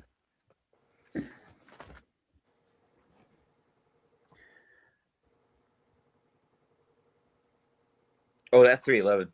Yeah. 311 sound system. Yeah, no, we don't promote that on this show. We talked about Beer Garden Gym while you were gone, Dougie.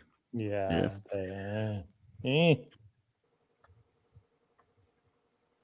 4 minutes. I mean, 4 hours. 4 minutes. Yeah. We hit the 4-hour mark. 4 hours. Well, We're still going. Going for the record. Going for the record. Well, yeah. Little Incubus. Oh, make yeah. yourself. Oh, yeah. That's a classic album right there. What's that guy, Brandon Boyd? Yeah. Yep. Yeah, people go. The ladies go me? crazy for the Brandon Boyd. Like, this is the old school shit that I miss too. Is Yeah, like with the throwing sticker. stickers Yeah, on the it, stickers. you know, like, Yeah. yeah. And now, like, if you go to some places, there's some places here that do like the whole vintage thing. You can still go get new like records now for like the newer Yeah. Mhm. like artists. But man, if there's like an album like that on vinyl, man, they're gonna fucking poke your eyes out for it. Like Johnny- they're gonna want at least like $40 for a CD. Shout out Johnny in the comments. Johnny, hop on if you're around. Hermano, we But- miss you. Let's Hey, go. The But- water is warm. No, Just come but in. but we did say like we've been talking about CDs. Me and Johnny used to go to Unabused Music on Harlem. Unabused Unabused? Music was our jam. Buying all of those CDs that Dougie is showing. So Yeah. all right, I what's used to next? go to Disc Replay and all these other places. All right, what's next? Fuck, I have to look at the maps real quick because we went. Oh hell yeah, that's a fucking good one, man. yeah. The did- singer, I didn't. You know what? Credit to Dougie. It's like the Shaq meme. I was unfamiliar with your game. With your game. Mhm. yeah. I used to get down. You can get down in the low post. I like that he said I used to get down. Used He to used get to down. get down in the low post. 20, Like Shaq. 20 years ago, I listened to rap, 20 but years not ago. no more. He still Yeah. does. Original audio slave. All right, yeah, Okay. no, yeah, I respect the audio slave game. For whatever reason, this guy's in here. Oh yeah. Oh, dude, Yo, Tony but that's- Hawk. Those are that the might best be- albums, though. The soundtracks are fantastic. Yeah. Mhm. but that might be the best video game of all time. I would argue that Tony Hawk Pro Skater 2 is like the game I probably played. No, I lied. It's probably No, Mike Tyson's that's a Punch-Out. different But show the- for Yeah, Baloney that's show. a different show. That's a different. That's a baloney show. That's a nerd. It show. is. That's a good point. But Final that is Fantasy 7. it is a really good soundtrack with Goldfinger and Superman and all those. Yeah. Yeah. All right. Here's where fine. I get talked shit about in the comments.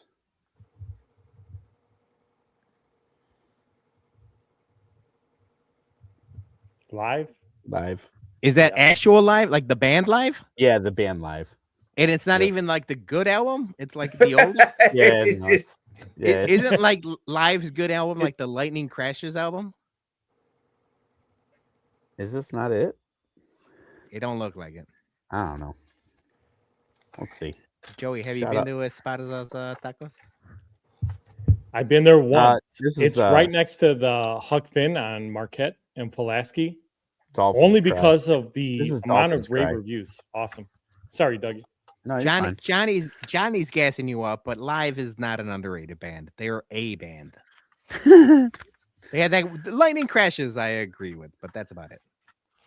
Yeah, see, JT says I alone hate that CD.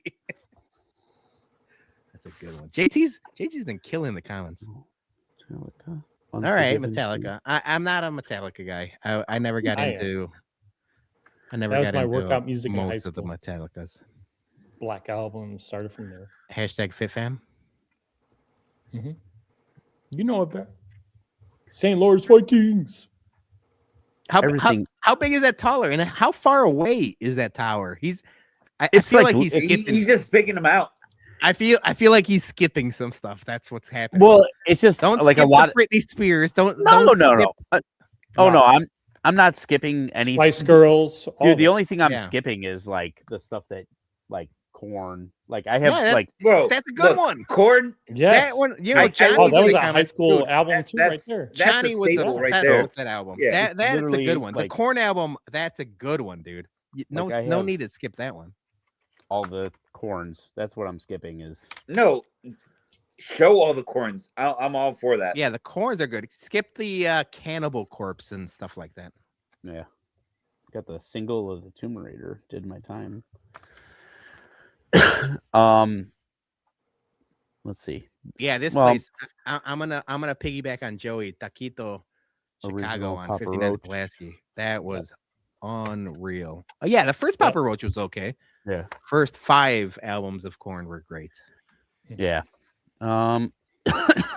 This is love. This is a love.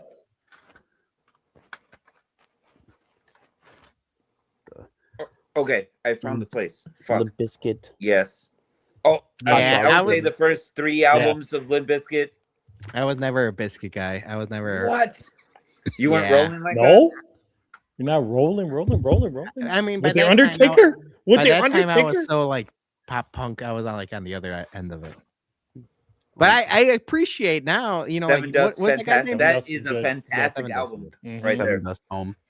Yeah. He has a fuck. What is it called?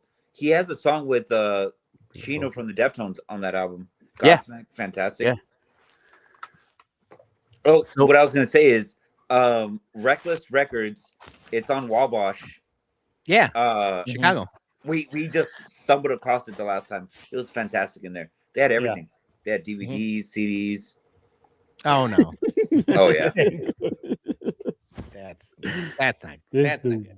good. Oh, this one. Yeah. So if I have one thing in my Britney Spears collection, like one thing in my collection that would be considered Britney Spears-ish, probably be this.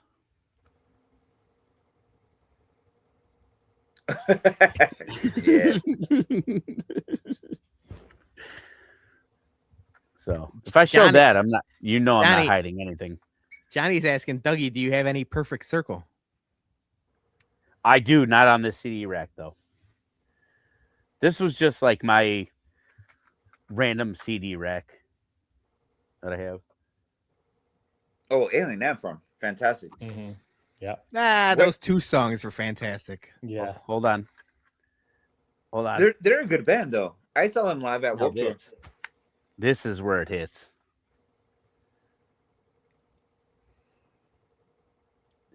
Doug My- was kick my- axe My fucking LimeWire mixes. when you started burning All shit. right. When I used Yeah. to Guys, burn shit no, off of read them LimeWire. off. Read them off. Yeah, I I know. need to Yeah, hear- I mean need the to know. packaging. The You know what? packaging A1 already. Time out. Yeah. I need to know how kick ass this mix is. There's I'm- 3 of us.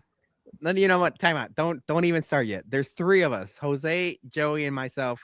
We're just gonna give a quick thumbs up or thumbs Okay, down. I like Bye. I this. need the track list. Oh, I like this. Right, checklist. And then better yet, I'm going to text you a picture of it so you can put it up on the screen. Is that better? no, just Okay. read them off right now. Read 'em off. All right. Let's read them off. All right. Let's All right. go. no- So and we're It's wait. How many fucking terrible. tracks are there? 16. All right, so 16 tracks. We're gonna That's thumbs up or pretty thumbs solid. down. Yeah. If it's, we're gonna see how kick ass this really is. So start with one right now. All right. Let's go. Number 1, Adam Sandler, piece of shit car. You know what? I love the old. I'm not You're gonna lie. start Yeah. off with that? That's bold. Yeah. It's almost like Snoop Dogg when he starts off with the Yes. skit. So I respect Exactly. that. And, I'll and- go. Interludes. These are the Yeah. interludes. all right, so number 1 is we're going thumbs up. I like the Sandlers and the Jerky Boys. I love all of those Uh-huh. stuff. So Yeah. I'm in on that one. Okay. All right. 2. Number 2 is Bloodhound Game, Pac-Man. I like Bloodhound Gang. Mm-hmm. Nah, I'm gonna go up here I'm going because down. he already set the mood with the first song, so I already Nah, know I'm where going this is going. I'm going. Joey? I'm going right here. All right. So All right. we're So batting then- 500. Number 3 went Bloodhound Gang Bad Touch. Yeah, thumbs up. That's the one. 3 That's- thumbs up. Yeah. All right. He's So we're he's back at it. cooking. He's simmering. He's going up. You know, on a mixtape, going back to back same bands is risky though. Yeah, it is. I wouldn't It I is. wouldn't do that move. Same but artist? Okay. No. Okay. And I made my few 2-3 mixtapes back in All my right. day. Number 4, I went Godsmack Awake. That's a crazy fucking jump from Bloodhound Gang. Hey, man, what kind of mix is that? Yeah, I'm going up right here. We're going up. You're going up. You're going up. You can't No. make that jump. You No. can't make that jump. You can't make that jump. But no, but Joey P said thumbs up. So you're Yeah, at no a thumbs up. 2 All out right. of 3 We're- majority. I mean, Yeah. let's see. We're- Let's see if we get a pattern here. All right. Let's go. Let's go. Number 5, Green Day Minority. See, I'm going down here. the mix on this album is off, but I do like the songs. I wish that you could see what's coming up next, but you're gonna hear it soon. Let's go. Let's go. Number 6 is Korn, Falling Away From Me. All right, you got me back.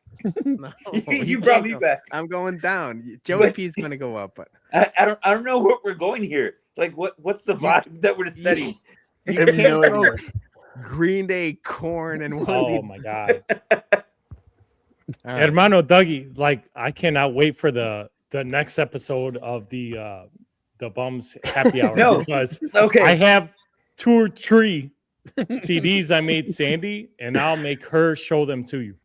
I'm All right. Art- I- Before I he made says, artwork and everything too. before he says his next song, Peter, I might be going back on what I said Okay. about the whole like you're giving him credit about having a girlfriend because this mix is this is something else right now. This telling mix you, is not for a girlfriend. it's only I'm gonna telling you get right worse. Mm-mm. It's only gonna get worse. No, keep going. This is his Saturday mix. Korn featuring Vanilla Ice, Ice Ice Baby. Oh, Hard man. version. No, I'm going down. I'm going down. Dougie, that's track 7. Yeah, that was track 7. Okay, so I'm keeping a good score. Gonna make it rain, Yeah. Dougie, on top of Yeah. you. JT says this mix is what killed us.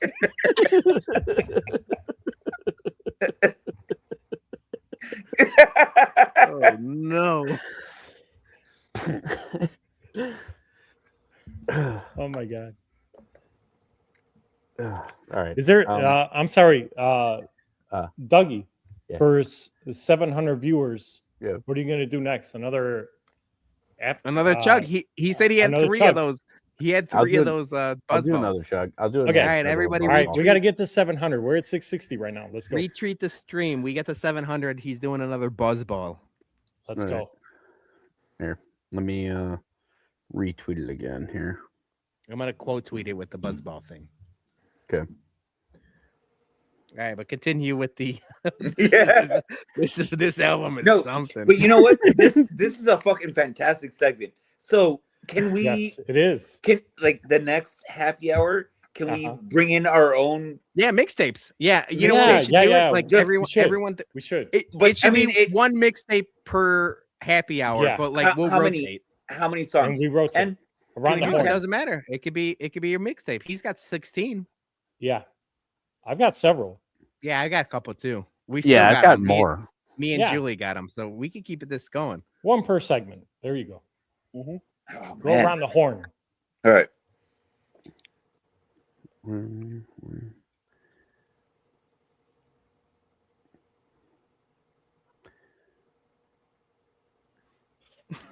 I'm gonna quote tweet this.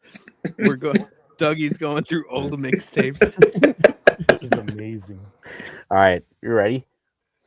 I think I'm gonna win a lot of you back. Okay. Number 8, Let's go. Out of the Chamber, Uh-uh. Mystical, Shake It. Oh hell yeah! Thumbs up. All right, now we're partying. Now we're partying. Mystical. Wait, will what was the always song get a before check that? What was the song before that? It was Corn Ice Ice Baby. Okay, to Mystical. All right. Yeah, I'm just trying to see what the transition is. All Oh, right. there is nothing. No, this was Dougie's like Saturday morning homework, weekend homework mixtape. Attention, All right. all your plans against right now. All right. Number 9 is Offspring, Original Prankster. Good Offspring song. I don't like that song. I mean, good Offspring. I love Offspring. I don't like that song. Okay. I'm going thumbs down. But you guys pick. Gotta go down. Okay.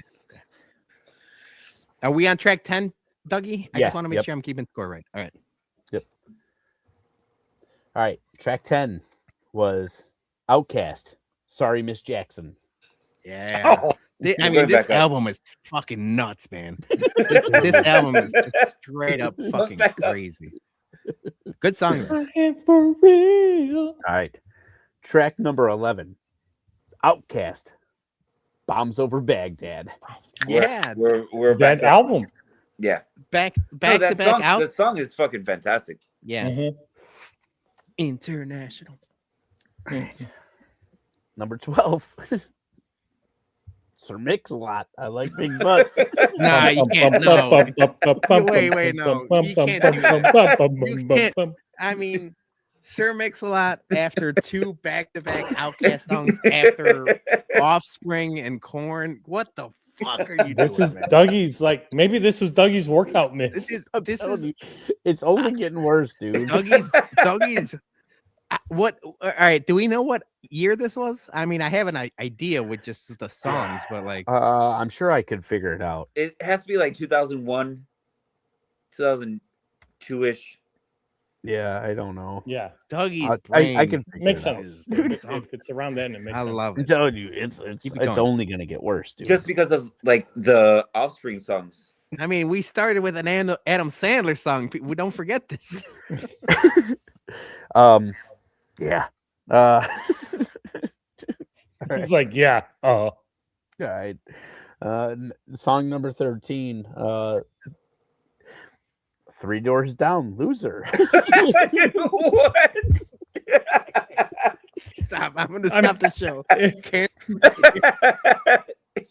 Stop the count.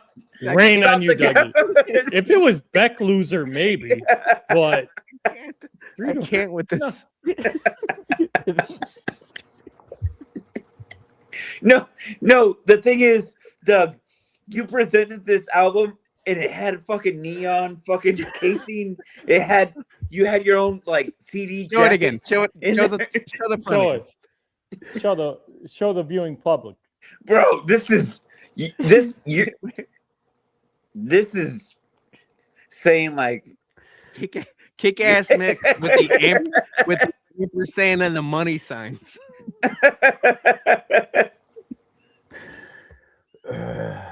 Oh, I just want to know what he ends with. This is gonna Right. be a banger. We got 4 more songs left. I gotta get to JT's comment because it's a super chat. Absolutely. Oh, And I wanted to contribute to the telethon. Keep those pledges coming. I mean, we're at the point where we might as well do next year we could do a New Year's resolution. We're gonna do a telethon, just a marathon stream, 12 hours or something. I love it.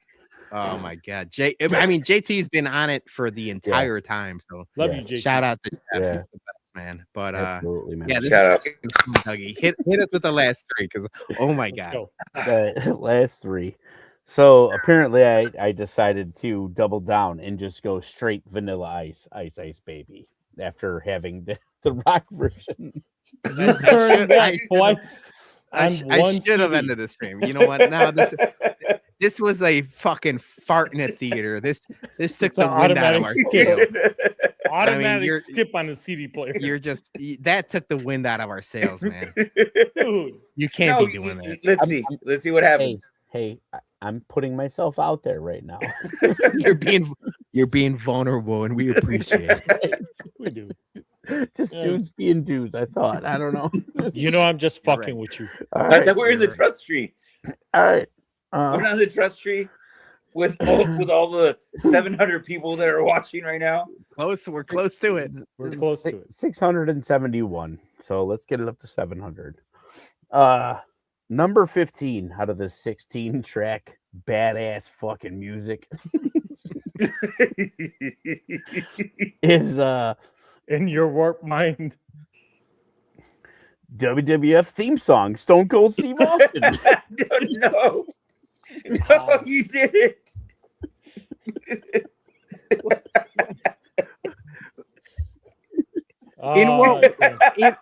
In what world do you get 14 other songs in and then say it's Stone Cold time? Hey, Glass- You did You know Vanilla what? Ice and then Stone Cold. Yeah, that's great. You know what? Yeah, after what was Vanilla Ice's real name? Like Rip Van Winkle or whatever.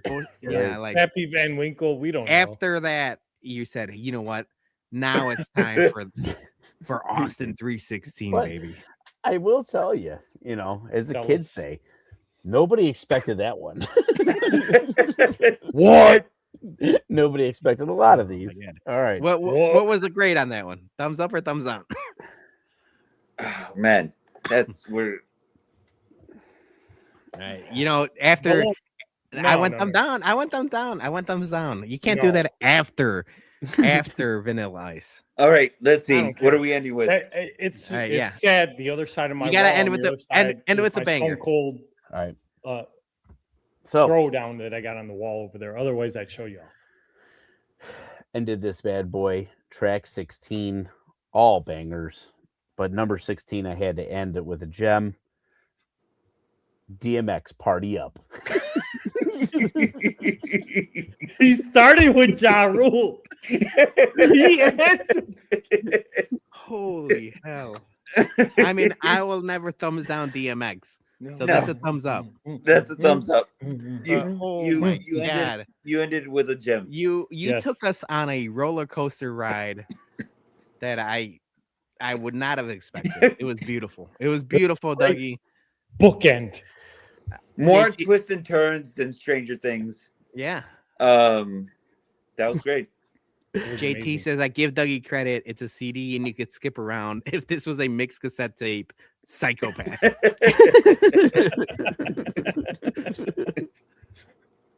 Fast forward. Play. No, not yet. Fast forward.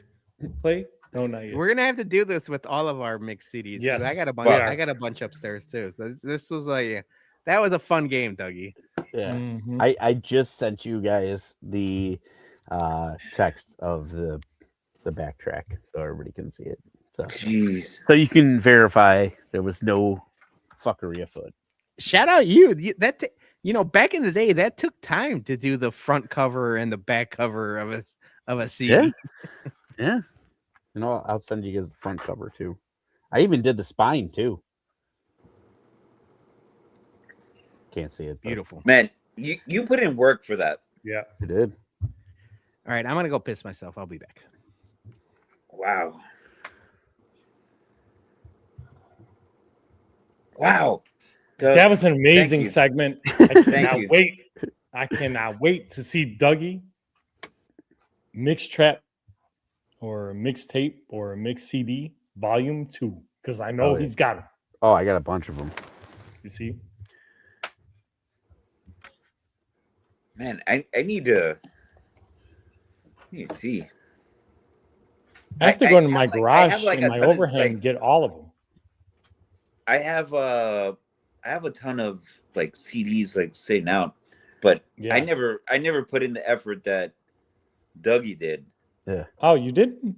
Not like that to where Not like that? not- I Artwork mean- and album covers and all that? yeah, no. That was I a mean- thing. You see, Dougie and me, you already Yeah. knew. So Sandy like P on the next episode of Happy Hour, she's gonna I come had, down here. I'm um, telling y'all, she's gonna show off. I bought the this next- shit at Walmart back in the day where you put your CD down and it kind of Uh-huh. looked like you hold the CD in it and have a little thing in the middle, and then you have a sticker that you just throw on top, so it's like you do your own custom. No, Okay. almost kind of CD like a or laminate type. yeah, Yeah. or you could throw it in your printer. I'm sorry, you throw it in your printer and it prints like around like the label to where you could Okay. just like stamp it onto the CDs and shit. That's what I had. Oh yeah, Yeah. dude, my CDs had That's them what I too. had. Yeah, Yeah. absolutely. Oh man, don't you just miss like, all right, you're like curating your own fucking CDs. It's like, yeah, this is gonna be the fucking mix. But man, I just want to know what your mindset was when I you don't were know. throwing all that shit together, because that's I don't know, dude. I don't, that's like going back in time to high school, bro. Like trying to figure out that, you know. Was that your first one though? Oh Because- no. that wasn't your first one.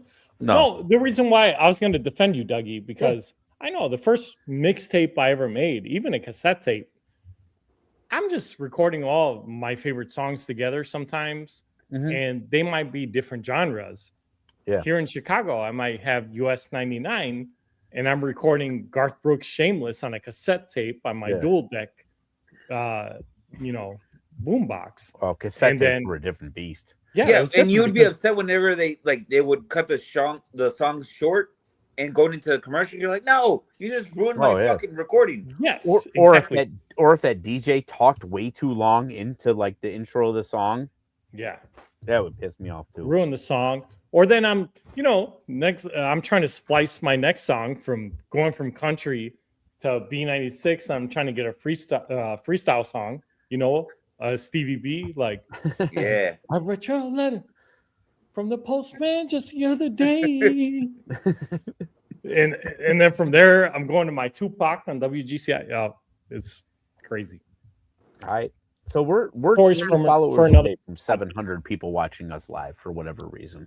Buzzball time. Buzzball time. Buzzball. I will say That's now we're still talking music, and we were talking about like the boom boxes and like the CDs, and Mhm. like I used to stay up late like to try to record, like before the CDs, I would like record my own cassettes.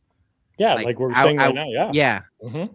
The most I don't know if it's embarrassing because I still like the song, but I stayed up because Q101 used to play it on a rotation, and I must have just missed it when I wanted to record it. And I remember one night I stayed up till like 3 a.m. waiting for like the song to come back on so I could record it onto a cassette. And it was a Dave Matthews Band, Crush. Oh shit. Yeah, Yeah. I was like, that's a big song back then. I remember, I mean, I was like in 8th grade or 9th grade. He said, like, hike up your skirt a little more and show the Yeah. world to me. I was like, Yeah. This is a fucking- I was like, this is a lyric. Uh-huh. Yeah. So I was like waiting to record that on my cassette. And I was like, oh my God. Now I look back on it and I was like, what the hell? Yeah. That was But it like was- a Eddie Vedder. In the time, Mhm. I was Yeah. gonna say, you said that and we went up like 8 followers. So Just yeah, from that. there's a big DMB contingent all over the place. There is. right. Exactly. Don't By the go way, voting underneath League Street. I don't know if anybody's heard, but Logan Paul got knocked the fuck out. You got to get the algorithm. We've heard Algorithm. allegedly. We just gotta stay in the algorithm. You know, it's so funny, Dougie. I was talking to many people, family and friends this week, Yeah. and we're talking about that fight. And some watched the replay of last week's happy hour emergency Oh, breaking news Jake Paul happy hour that we had, and they were like, "Primo, cousin, you're talking about that fight, but you guys didn't say nothing that whole 4-hour show about his broken jaw that they were talking about after the fight." I'm like, we didn't wait that long. yeah, we all We thought it just was jumped fake. right on, and we didn't even know that stuff happened. So, Yeah. When they showed the pictures like the next day of like uh-huh. that end teeth and like how it collapsed and everything, I Yeah. was like, damn. I'm like, They're all props. I mean, still he took a hit, but then Yeah.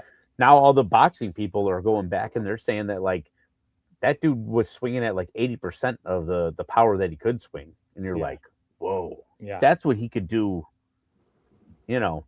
I mean, that's why 80%. AJ Anthony, he's a true heavyweight boxer. Yeah. You know, Right? and it's like there's so few boxers, boxers, boy India Yeah. into the world, right? So like That's why he's trying to get AJ's trying to get his next payday at the end of the fight in the in-ring interview when he's talking about wanting to fight Tyson Fury. So we'll see how they. I mean, he made out like a bandit though after. Oh no! 92 mil each. Absolutely. Speaking of 92 mil, we are 16 followers away. Yeah, I'm trying. I was trying to. I just quote tweeted it. I want you to get that Buds Ball in before we end the show. Yeah, got the next one ready. I mean, you also said like chasing the bag. Did anybody buy the Mega Millions or the Lotto tickets for Christmas Eve? Because that was like 1.7 billion. The fact that one person won all that, congrats to them, man. Yeah. I'm typically not a Lotto, Mega Million guy. And we were all Christmas Eve talking. I ended up downloading. Did you know there was an app now for the Illinois lottery? Yeah, you could just buy the tickets through an app. See, I don't trust that. I got suckered. Yeah, you probably shouldn't. I got suckered because like everyone else had bought tickets and like we're all sitting around Christmas Eve talking about like, hey, if we win, let's split it. And like we all shook hands, like X amount of millions to each, and like let's split it 4 ways. So I'm like, all right, I'm gonna fucking download the app. I bought like $10 worth of tickets. Nothing. Obviously nothing, because I wouldn't be on this street. You win 1.7 billion. You're gonna split it with everybody. I mean, if I was there shaking hands with everyone, not split it, but like we all agreed whoever won gave 5 million to each person that shook hands. Okay. It was like an agreement. It was an agreement. That's a decent amount. Yeah, but I mean, obviously, the guy won in Arizona or whatever. Nobody that we know. Yeah, one single person. But man, I'm not a lotto guy. I'm not a lottery guy. But I'm like, fuck, man. When it's this bomb, like I might as well throw a dart in the wind. Yeah. I did it. I did it when it first cracked $1 billion. That was when I first went with it, and I wasn't even close to a number. So. Do you manually choose your numbers, or you just let it? Lucky numbers, anything like that? Pick, but they say statistically you're better off like having lucky numbers. Okay. So I did $10 worth, and like each line is $2 worth. Yeah. So I did 4 quick picks, and then the last one was like my lucky numbers, and it's basically like my soccer number, Michael Jordan 23, my kids' birthdays, and different things like that. But I was like, you might as well pick one out of the 5 lines or whatever to try to get it. But I mean, the rest of them were just quick picks. Yeah. So my dad back in the day used to run like the thing for his work, and every drawing they would do it together. And I forgot how many balls it is. Like, let's just say it's 10 balls. They had like 10 guys in it, and each guy put in their lucky number. And that was how they did it every week. They didn't win shit, obviously. Not that lucky. Yeah. Right. But yeah, I mean, I don't know. I don't really get into like that type of stuff. Even like scratch offs nowadays, I don't even play those. It's like you look at the odds of the stuff, and I know like Peter, you give me shit about like doing like parlays, but like I hit parlays way better than I do hit like lottery tickets. Like, and like I'll give you credit for that much. I'd much rather put it in your hands than like the scratch offs or the strip cards or anything like that. That's out of your control. So you might as well put it on 3 football players or 17 hockey players, however you do it. I would feel a lot more comfortable sending fucking Dougie $25 to go hit just a random parlay than go get scratch offs. You know what, lucky motherfucker? Like Taco is this motherfucker can go and get scratch offs and hit for like $100, $200. Just, but like he's consistent. Right. Hits for some reason. Like me, I'll go get like $5, bang, nothing. $10, nothing. Yeah. Some days I'm like, oh, maybe a $20, nothing. I can't trust that. Like, I'd rather go gamble like blackjack, poker, where I have control. Something's in front of you. Yeah. Yeah, than blind. Let's see what happens. Yeah. Yeah, but hermano, you know what he does with all those $100 or whatever he wins? He goes buys ketchup with it. Yeah, right. Yeah. It's true. That's crazy. All true. Yeah. I mean, it's no better than me, dude. I hit that one parlay at the Hawks game, and like, you know, Big boy. yeah. I mean, it was for a decent amount of money. I spent so much money at the freaking bar that night, like buying everybody drinks and everything at the United Center. Like, lucky I broke even. You know, like, you caught up in the moment, and you feel like Mr. You know, Daddy Warbucks, and you're like, That's oh, the way yeah, to do it. you know? That's the way to do it. But I mean, everybody has a good time or whatever. And we've actually made a precedence of where we're sitting now. And I feel like you know, like everybody kind of loves us. You know, I mean, Peter, you were there for the last game that we were at. You know, it seems like we're getting a bit of a community going. You know, it's a vibe. It's definitely a vibe. If you guys are, you know, ever head into the Hawks game, look out for, you know, whenever Joey, Dougie, and even Jason, well, you know, like he's got the half game plan or whatever that he splits, but like whenever the bums are in attendance, it's always a good time. You know, I know Todd Hito was there, you know, with his son last time. We had a good time. And then like, you know, Colonel Bourbon's always there, Jeff Bartlett, Michael Shore's around. It's a good crew that like heads over to those Blackhawks games. And I told you know, I told Todd Hito, like, I love, you know, that you guys include me in it. I'm not part of the ticket package plan, but like, you know, whenever a wife or a significant other is not there, I'll be the super sub. I'm in for the super sub. I told Joey, I told Joey I'll let him feel my chi-chis just a little bit. But he didn't take advantage. He didn't, because he's a gentleman. He's a gentleman, so he didn't take advantage. Well, gentlemen, Sandy peas are bigger. Sorry, bro. Damn. Be better, Peter. Be better. Yeah. Talk to me in 2 years. Let's see what Exactly. Dude, we haven't even made it through Reese's discount Christmas tree season yet. I know, right? Oh my god. Bro, I'm waiting for that shit. I'm going opposite of the Will Compton Taylor Lewan conversation that we talked about an hour or two ago. Oh my god, dude. But no, for real. Reese's Christmas trees are going on sale, so yeah. Dude, I get to your local drugstores or your local Jewels. I was at Menards. HEBs. I was at Menards today. They had so many like inflatables and Christmas stuff on like 50% discount that I was like, I didn't buy any of it, but I was like, I'd be stupid not to. I was like, I should just load up the truck full of inflatables and like Christmas decorations because it was like so cheap compared to like, you know, a week ago.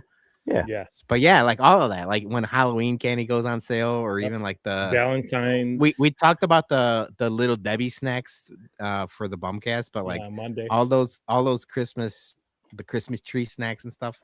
I got to make sure I grab a couple before, you know, it's the end of the holiday season. Mm-hmm. Yep. But with that being said, we got the 700 and then went back down to 699. Oh, I almost no. It was there. I saw it. I saw it with my own eyes. But if we want to wait, if we want to wait to get the 700, that's okay. I saw it though. I saw it and then it went right back down. You know what? You want me to just un momento? I'll open YouTube on my phone. Come on. These assholes are still going. Come on. We're doing the Wolf on Wall Street. Yeah. Tell your friends one of these going down with one view. Mm-hmm.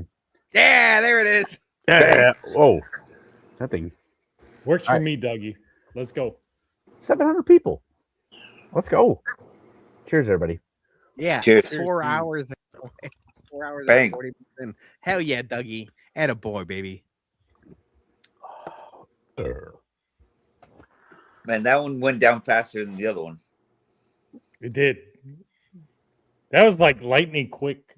I could, It was pretty impressive. Bro, that was lightning quick, right? I could smell the maple syrup from here. Yeah, right. Dude, I hit it and it popped. But, and it's I mean, gonna be, at the end, it looks a little chalky. yeah, dude, it's very. Yeah. Give me the shivers. 701, 702. Now we're talking. Hey, now we're cooking. y'all, I've never buzzballing. had one. But like White Russians. Oh yeah. Oh, Oh, I had God. one. I used to fuck with Yeah. dude when the I've Big had, Lebowski was huge. Yeah. Oh, I was yeah. It was All a right, thing. so- You go to the bar and I got a good story. So like, Okay. when me and Julie were first dating, she lived in an apartment building like 5 minutes from where I lived, and then they had an opening, and Jason was in between places. So him and our guy Tom, white boy Tom, they moved into the apartment above Julie. So it was almost like a friend situation, like where I was just like, Julie lived downstairs and I would hop in there. And then like whenever she's not around, I'll just go upstairs to Jason and Tom's place. And they went like a whole hockey season. And I remember this because it was during like when the Blackhawks were really good. Yeah. They went like a whole winter just downing White Russians. Like they went through like a whole White Russian phase. So it's like I would just go upstairs and they're like, "Do you want to write?" And I'm like, Big Drago fans, Rocky Ford. right. So yeah, dude. We used to pound White Russians and watch Blackhawks hockey. I don't even know why. Like they got into that phase. Probably Lebowski or whatever. Or like, Yeah. However they wanted to do it. You're a big Lebowski guys. Yeah. Yeah. But yeah, it was like I would go pound some White Russians upstairs, and then I'm not gonna finish that. Yeah. No, dude. I know where you were going with that. During that Blackhawks phase, I was really big on I would do beer until they lose. Once they lost, then I would switch it up and it was Captain and Cokes. And I would do Captain and Cokes until they lose. And I would just go back and forth.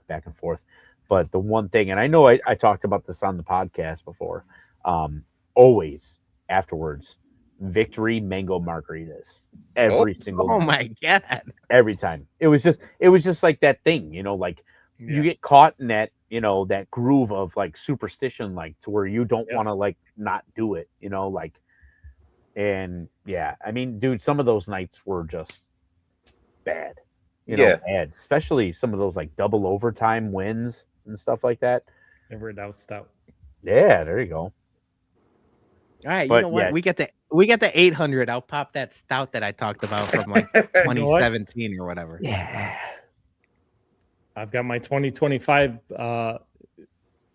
Goose Island Bourbon County Stout over there. I can do it too. Let's go. I mean, Let's dude, go. this is what I was saying. Like, I know that like I'm going in for a charger right now, though. Hold on. Here was the thing, like it was funny because we talked about this at the watch party the next day, and Peter, you were like, dude, I don't know how you guys fucking did it, yada yada. And I know you talked about it like last hour, but like literally now that you're in the thick of it, like Yeah, you see how fast it's stream of it's no different than us hanging out and like it literally is. I mean, dude, hanging out at a bar or just hanging out at someone's house and we're just talking bullshit.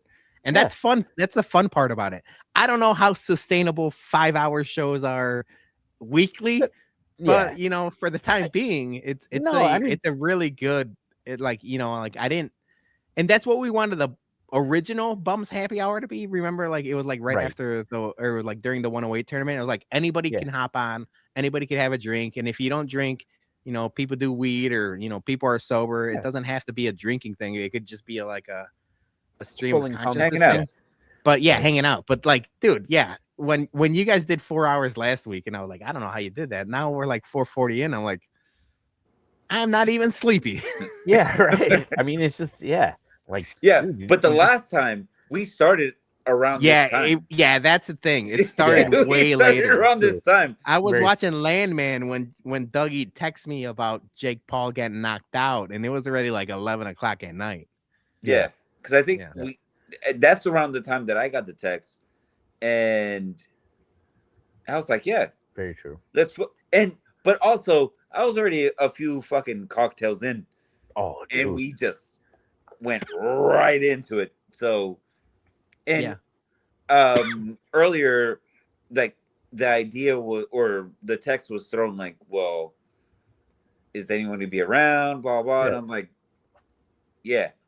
Steph was telling me, she was like, it would be cool. Let's try to be sober this time when you get on. And I was like, well, dude, we all all right, because like I jumped onto that Logan Paul, no, Jake Paul. Wait, which Paul? Which Paul got knocked Jake out? Paul. Jake Paul. No, all the Pauls suck. Doesn't matter. Yeah. Either way, I jumped onto that. Sean Paul, Chris Paul. Sean Tapal. Sean Paul. Great music. Yeah, I had 2 bottles of wine before I did that. Yeah. We could tell. Fair. But yeah, I mean, dude, but like His beard was stained with. He looked like a fucking Yeah, it's like Viking. red. He was like a looked like- Viking, just He looked like a god of war. God of War. or like one of those zombies from The Walking Dead that just ate somebody. Yeah. But no, I mean, dude, it was just a vibe. And that's all it. And like tonight's been a vibe. You know, you're just bullshitting, talking. I wish Jeff would just hop on. Dude, if Jeff wants to hop on, Jeff, DM me. You should have done that 3 hours ago, but I'll send you the StreamYard link. And this goes for any time. Jeff's, if you want to hop on, let us know. Though I am slightly afraid if he hops on, he's gonna Wally Pip you guys. Well, So somebody's gonna get Wally Pip is what's gonna happen. What I'm afraid of is that he has 711 TVs in his basement right now. Nobody views are gonna drop. Yeah. Nobody else is watching but Jeff. That's a great point. He Never just mind. keeps adding TVs. I appreciate that. Oh, just going off of the, I mean, Steph just made a point, like the COVID days. He might like, have him. He might. Man, during the COVID days, that was the time it's like everyone was on fucking FaceTime, and just there was other apps that you can use to just bring everyone together and just hang out. That was the best time. No, and you know what's funny is like when I went upstairs to handle Lynn, and then I went to the bathroom and did a couple things. It was like that. This comment like was in my head, and I was gonna mention it like whenever we wrap up. It doesn't have to wrap up now, but like whenever we do wrap up, that was the mention I was gonna. That was the comment I was gonna mention. Is like when we started the Chicago Sports Bums, it was a podcast that like we were doing over our phones, but the iteration of that was during COVID. Like a couple of us were just arguing about like Jay Cutler and Randy Orton, see who was better. And I was like, we were on a Zoom just like this, drinking and having a good time for like the Zoom lasted like 6 hours. We didn't record it or anything, but after the fact, I was like, man, this is so much fun. We should just do this on a regular basis. And now look at us, 5 years later, we're literally doing it for fun, but also like, I'm not saying it's our job, but it's like, our hobby that like we enjoy. So it's like, it started during COVID, during the Zoom, but like this today feels very much like that first day. Yeah. I mean, the crazy part is like, obviously when I joined on, we were still at the point to where like we were all like paying and chipping in for tailgates and like taking money out of our own money to like have other people have a good time, and now we've gotten to the point to where like, we're selling enough merch and stuff like that. Like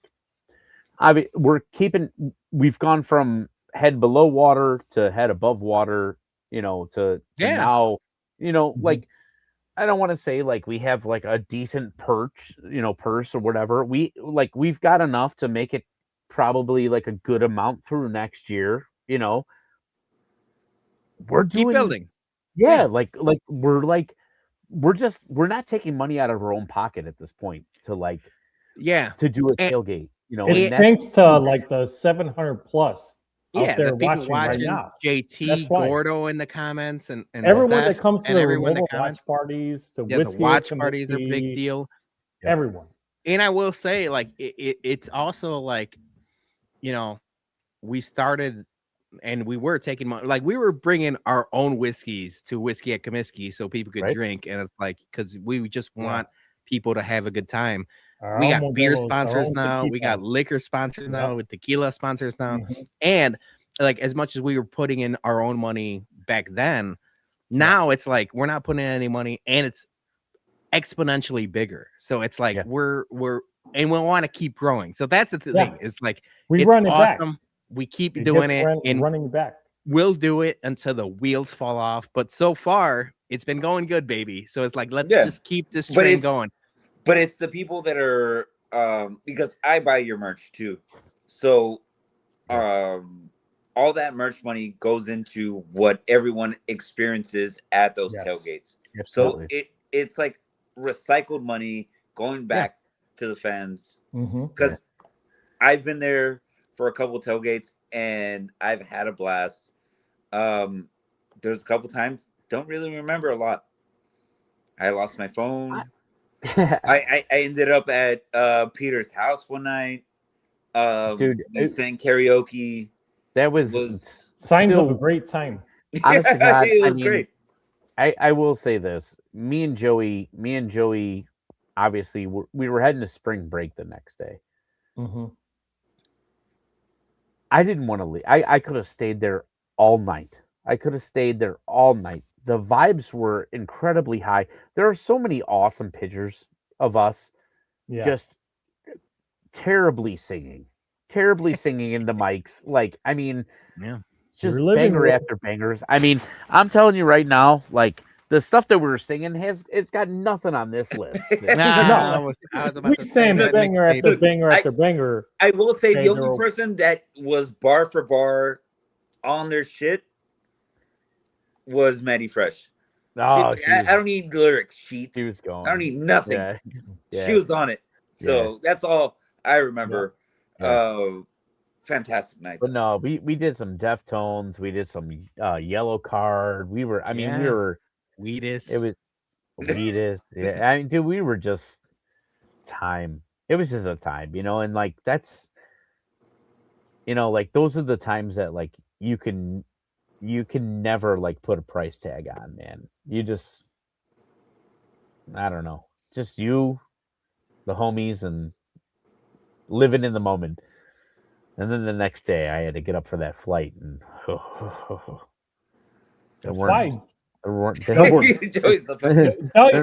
Dougie and me are like big on the don't experience FOMO train.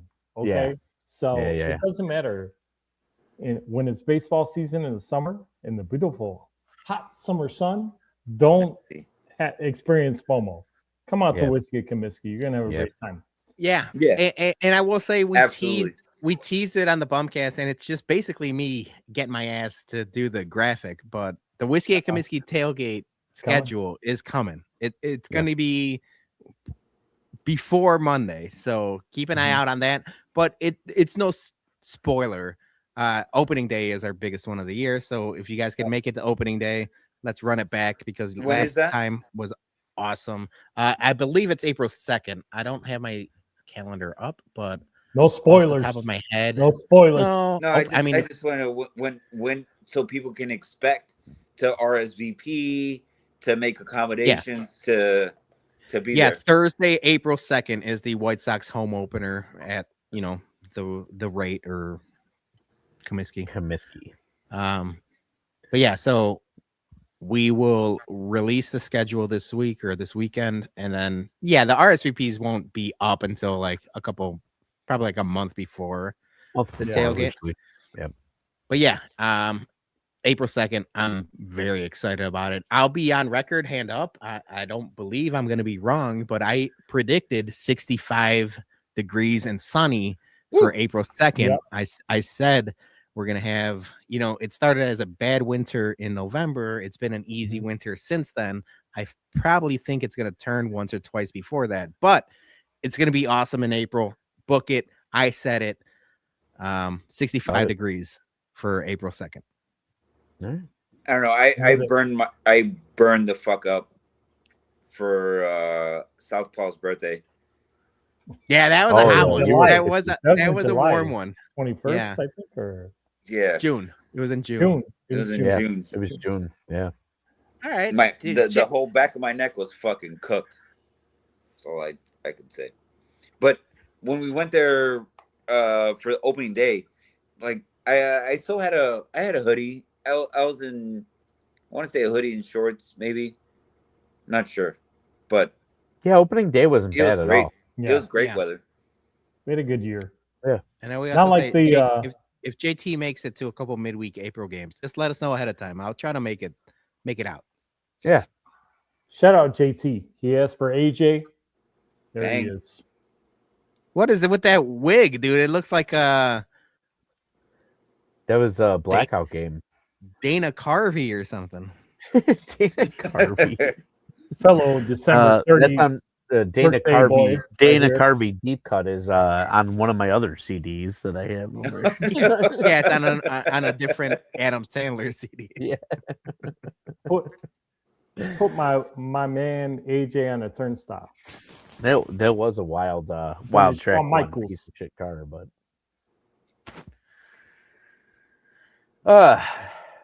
well, look, we got to go at least 3 more minutes because we're gonna break the record. What are you welling? What are you welling about, Dougie? We did this last week. You're the host. You let us know when you're ready to go. Yes, you are. No. I was gonna say absolutely. We should at least go.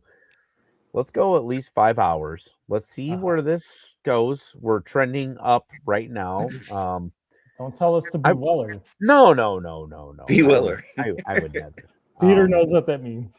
I would absolutely. I would love to see us get to 800. That would be like a benchmark.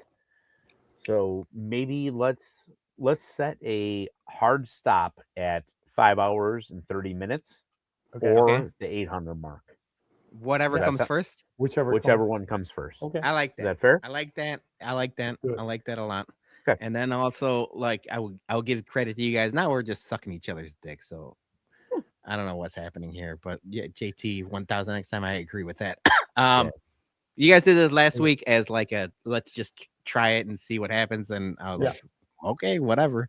I was like, you guys got the StreamYard access, let it rip. And now I've been along for the ride for this one, but definitely I want to do more Dougie Fresh, Joey P, whatever you guys float your boat, man. You guys should just let it rip because it's fucking fun, man. It's just a vibe. We're just whatever. I mean, we do. Like I said, we opened it up to everybody on both sides of the coin over here or whatever. Just I understand the holidays. It was just the way that it worked out or whatever. Just the 4 of us. But I wasn't going to be on it. I was expecting a McRib contest. And then when that happened, I'm like, all right, I'll hop on. But yeah. Right. Exactly. Yeah. I mean, it was just impromptu thing and everything like that. But obviously it was an open invite to everybody, also the last time we did like a full, like bums and boneheads and brewskis. It was so much fun. Like we did a happy hour for like 2 hours, cut off the show, and then we hung out for like another 4 hours. Like we should have just keep the tape rolling. I know we talked about it and we should have just kept it running, but like this is literally all it is. It's like just keeping it running, shooting like the shit. Yeah, you're just shooting the shit, because I thought at the time I was in Austin for the very first one. Yeah. Yes. You were on the road. You were in the hotel. And then we hit a couple bars and they're like, "Oh, we're still on." And I was like, "Oh fuck, let me jump on real quick." I left the bar and I was outside, and I probably stayed on for like an hour with y'all guys just shooting the shit. It was fantastic. Yeah. No, I mean, and that was honest to God. I mean, like that would have been phenomenal content. That like, I mean, like I was nervous slicing that like Wagyu steak. You know, like you know, like Yeah. yeah, like High I mean, like pressure. that would have been great content. Like I'm That's over high here pressure. you know, presenting steak in front of you guys, but you know, it's literally just about vibing, having a good time, and Yeah. you know, like I said, here we are. All right, we got a Hour half number hour. 5. What kind of nonsense can we get into? What do Well, you got? piggyback on what Dougie's saying right now, like we'll see where this goes, right? But we're gonna bring hopefully the happy hour back to where it was before. That a lot of people like to be a guest, jump in, so to speak. So like, if you want to jump in, DM at Shy Sports Bums. Oh yeah, Let us know, and that's what the happy hour is about. We'll get you on, and we'll see where this goes. move those CZs out of the way. Yep. I have to use the little boy's room. I will be right back, and I'll be back. I'm removing myself. All right, let's talk shit about him. He's gonna pee on himself. He told me, bro. Hermano, He's a he good told enough. me. Talk shit about him. Okay, he's gonna pee on himself. No, yeah, I'm probably gonna leave once he comes back. But what do we got? What are you shooting? Are you doing more tequila? Yeah. Sipping on this. Lo siempre? On Yeah. the tequila siempre añejo. Yeah. Yeah. Sipping on it. It's Alex a good time. Simone, It's a good time great people. amongst great people. All right. Honestly, I'm gonna go back to football real quick. What do you think the score is gonna be? Is it gonna be close game? Is it gonna be blowout? All right, you're not gonna want to hear my answer because I got in a lot of trouble when I was right. By the way, and I'm gonna tell people, Taco Gladiator, he came after me saying I was a bad fan because I said the Packers were gonna beat the Bears at home and then they were gonna lose to the Bears in Chicago. I don't have a good feeling about this game. I really don't. I feel like it's tough to travel. The Niners are peaking at the right time. They have almost more to play for than the Bears, which is crazy because they're both battling the 1 seed. But like they can, Okay. the Niners control their own destiny. As do I we. think, yeah, but I think the Bears can lose against the Niners, and I still think the Packers could lose against the Ravens with, depending on how that lines up. And I also think the Bears are going to beat the Lions in week 18 to win the division. So I don't want to say the Bears are going to lose, but they can. They can. And it's also like, I'm one of those like superstitious fans that it's like, if you win so many games in a row leading up to the playoffs, you're bound to have a letdown. So I'd much rather the letdown be the 49ers than the wild card round or the, like the round after that. Maybe that's a dumb way of thinking, but I was like, I'd rather them lose now than lose later. So Dougie, I think they're gonna Fulham? lose. So I'm sorry. I'm gonna go pee. So you could bum of the week me or do whatever. But I think they're gonna. Dougie, I'm sorry. Tell him your thing. Never a doubt. Never a doubt, baby. Like I'm honestly, your ventriloquist. Never a fucking doubt. Listen, so this is what I'm gonna tell you. Okay. Time after time, this team is they're just getting doubted. Yeah. They are. And by these pee breakers. Right. Exactly. It ain't. It's a lot of. It's really big media. in big media has been taken on the chin all year long. Yeah. And it's great to see. It really is great to see. Mhm. And every week, one of my favorite things to do is to listen to all the negativity time after time after time. You listen like you're like, oh well, they won because of this, they won because of that, they won because of this, they won because of that. Well, they didn't deserve this win, they didn't do that, they didn't do this. You know what? That's the same thing that everybody used to say about like Kansas City. Oh, they win because of the refs. Oh, they won because of this. They hardly won because of that. They hardly won. It feels good. It Oh, it feels does. good. Yeah. It I feels don't great. I don't care. You get that win. And when you start like hearing all these people start talking crap about like why you won, Yeah. I feed off of that so hard. It's so hard. It's so good. Like it's so much better than how we used to feel when like used to have to pull out like the like, hey, we lost, but like this was a good sign. This was this was a good pat on the back. This was, we're trending in the right direction. So much better. So much better to I would much rather them say, hey, you know what, they won, but they shouldn't have won, rather than people say like, well, they did everything right, but they still lost. Love it. Absolutely love it. So with the 49ers, we already got Kittle questionable. Like I said, I already talked about this. He's gonna play. Big, Yeah, he's gonna yeah, play. he is. Yeah, of course he he's is. gonna play. Of Of course course he is. But he's a big Bears fan. He'll lay down for us. Yeah. And but no, Bear it's just one of those things. You know what?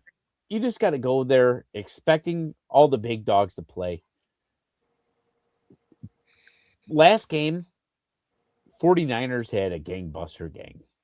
They really did. But they've also, as Peter was saying back in hour number 2, every single team that it's in the playoffs has showed their flaws, which is amazing. There's nobody walking into this spectrum without a chink in their armor. Like everybody's had it. The Rams had it. Seattle's had it. Everybody has it. Everyone has their injuries. Yeah, exactly. So the one thing that I'm going to take away out of this is I want them to go there and play a fundamental game. I want them to not make mistakes. And at the end of the day, if they lose, they lose. I don't have a doubt that they're going to win, but never a fucking doubt. If they're going to Like you lose, say. I want one of their I will take a fundamental loss. I don't want them to lose in spite of themselves.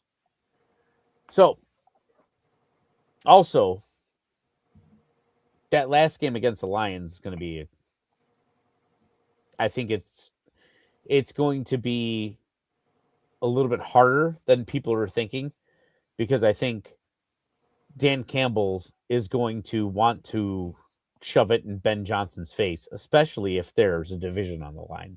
Yeah. Yeah, he's going to come in and show up and show out, because if you look at a lot of the internet chatter right now, it's all about showing record with Ben Johnson, record without Ben Johnson. And I think there's going to be a lot to be said if Ben Johnson can finish the season with a W against them. It ain't.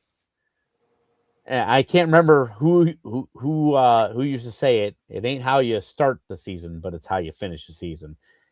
And if the Bears could finish a season with a W against the Lion, ain't nobody gonna remember that game where they got the brakes beat off of them. Yeah. So, anyway, I said it earlier this season when we did the prediction show on the Bumcast, right, of our record. I thought originally, and it didn't happen, of course. I thought the Bears are gonna freaking sweep the Packers this season. The only thing I got wrong was the early game, not the late one. Yeah. The Lions gonna get that one. We're gonna get that one against the Lions. No, I'm with like you. We did Packers. But how do you feel about the 49ers? Oh, it's gonna happen. You know what?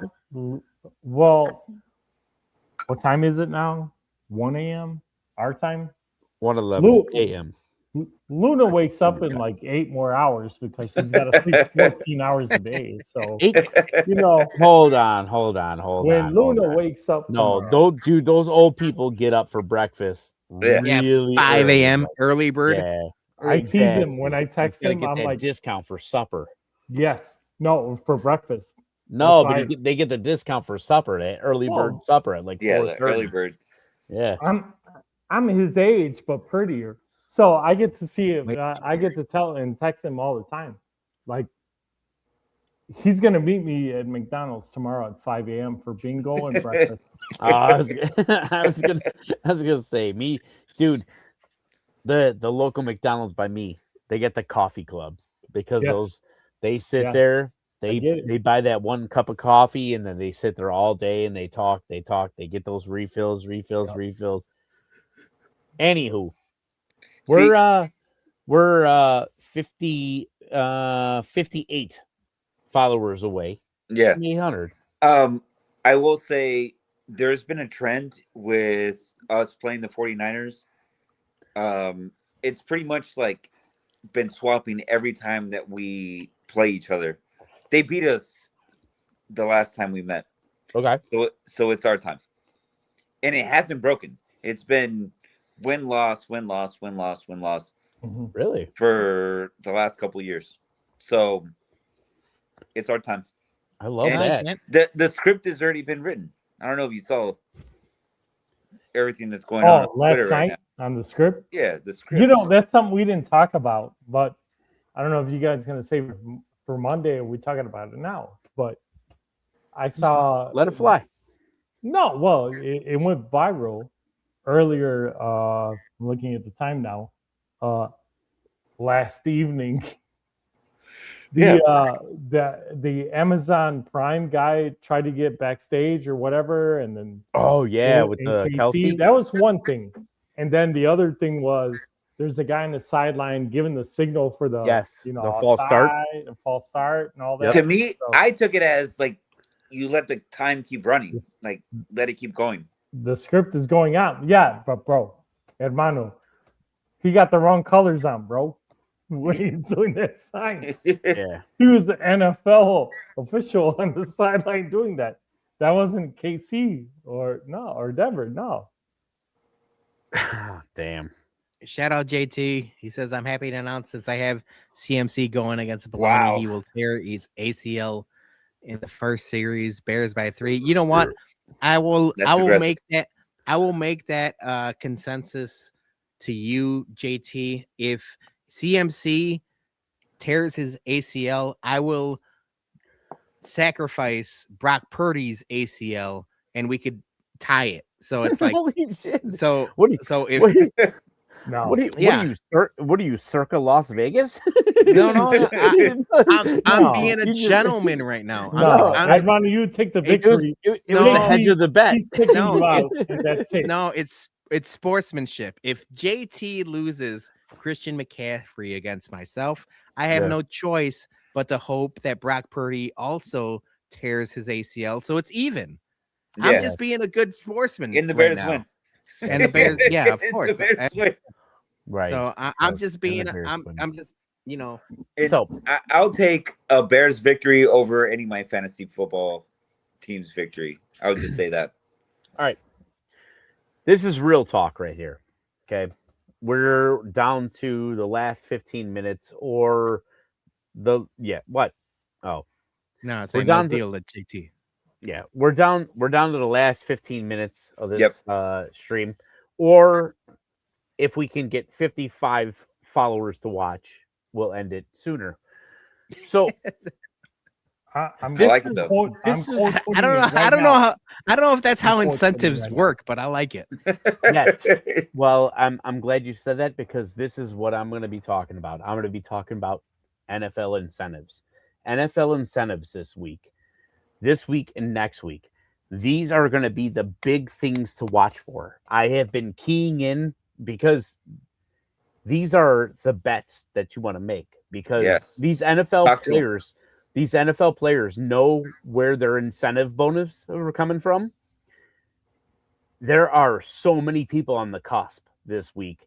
Okay. And I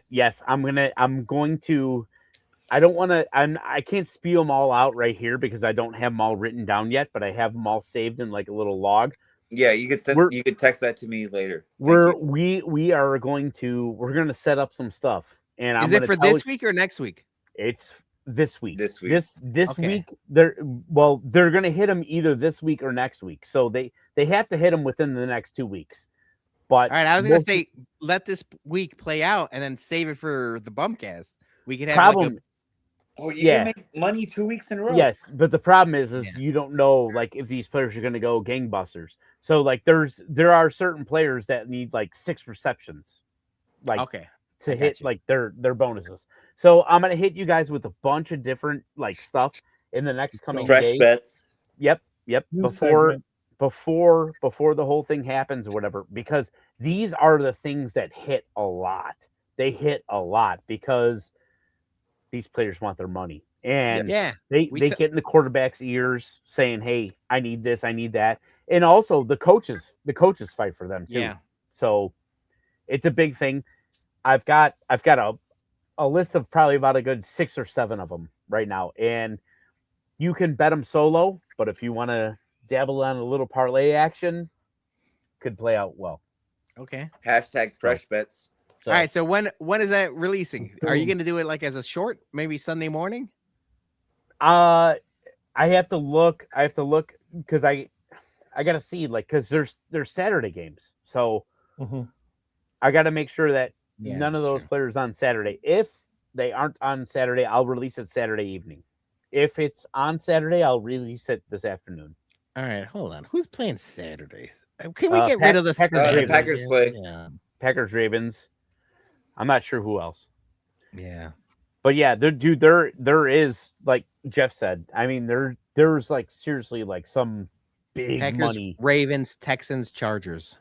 Yeah, there's some big money things that are happening, man. Yeah, Pollard. Yeah. Pollard getting 1,000 yards, got some $1 million. We saw this like that clip went viral way back when, but it was when Gronk and Brady were still on the Buccaneers. Yep. Gronk needed one more pass, and he's like, "Hey, can you give me one more pass?" Back on. And then Brady was like, "I got you, baby." And then so like they throw him out, and he gets it, and then like he's like celebrating on the sidelines for it was $1 million catch basically. Yeah. Yeah. And there's like a lot of them that are on the cusp. Yeah, it happens a lot. I think Keenan Allen needs, I think, Bears legend. Yeah, Bears legend. I think for a year. For 1 year. He needs receptions. So he just needs like quick shots. I think he needs like six to cash in, I think like $500,000 or something. I'll post them. I'll post them all. 2 weeks. Yeah, I'll post them all. But it's good to get ahead of them this week because players like to get them knocked out of the way. So that's going to be, a little something. Yeah. So now we're down to our last 11 minutes. 11 minutes or 45 more viewers, Dougie. 45 more viewers. Let's do one more last retweet. Yeah, I'm doing it right now. All right. I'm retweeting from the Bums account. We got 10 minutes left, 11 minutes left. Let's get weird with it. Let's get Joey, take your shirt off. Whoa. Just kidding. I will. Let's get weird. If Joey does it, I'll do it. Going radio silent. Dude, you guys might I can't believe we're doing this for free. Oh, look at that shirt though. Yeah. Oh, He knew what he was doing. He knew what he was Yeah. doing. Wait. What do we got? Just like in the 90s, baby. I'm LWO. I love that. Like, you got the LWO representation. I know we got a. There's a big pay-per-view in Chicagoland area tomorrow. AEW. Tomorrow, I'll be there. Yeah, I will be too. Yep. Yeah, we all. I think we all. We all will. It's gonna be fun. So, what was the number we were trying to get on?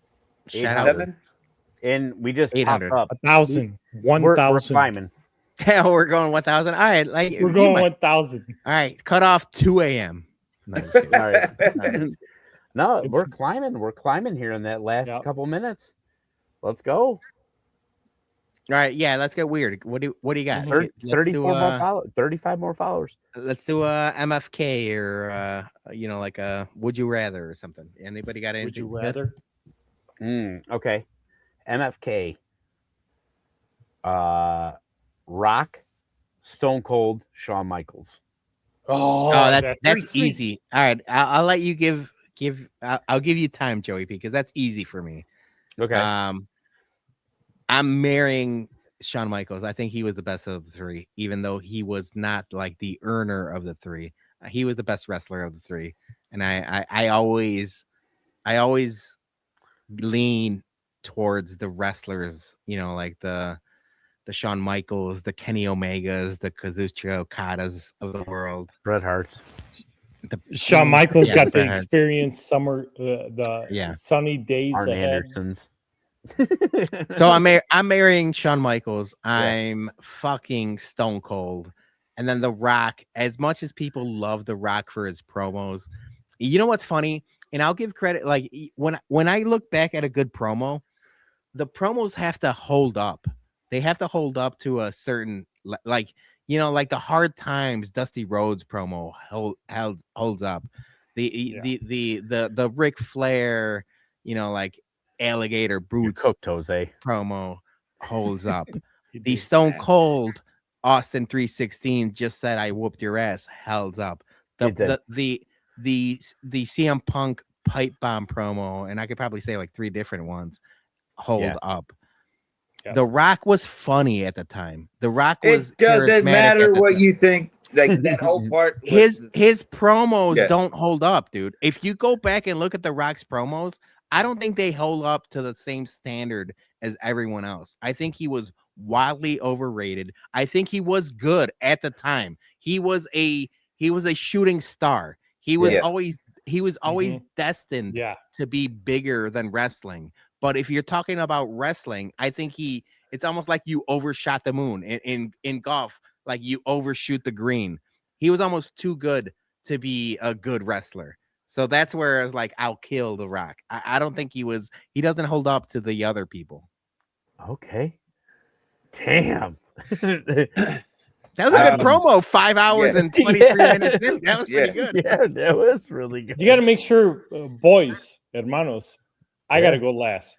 All right, you go last. I'll go next. Okay. Really close to what you just did, but I think I would go Stone Cold, Shawn Michaels, and then Rock. Just because Stone Cold. No, who are you marrying? Stone Cold. Okay. Fucking Shawn Michaels. Yep. He's a heartbreak kid. Yeah. Johnny's in the comments. The Rock. Johnny, this is perfect for you. Just yes. You don't have to hop on. Just in the comments, let us know. Yes, Mary, fuck, kill, Stone Cold, Shawn Michaels, and The Rock. Porfa, hermano. Porfa. I mean, to me, Stone Cold, one of the greatest entrances ever, right? And Johnny, just so we're being clear, you're not physically effing anyone. You don't have to. No. Them.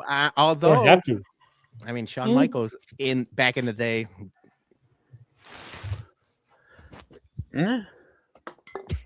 Talk to Sonny about it. Yeah, right. It's Sonny back then knew all the details. See, that's a circle back to hour 2. Hour 205. She had all the deets. Yeah. All right, All right. Dougie, you go because Joey wants to go last. Yeah, because well, just real quick, just to go off of what you were saying, Peter. Yeah, his cuts were like real, like forced, like scripted, and he nailed it, and he gave us a lot of like shit that we still say now, but a little gimmicky to me. Yeah. Like I get it. Like he was selling his persona. Is Sure. good. Yep. So I'm gonna marry HBK. Yeah, now we're talking, baby. Yeah, because You that's and me just both. yeah, it's just he went through it all. That was marriage. That was marriage to a T. He went through the ups and the downs and the everything like that. But then at the end of the day, he was still the same and came out cross-eyed. It's fixed now, Dougie. Yeah. It's fixed now. I'm going to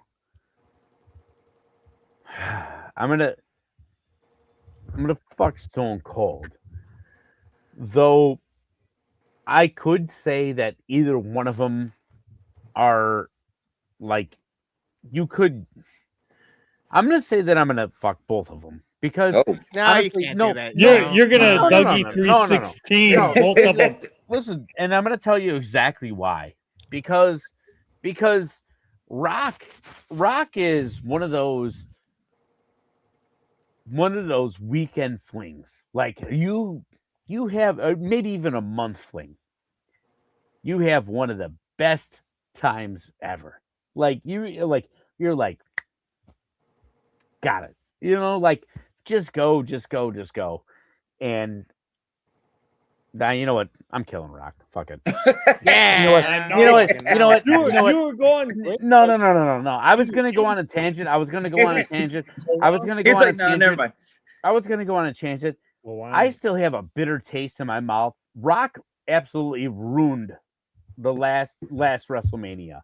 Absolutely Yeah. destroyed it. Yeah. Destroyed Yes, it. You know what? I So agree. you know what?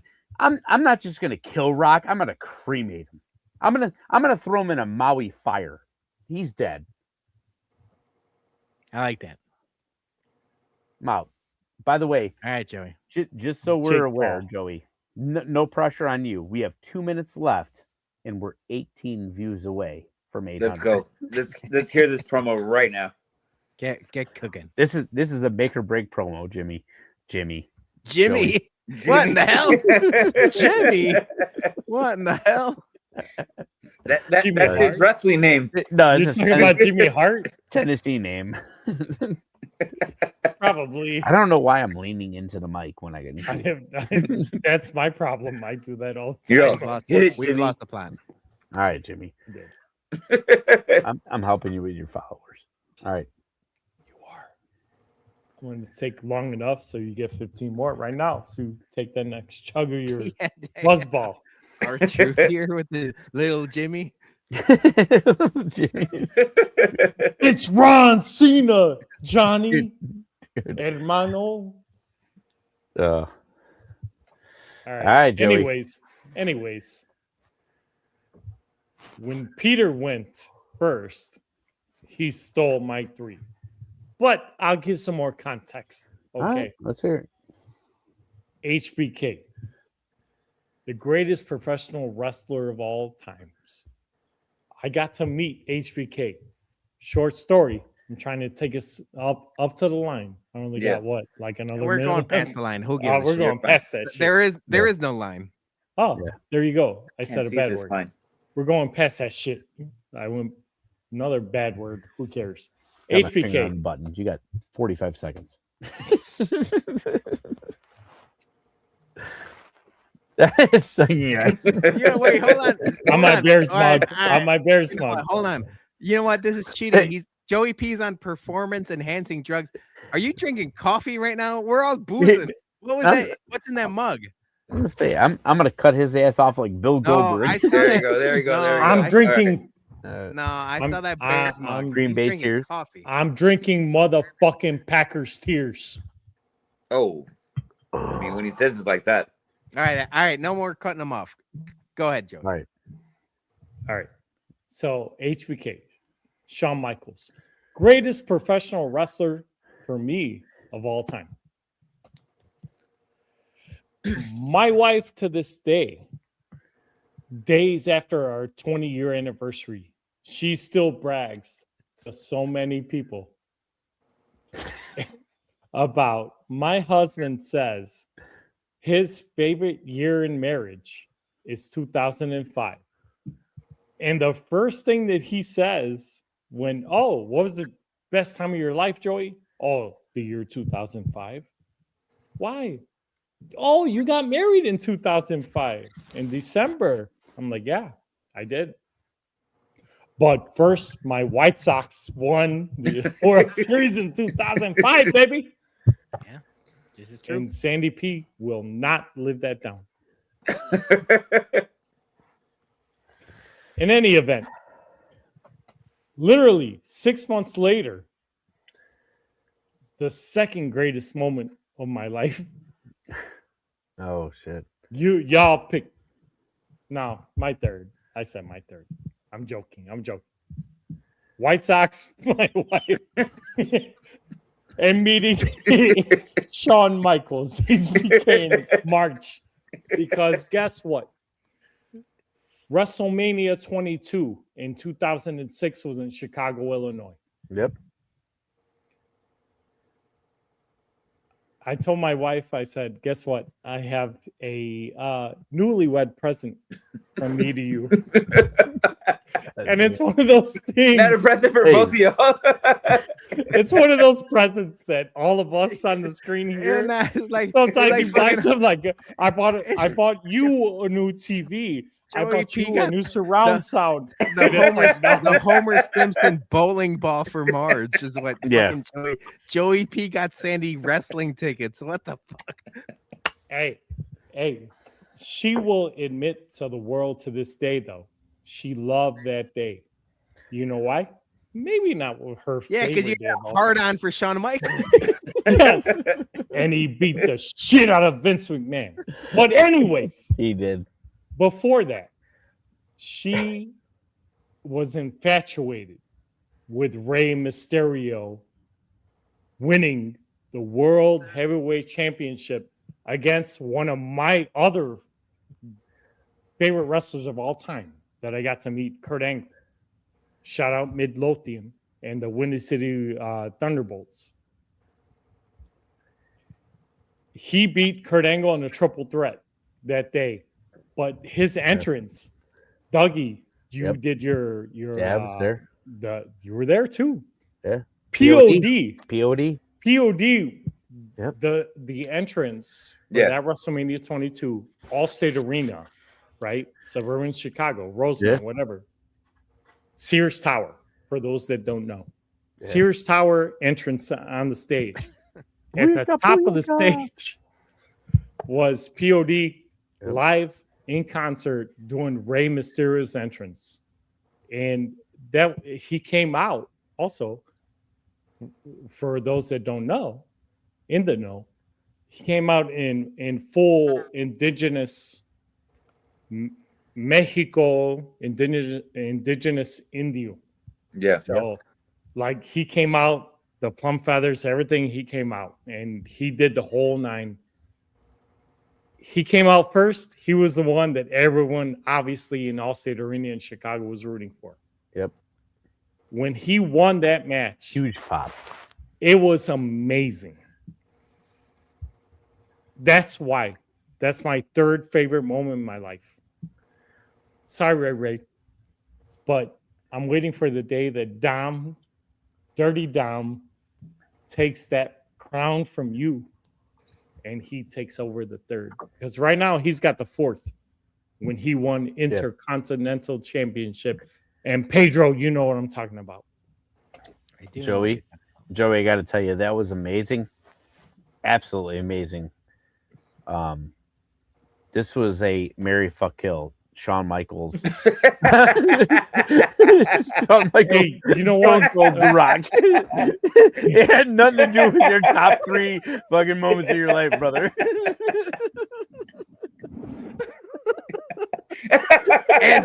Answer the question, Joey.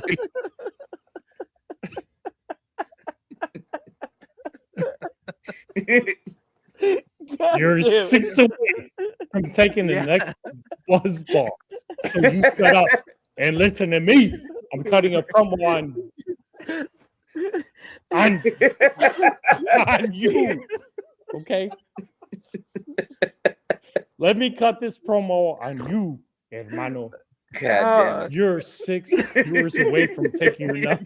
JT said he married it and fucked HBK. Probably. Probably.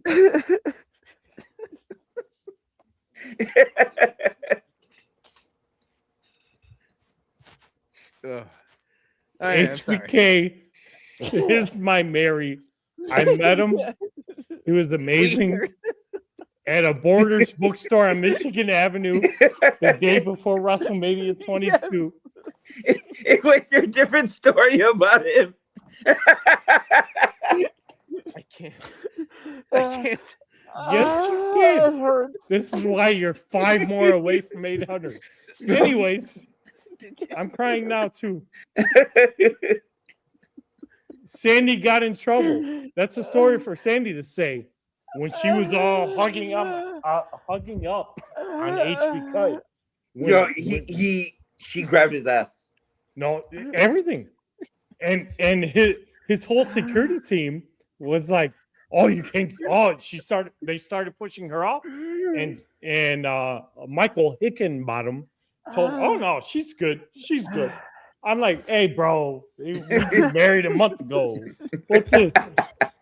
What do you Never meet your heroes." It still hasn't answered the question. Who the fuck wrote this? This is a Russo storyline I've ever heard one. Joey's been talking about Shawn Michaels for like 15 minutes. He hasn't even mentioned The Rock or Stone Cold. Like, we're not even close to answering the question. He's like, and that's why I'm gonna kill Shawn Michaels. Dude, hey, And Dougie's 3 more viewers away Dude. from his next buzzball. I'm telling you right now, this was one of the biggest bum filibusters ever. This is the filibuster of the century. I'm crying. I'm crying. Bro. Stone Cold Steve Austin. Can I say a bad word Yeah, you can. for the 3 of you? With almost 800 now? Yeah, we're getting there. You're 2 away. Oh, god damn it. Oh, fuck. I'm looking across my basement, and I got a throw. Oh, that was the of Tennessee Stone Cold coming out of you. There's Looking a throw. across my basement. I got to pull up my britches right now because fuck. there's a throw across my God wall in damn. my basement. Oh. Y'all know it. Y'all been down here. Stone Cold Steve Austin is down here, and he's got the vest on this throw with his skull. And on one side it says Austin, and on the other side it says BMF. And you're 2 viewers away from me telling you what BMF means. I'm dying. Oh fuck! What the fuck was in that coffee mug? Some Pecker's tears.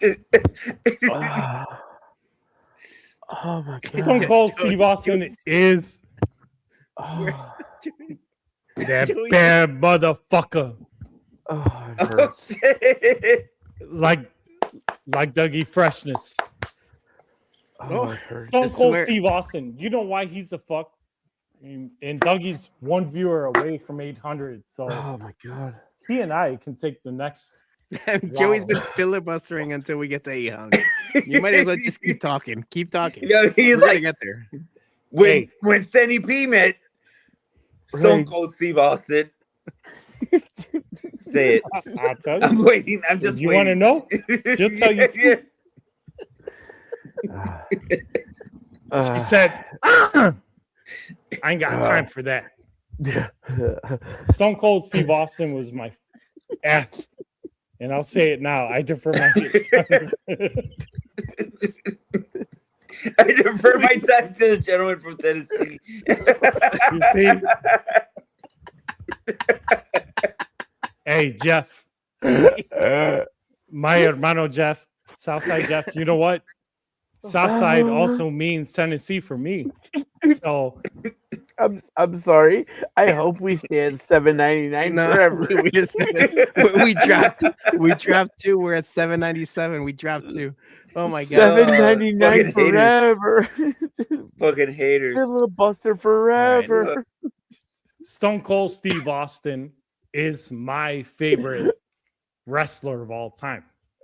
Shawn Michaels is the greatest professional wrestler of all time. That's why he's my married. Oh my god. My F word is Stone Cold Steve Austin. He got the greatest pops of all time. Monday or pay-per-view or He's Monday. still fucking talking. Going over and over again. Let him go. And you Let him hit cook. 800. And Let that's him why cook, you Dougie. just hit 800. Right. Yeah. We We're at did. 800. Stone Cold Stop Steve it. Austin is the greatest of all time when it comes All right, ladies and gentlemen. to the fucks. Okay. Yeah, and You know why? So are we killing? Are we Let me- killing The Rock? I gotta. Fuck gotta- that guy. Yeah. We all killed the Rock. We all killed him. Can you smell what Joey P is cooking? You're I crazy. smell that. All right. No, All right, Dougie. Pop No, that no. buzz ball. I don't know what you're I sipping gotta there. go get the next one. I gotta go upstairs to get it. All right. Oh my god. Since All right. we Gotta hit give me a 8, minute. we hit the 8. We hit we're hit at the 803 800 right now. mark. We hit all the benchmarks. Yeah, we hit the 542. What a we goddamn hit the filibuster. 800 dreams. Now I will And we say, hit the 5 bad words from Joey. oh yeah, no, we hit all of the swear words. He said the S word. He Oh said the my F God. word. He hit the B word. I don't know what else. How many more we got? No, there's so many. Just no. All right. Let him have it. Save him for another show. So no, I don't want to alarm anybody because I thought that StreamYard cuts us off after 6 hours, but I think I'm wrong, and it's 12 hours. So All right. Well, no, you're at no. least- Go you're at no, go get the buzz ball, and then we're done. Yeah. Go do that. you get the buzz ball. I'm gonna fucking take Yeah. a shot, my lord. I'm gonna go get a And, Modelo. So it's gonna be Joey P. You might as well filibuster for another minute because I'm gonna get a Modelo. Why I did say too, I'm gonna do a Goose Island, Bourbon County, 2025. Well, since you put me on the spot, hold on. Whoa, where'd you LWO. kick me off? Hell yeah. LWO, the only way to go. Dougie's gonna come back, and he's gonna show you his appreciation for 800 plus. We're at 806 right now. Because you know what? You are what matters. We're just here on a Friday night, having friends, family, and everyone else. Because we care about you, we care about each other. So this is what it's all about. On a Friday night, we ain't doing nothing. We're just chilling. We're going to hang out. We're going to do our thing. My hermano Jose down here. Hell yeah. My hermano Bologna down here. I'm learning. Come around. You're off. Hermano Dougie's around to my side here. He's going to get some beverages that he promised that he's going to hit. Thank you. Thank you. Joey, you had me rolling for the last 15 minutes. Yeah, hell yeah, my lord. You know what? I said I was gonna do Let me get my Malort too, brother. Hold on. Everyone's I'll be right back. everyone's doing a shot. I might as well join in. I'll be right back. Hold on. Yeah.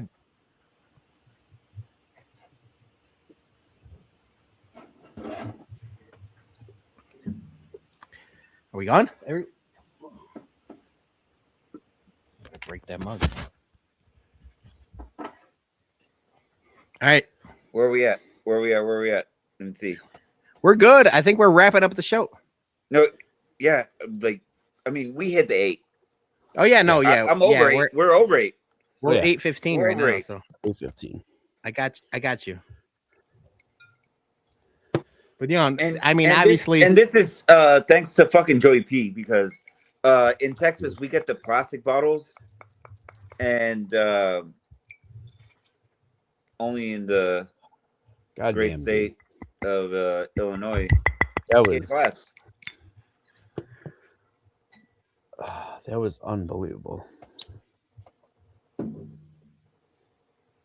I started sweating. I mean, it was so funny, man. It was so funny. Goddamn Bro, sweating. Fantastic.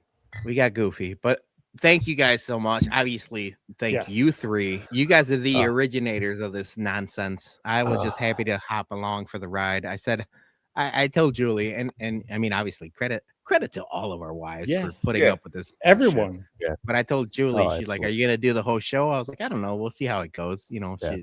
we're all, yeah, we're here. It's 1:47 a.m., but we're 5 hours and 46 minutes in. We're just gonna keep this going. Let's see how this train goes, and not this show, but like eventually. Right. Yeah. JT, Steph, Gordo, Johnny, you know, everyone Yumper, else. Senior Yumper Socks. Senior Socks was in there for a while. We had a couple Yep. of different Yeah, new faces in Some there. Everybody. Bears fans. Jackie Fucking- Treehorn, Yeah, Yeah. Jackie Treehorn was in there Yeah. for a while. he was So in there thank for a you guys while. so much. But Southside Jeff, 100%. Oh, OG. MVP, dude. Like Yeah. I mean, at this point, I'm ready to just call him a part of the bums. He's in Yeah. all of the he's on all of the shows, he's in all of the comments, he's given us great ideas for like, you know, segments and Agreed. different things. Yeah. So thank So, you, Jeff. I'm not Although- gonna lie. Also, I'm gonna beat Jeff on Sunday or Monday. It's fine. It's fine. You listen, here's the thing. You can beat him on Sunday, and then as his consolation prize on Monday, you can make his MVP. Yeah, that's a good point. That's a good point, Jeff. you go. I hope you're okay with that. Yes. All right. Oh, you know but- what we could do next year? It could be our Jeff versus your Jeff, because I like my Jeff better than you're the Jeff, Jose. Ooh. Let's go. Dude, should we get a Jeff League? And Oh, Yeah, no, Jeff no, in it? you know what? Oh, Mm, no. all the Jeffs. Everybody Just picks a the Jeff. Jeffs. All of the Jeffs. Hey, I Hermano. kind of like that.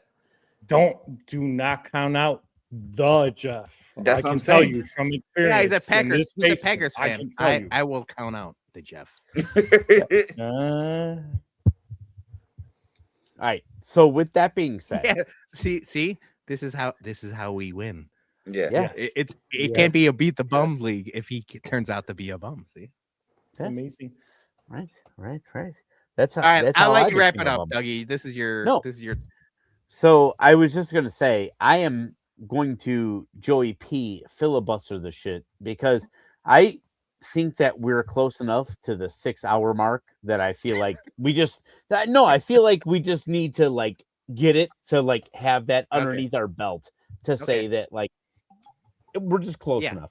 I We're agree. we're also climbing to 831. So if we get to 900, Oh, if we I got to worked 900 or 6 hours, I don't I'm know, just guys. saying, but no. But honestly, Cap Our is fate's gonna in be, your hands.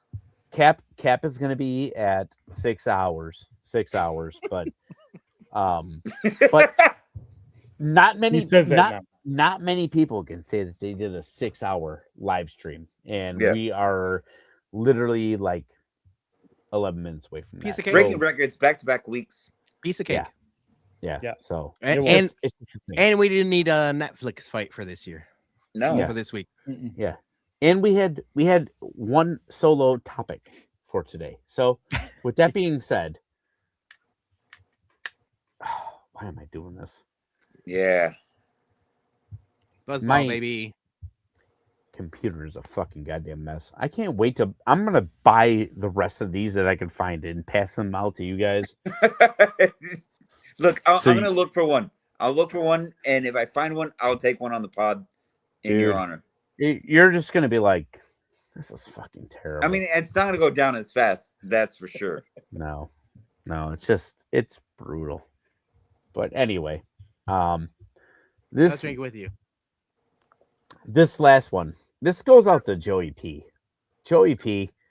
Goddamn, that last fucking filibuster 17 minutes that you went on a rant about Shawn Michaels and your whole life with Sandy and everything, and didn't answer one goddamn. I don't think he even mentioned The Rock at all. he not The Rock, not Stone Fuck that Cold, guy. nothing. Threw Rey Mysterio in there with the whole Mexican nation, and like everything just went south, and it was amazing. And that's why I love you, Joey.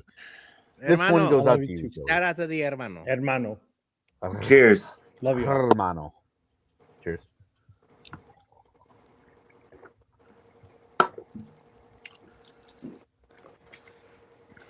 Hey, I will tell you, the third one Mm-hmm.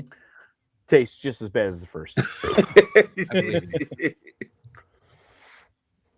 God damn, those are Hell yeah. bad. And you And know what? Peter, you don't like the chartreuse? Yeah, I've never been a chartreuse guy. I don't Really? know. No. It's. I so don't think good. I've had enough. I don't think I've even had enough to know if it's good or not. Nah. I never. I got a What place is that? for you. I'm gonna take you. Called Ositos Tap. Oh yeah. Oh yeah. Dougie saw- and Jose well, invited saw- too. So Go ahead. Aaron was talking about the early times bottle from like 1980s that you had at the Yeah. Ositos taps. I'm like, I didn't know they had Dusties over there because I'll Oh, they fuck got with a couple Dusties. Dusty Good. bottles. oh dude. Yeah, they do. Oh my god, it was so good. And she wanted me to take a sip, and it was a half ounce. I'm like, Hermana, I'm gonna get one, so don't worry. And she's like, no, you gotta take this one. I'm like, Fucking- no, because I don't want to take freaking 7/8 from your ounce that you got right now. So, but it was an amazing time. That was an amazing ounce, and the folks over there are amazing. That's why we all got to go. You know what? I've got a thought. What is it? You got to poop No. all them buzz balls with milk? Oh yeah, I mean it's coming, but It's coming. not now. When the Bears Uh-huh. win that first round of the playoffs, Yes. that is going to be the exact moment that we crack open that old Fitzgerald. Let's go. All right, tell- that- Tell people, for the people that don't know what we're talking Yep. about. Okay. Talk about that bottle. Sound of that. Yeah. So I got an old dusty bottle of old Uh-huh. Fitzgerald, that's over 40 years old, Oh shit. Ooh. and we've been talking about doing like a full review, like between all of us, everything like that. Yeah, I'm gonna bring that thing to the Rumova Oh, Watch party, baby. for the watch party. And No FOMO. And no, once, no promo right there. and once the fucking Bears win that game, we're gonna crack it. And I don't I give a love that. shit. I don't give a shit if it gets cashed out that night. That is exactly. God damn it.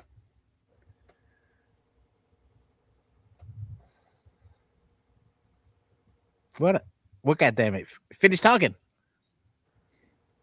It just clicked. When was the last Dang. time the Bears won? I Won guess. won the whole fucking thing. Oh yeah, 85. 1985 Yeah. against New In- England. Wait, is that old In- Fitz bottle 85 years old in or in 1985? in 86, right? Mm-hmm. Yeah, 86. Yeah, It's 40 The years Super old. Bowl. All right, now That- Dougie, you're manifesting never a doubt. Now it's chin up. Now it's No, a Dude, 40-year-old that whiskey that Yeah. bottle is 19, from the last time. 1986. It's from the last time the Bears won the Super Bowl. There you go. All right. Everybody head to the Ramova. We're gonna celebrate We're our Bears fucking win. doing it, man. And then, Don't get FOMO. I don't know. It how just else hit to- now. Like, I literally, it just how hit else now. do you fucking? Where do you go from here? Fuck, dude. I can't believe I never thought of that. Hey, I I can't. don't know, Doug. This is destiny now. It is Yeah. destiny. It was given to me this year. Put the Bears Literally, suit on. literally before the season. Wow. Well, Dude, this year's Bears team is destiny. So things are fuck, man. Everything's coming out. I'm sorry. Yeah, man. I love that line. 'Cause it's true. Let's do this damn thing, man. Let's do it. I mean, what's your vibe check? How do you guys feeling? Jose, you go first, hermano. I mean, I've got fucking nipples have been hard for weeks. That's it? Just nipples? Look, I was all in on that. Like I said earlier, like the 2018 fucking Bears. What? I thought that we were going the fucking distance that year, and Listen, Joey, we're talking about this year. Cody Parkey, you fuck.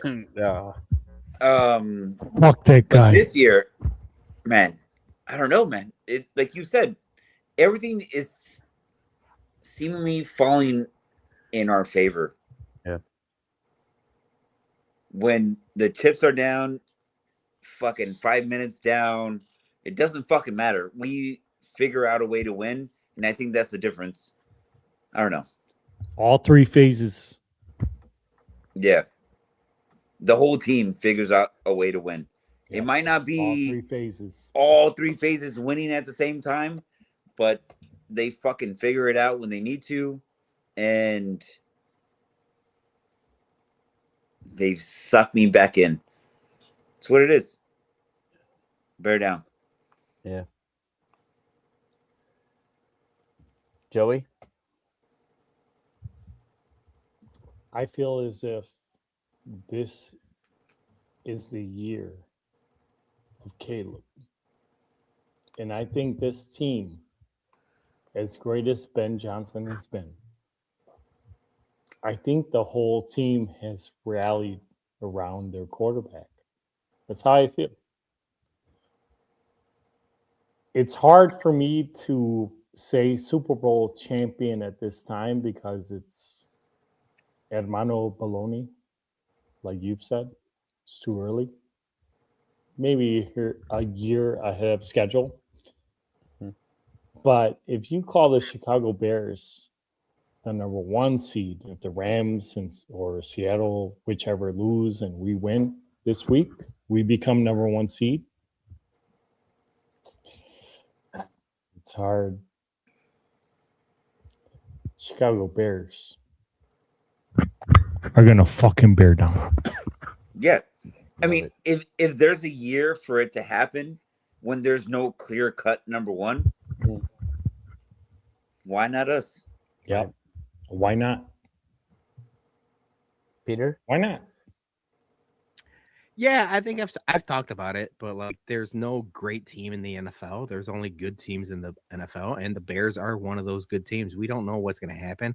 And as much as me being like, I try to be level-headed, a lot of the times the meathead in me takes over, you know, like it's like I want to be conscious. I want to be reasonable. I want to be pragmatic, but now's not the time. We didn't think that this is going to happen. So let me be a meathead for a while and say that anything is possible, because anything is possible. It's house money. You don't know what's going to happen. And if anything has taught me anything, is that Dougie Fresh is willing this team into existence. So who am I to say nothing's going to happen?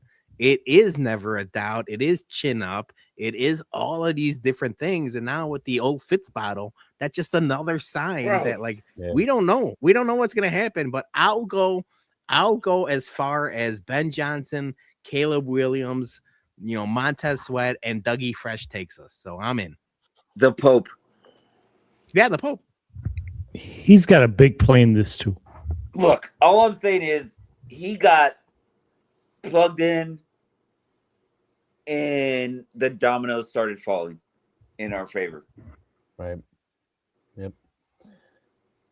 So I've got 2 seconds before. All right, good show, everybody.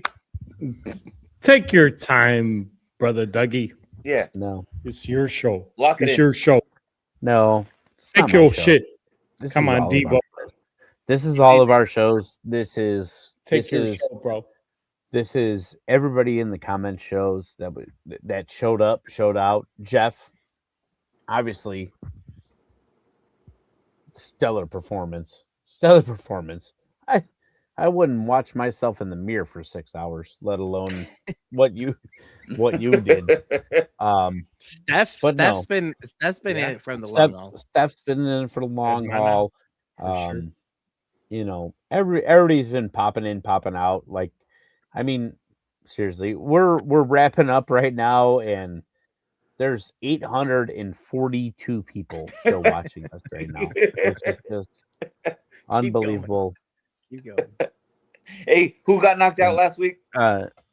Jake Paul got knocked out. Thank you. Yeah, Broken jaw. but honest to God, I mean, History. the whole vision behind this thing, and it was a vision long, you know, like back when we started the happy hour. Happy hour was just about like bullshitting and everything like that, and Yes. I feel like we've gotten back to, at least the last 2 weeks, we've gotten back to the core of that. Yes. It's just, I don't want to keep throwing out the term dudes being dudes, because I can't wait until we get some of you ladies on here, you know, and it's dudes being dudes and ladies being ladies and chicks being chicks. Chicks being chicks. Yeah. Yeah. Yeah. Like just having a good time. That's all it is. We're just Yeah, Aaron's coming back. I was Aaron gonna say, already I was gonna say, confirmed it was with like, me. let's She get Aaron coming on the back fucking when she pod. get back from Yeah. California. The Bears game on Sunday. absolutely just shooting the shit, you know, like that is what it's been about. I mean, like, and it resonates. So, I mean, 6 hours in, 840 fucking 3 people watching. Feels like it was 5 minutes ago. Light It really work. does. Really does.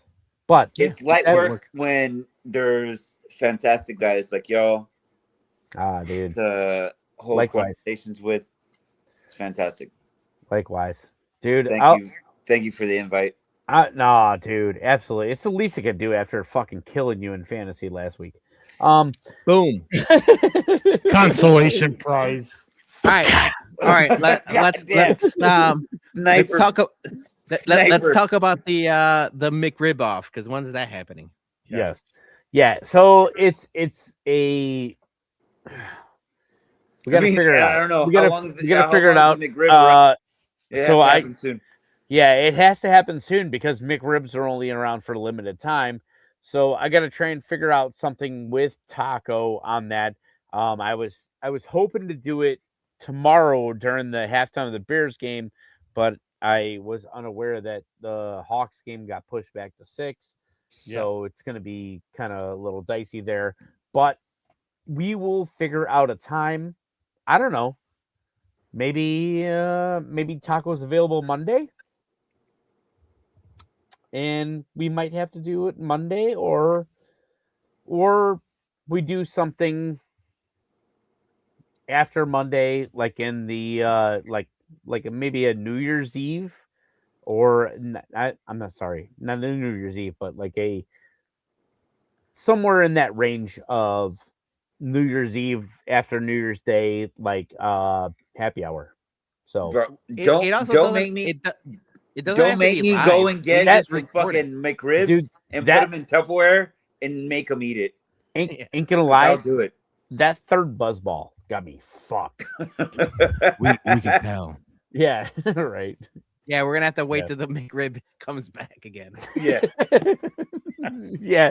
Hey, I'm gonna filibuster. SOC, I'm Jeff. gonna have Joey filibuster the Yes. McRib off until it comes back. All right, and Jeff T, Just bum have me talk about Shawn Michaels again. telethon before season starts. 24-hour bumathon for charity. I'm in for all of that. Oh yeah. Although, No, we'll do all of that. You know. like I've been wanting to do like a telethon type show for a while, so sign us up for that. Yeah. Yeah.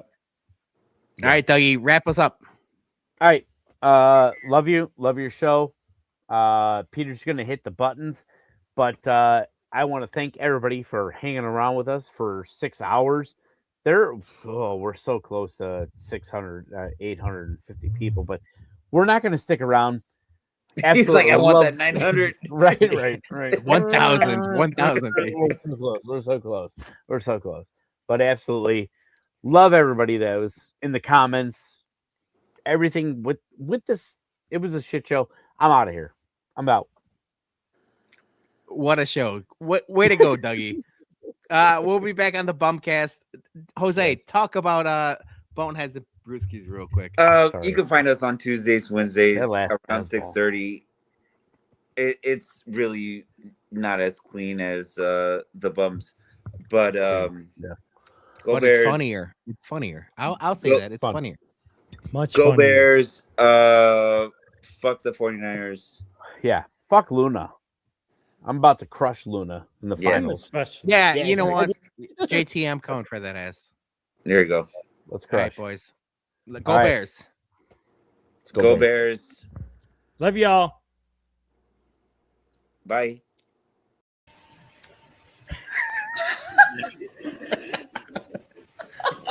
Keep going. Amazing. I love you all.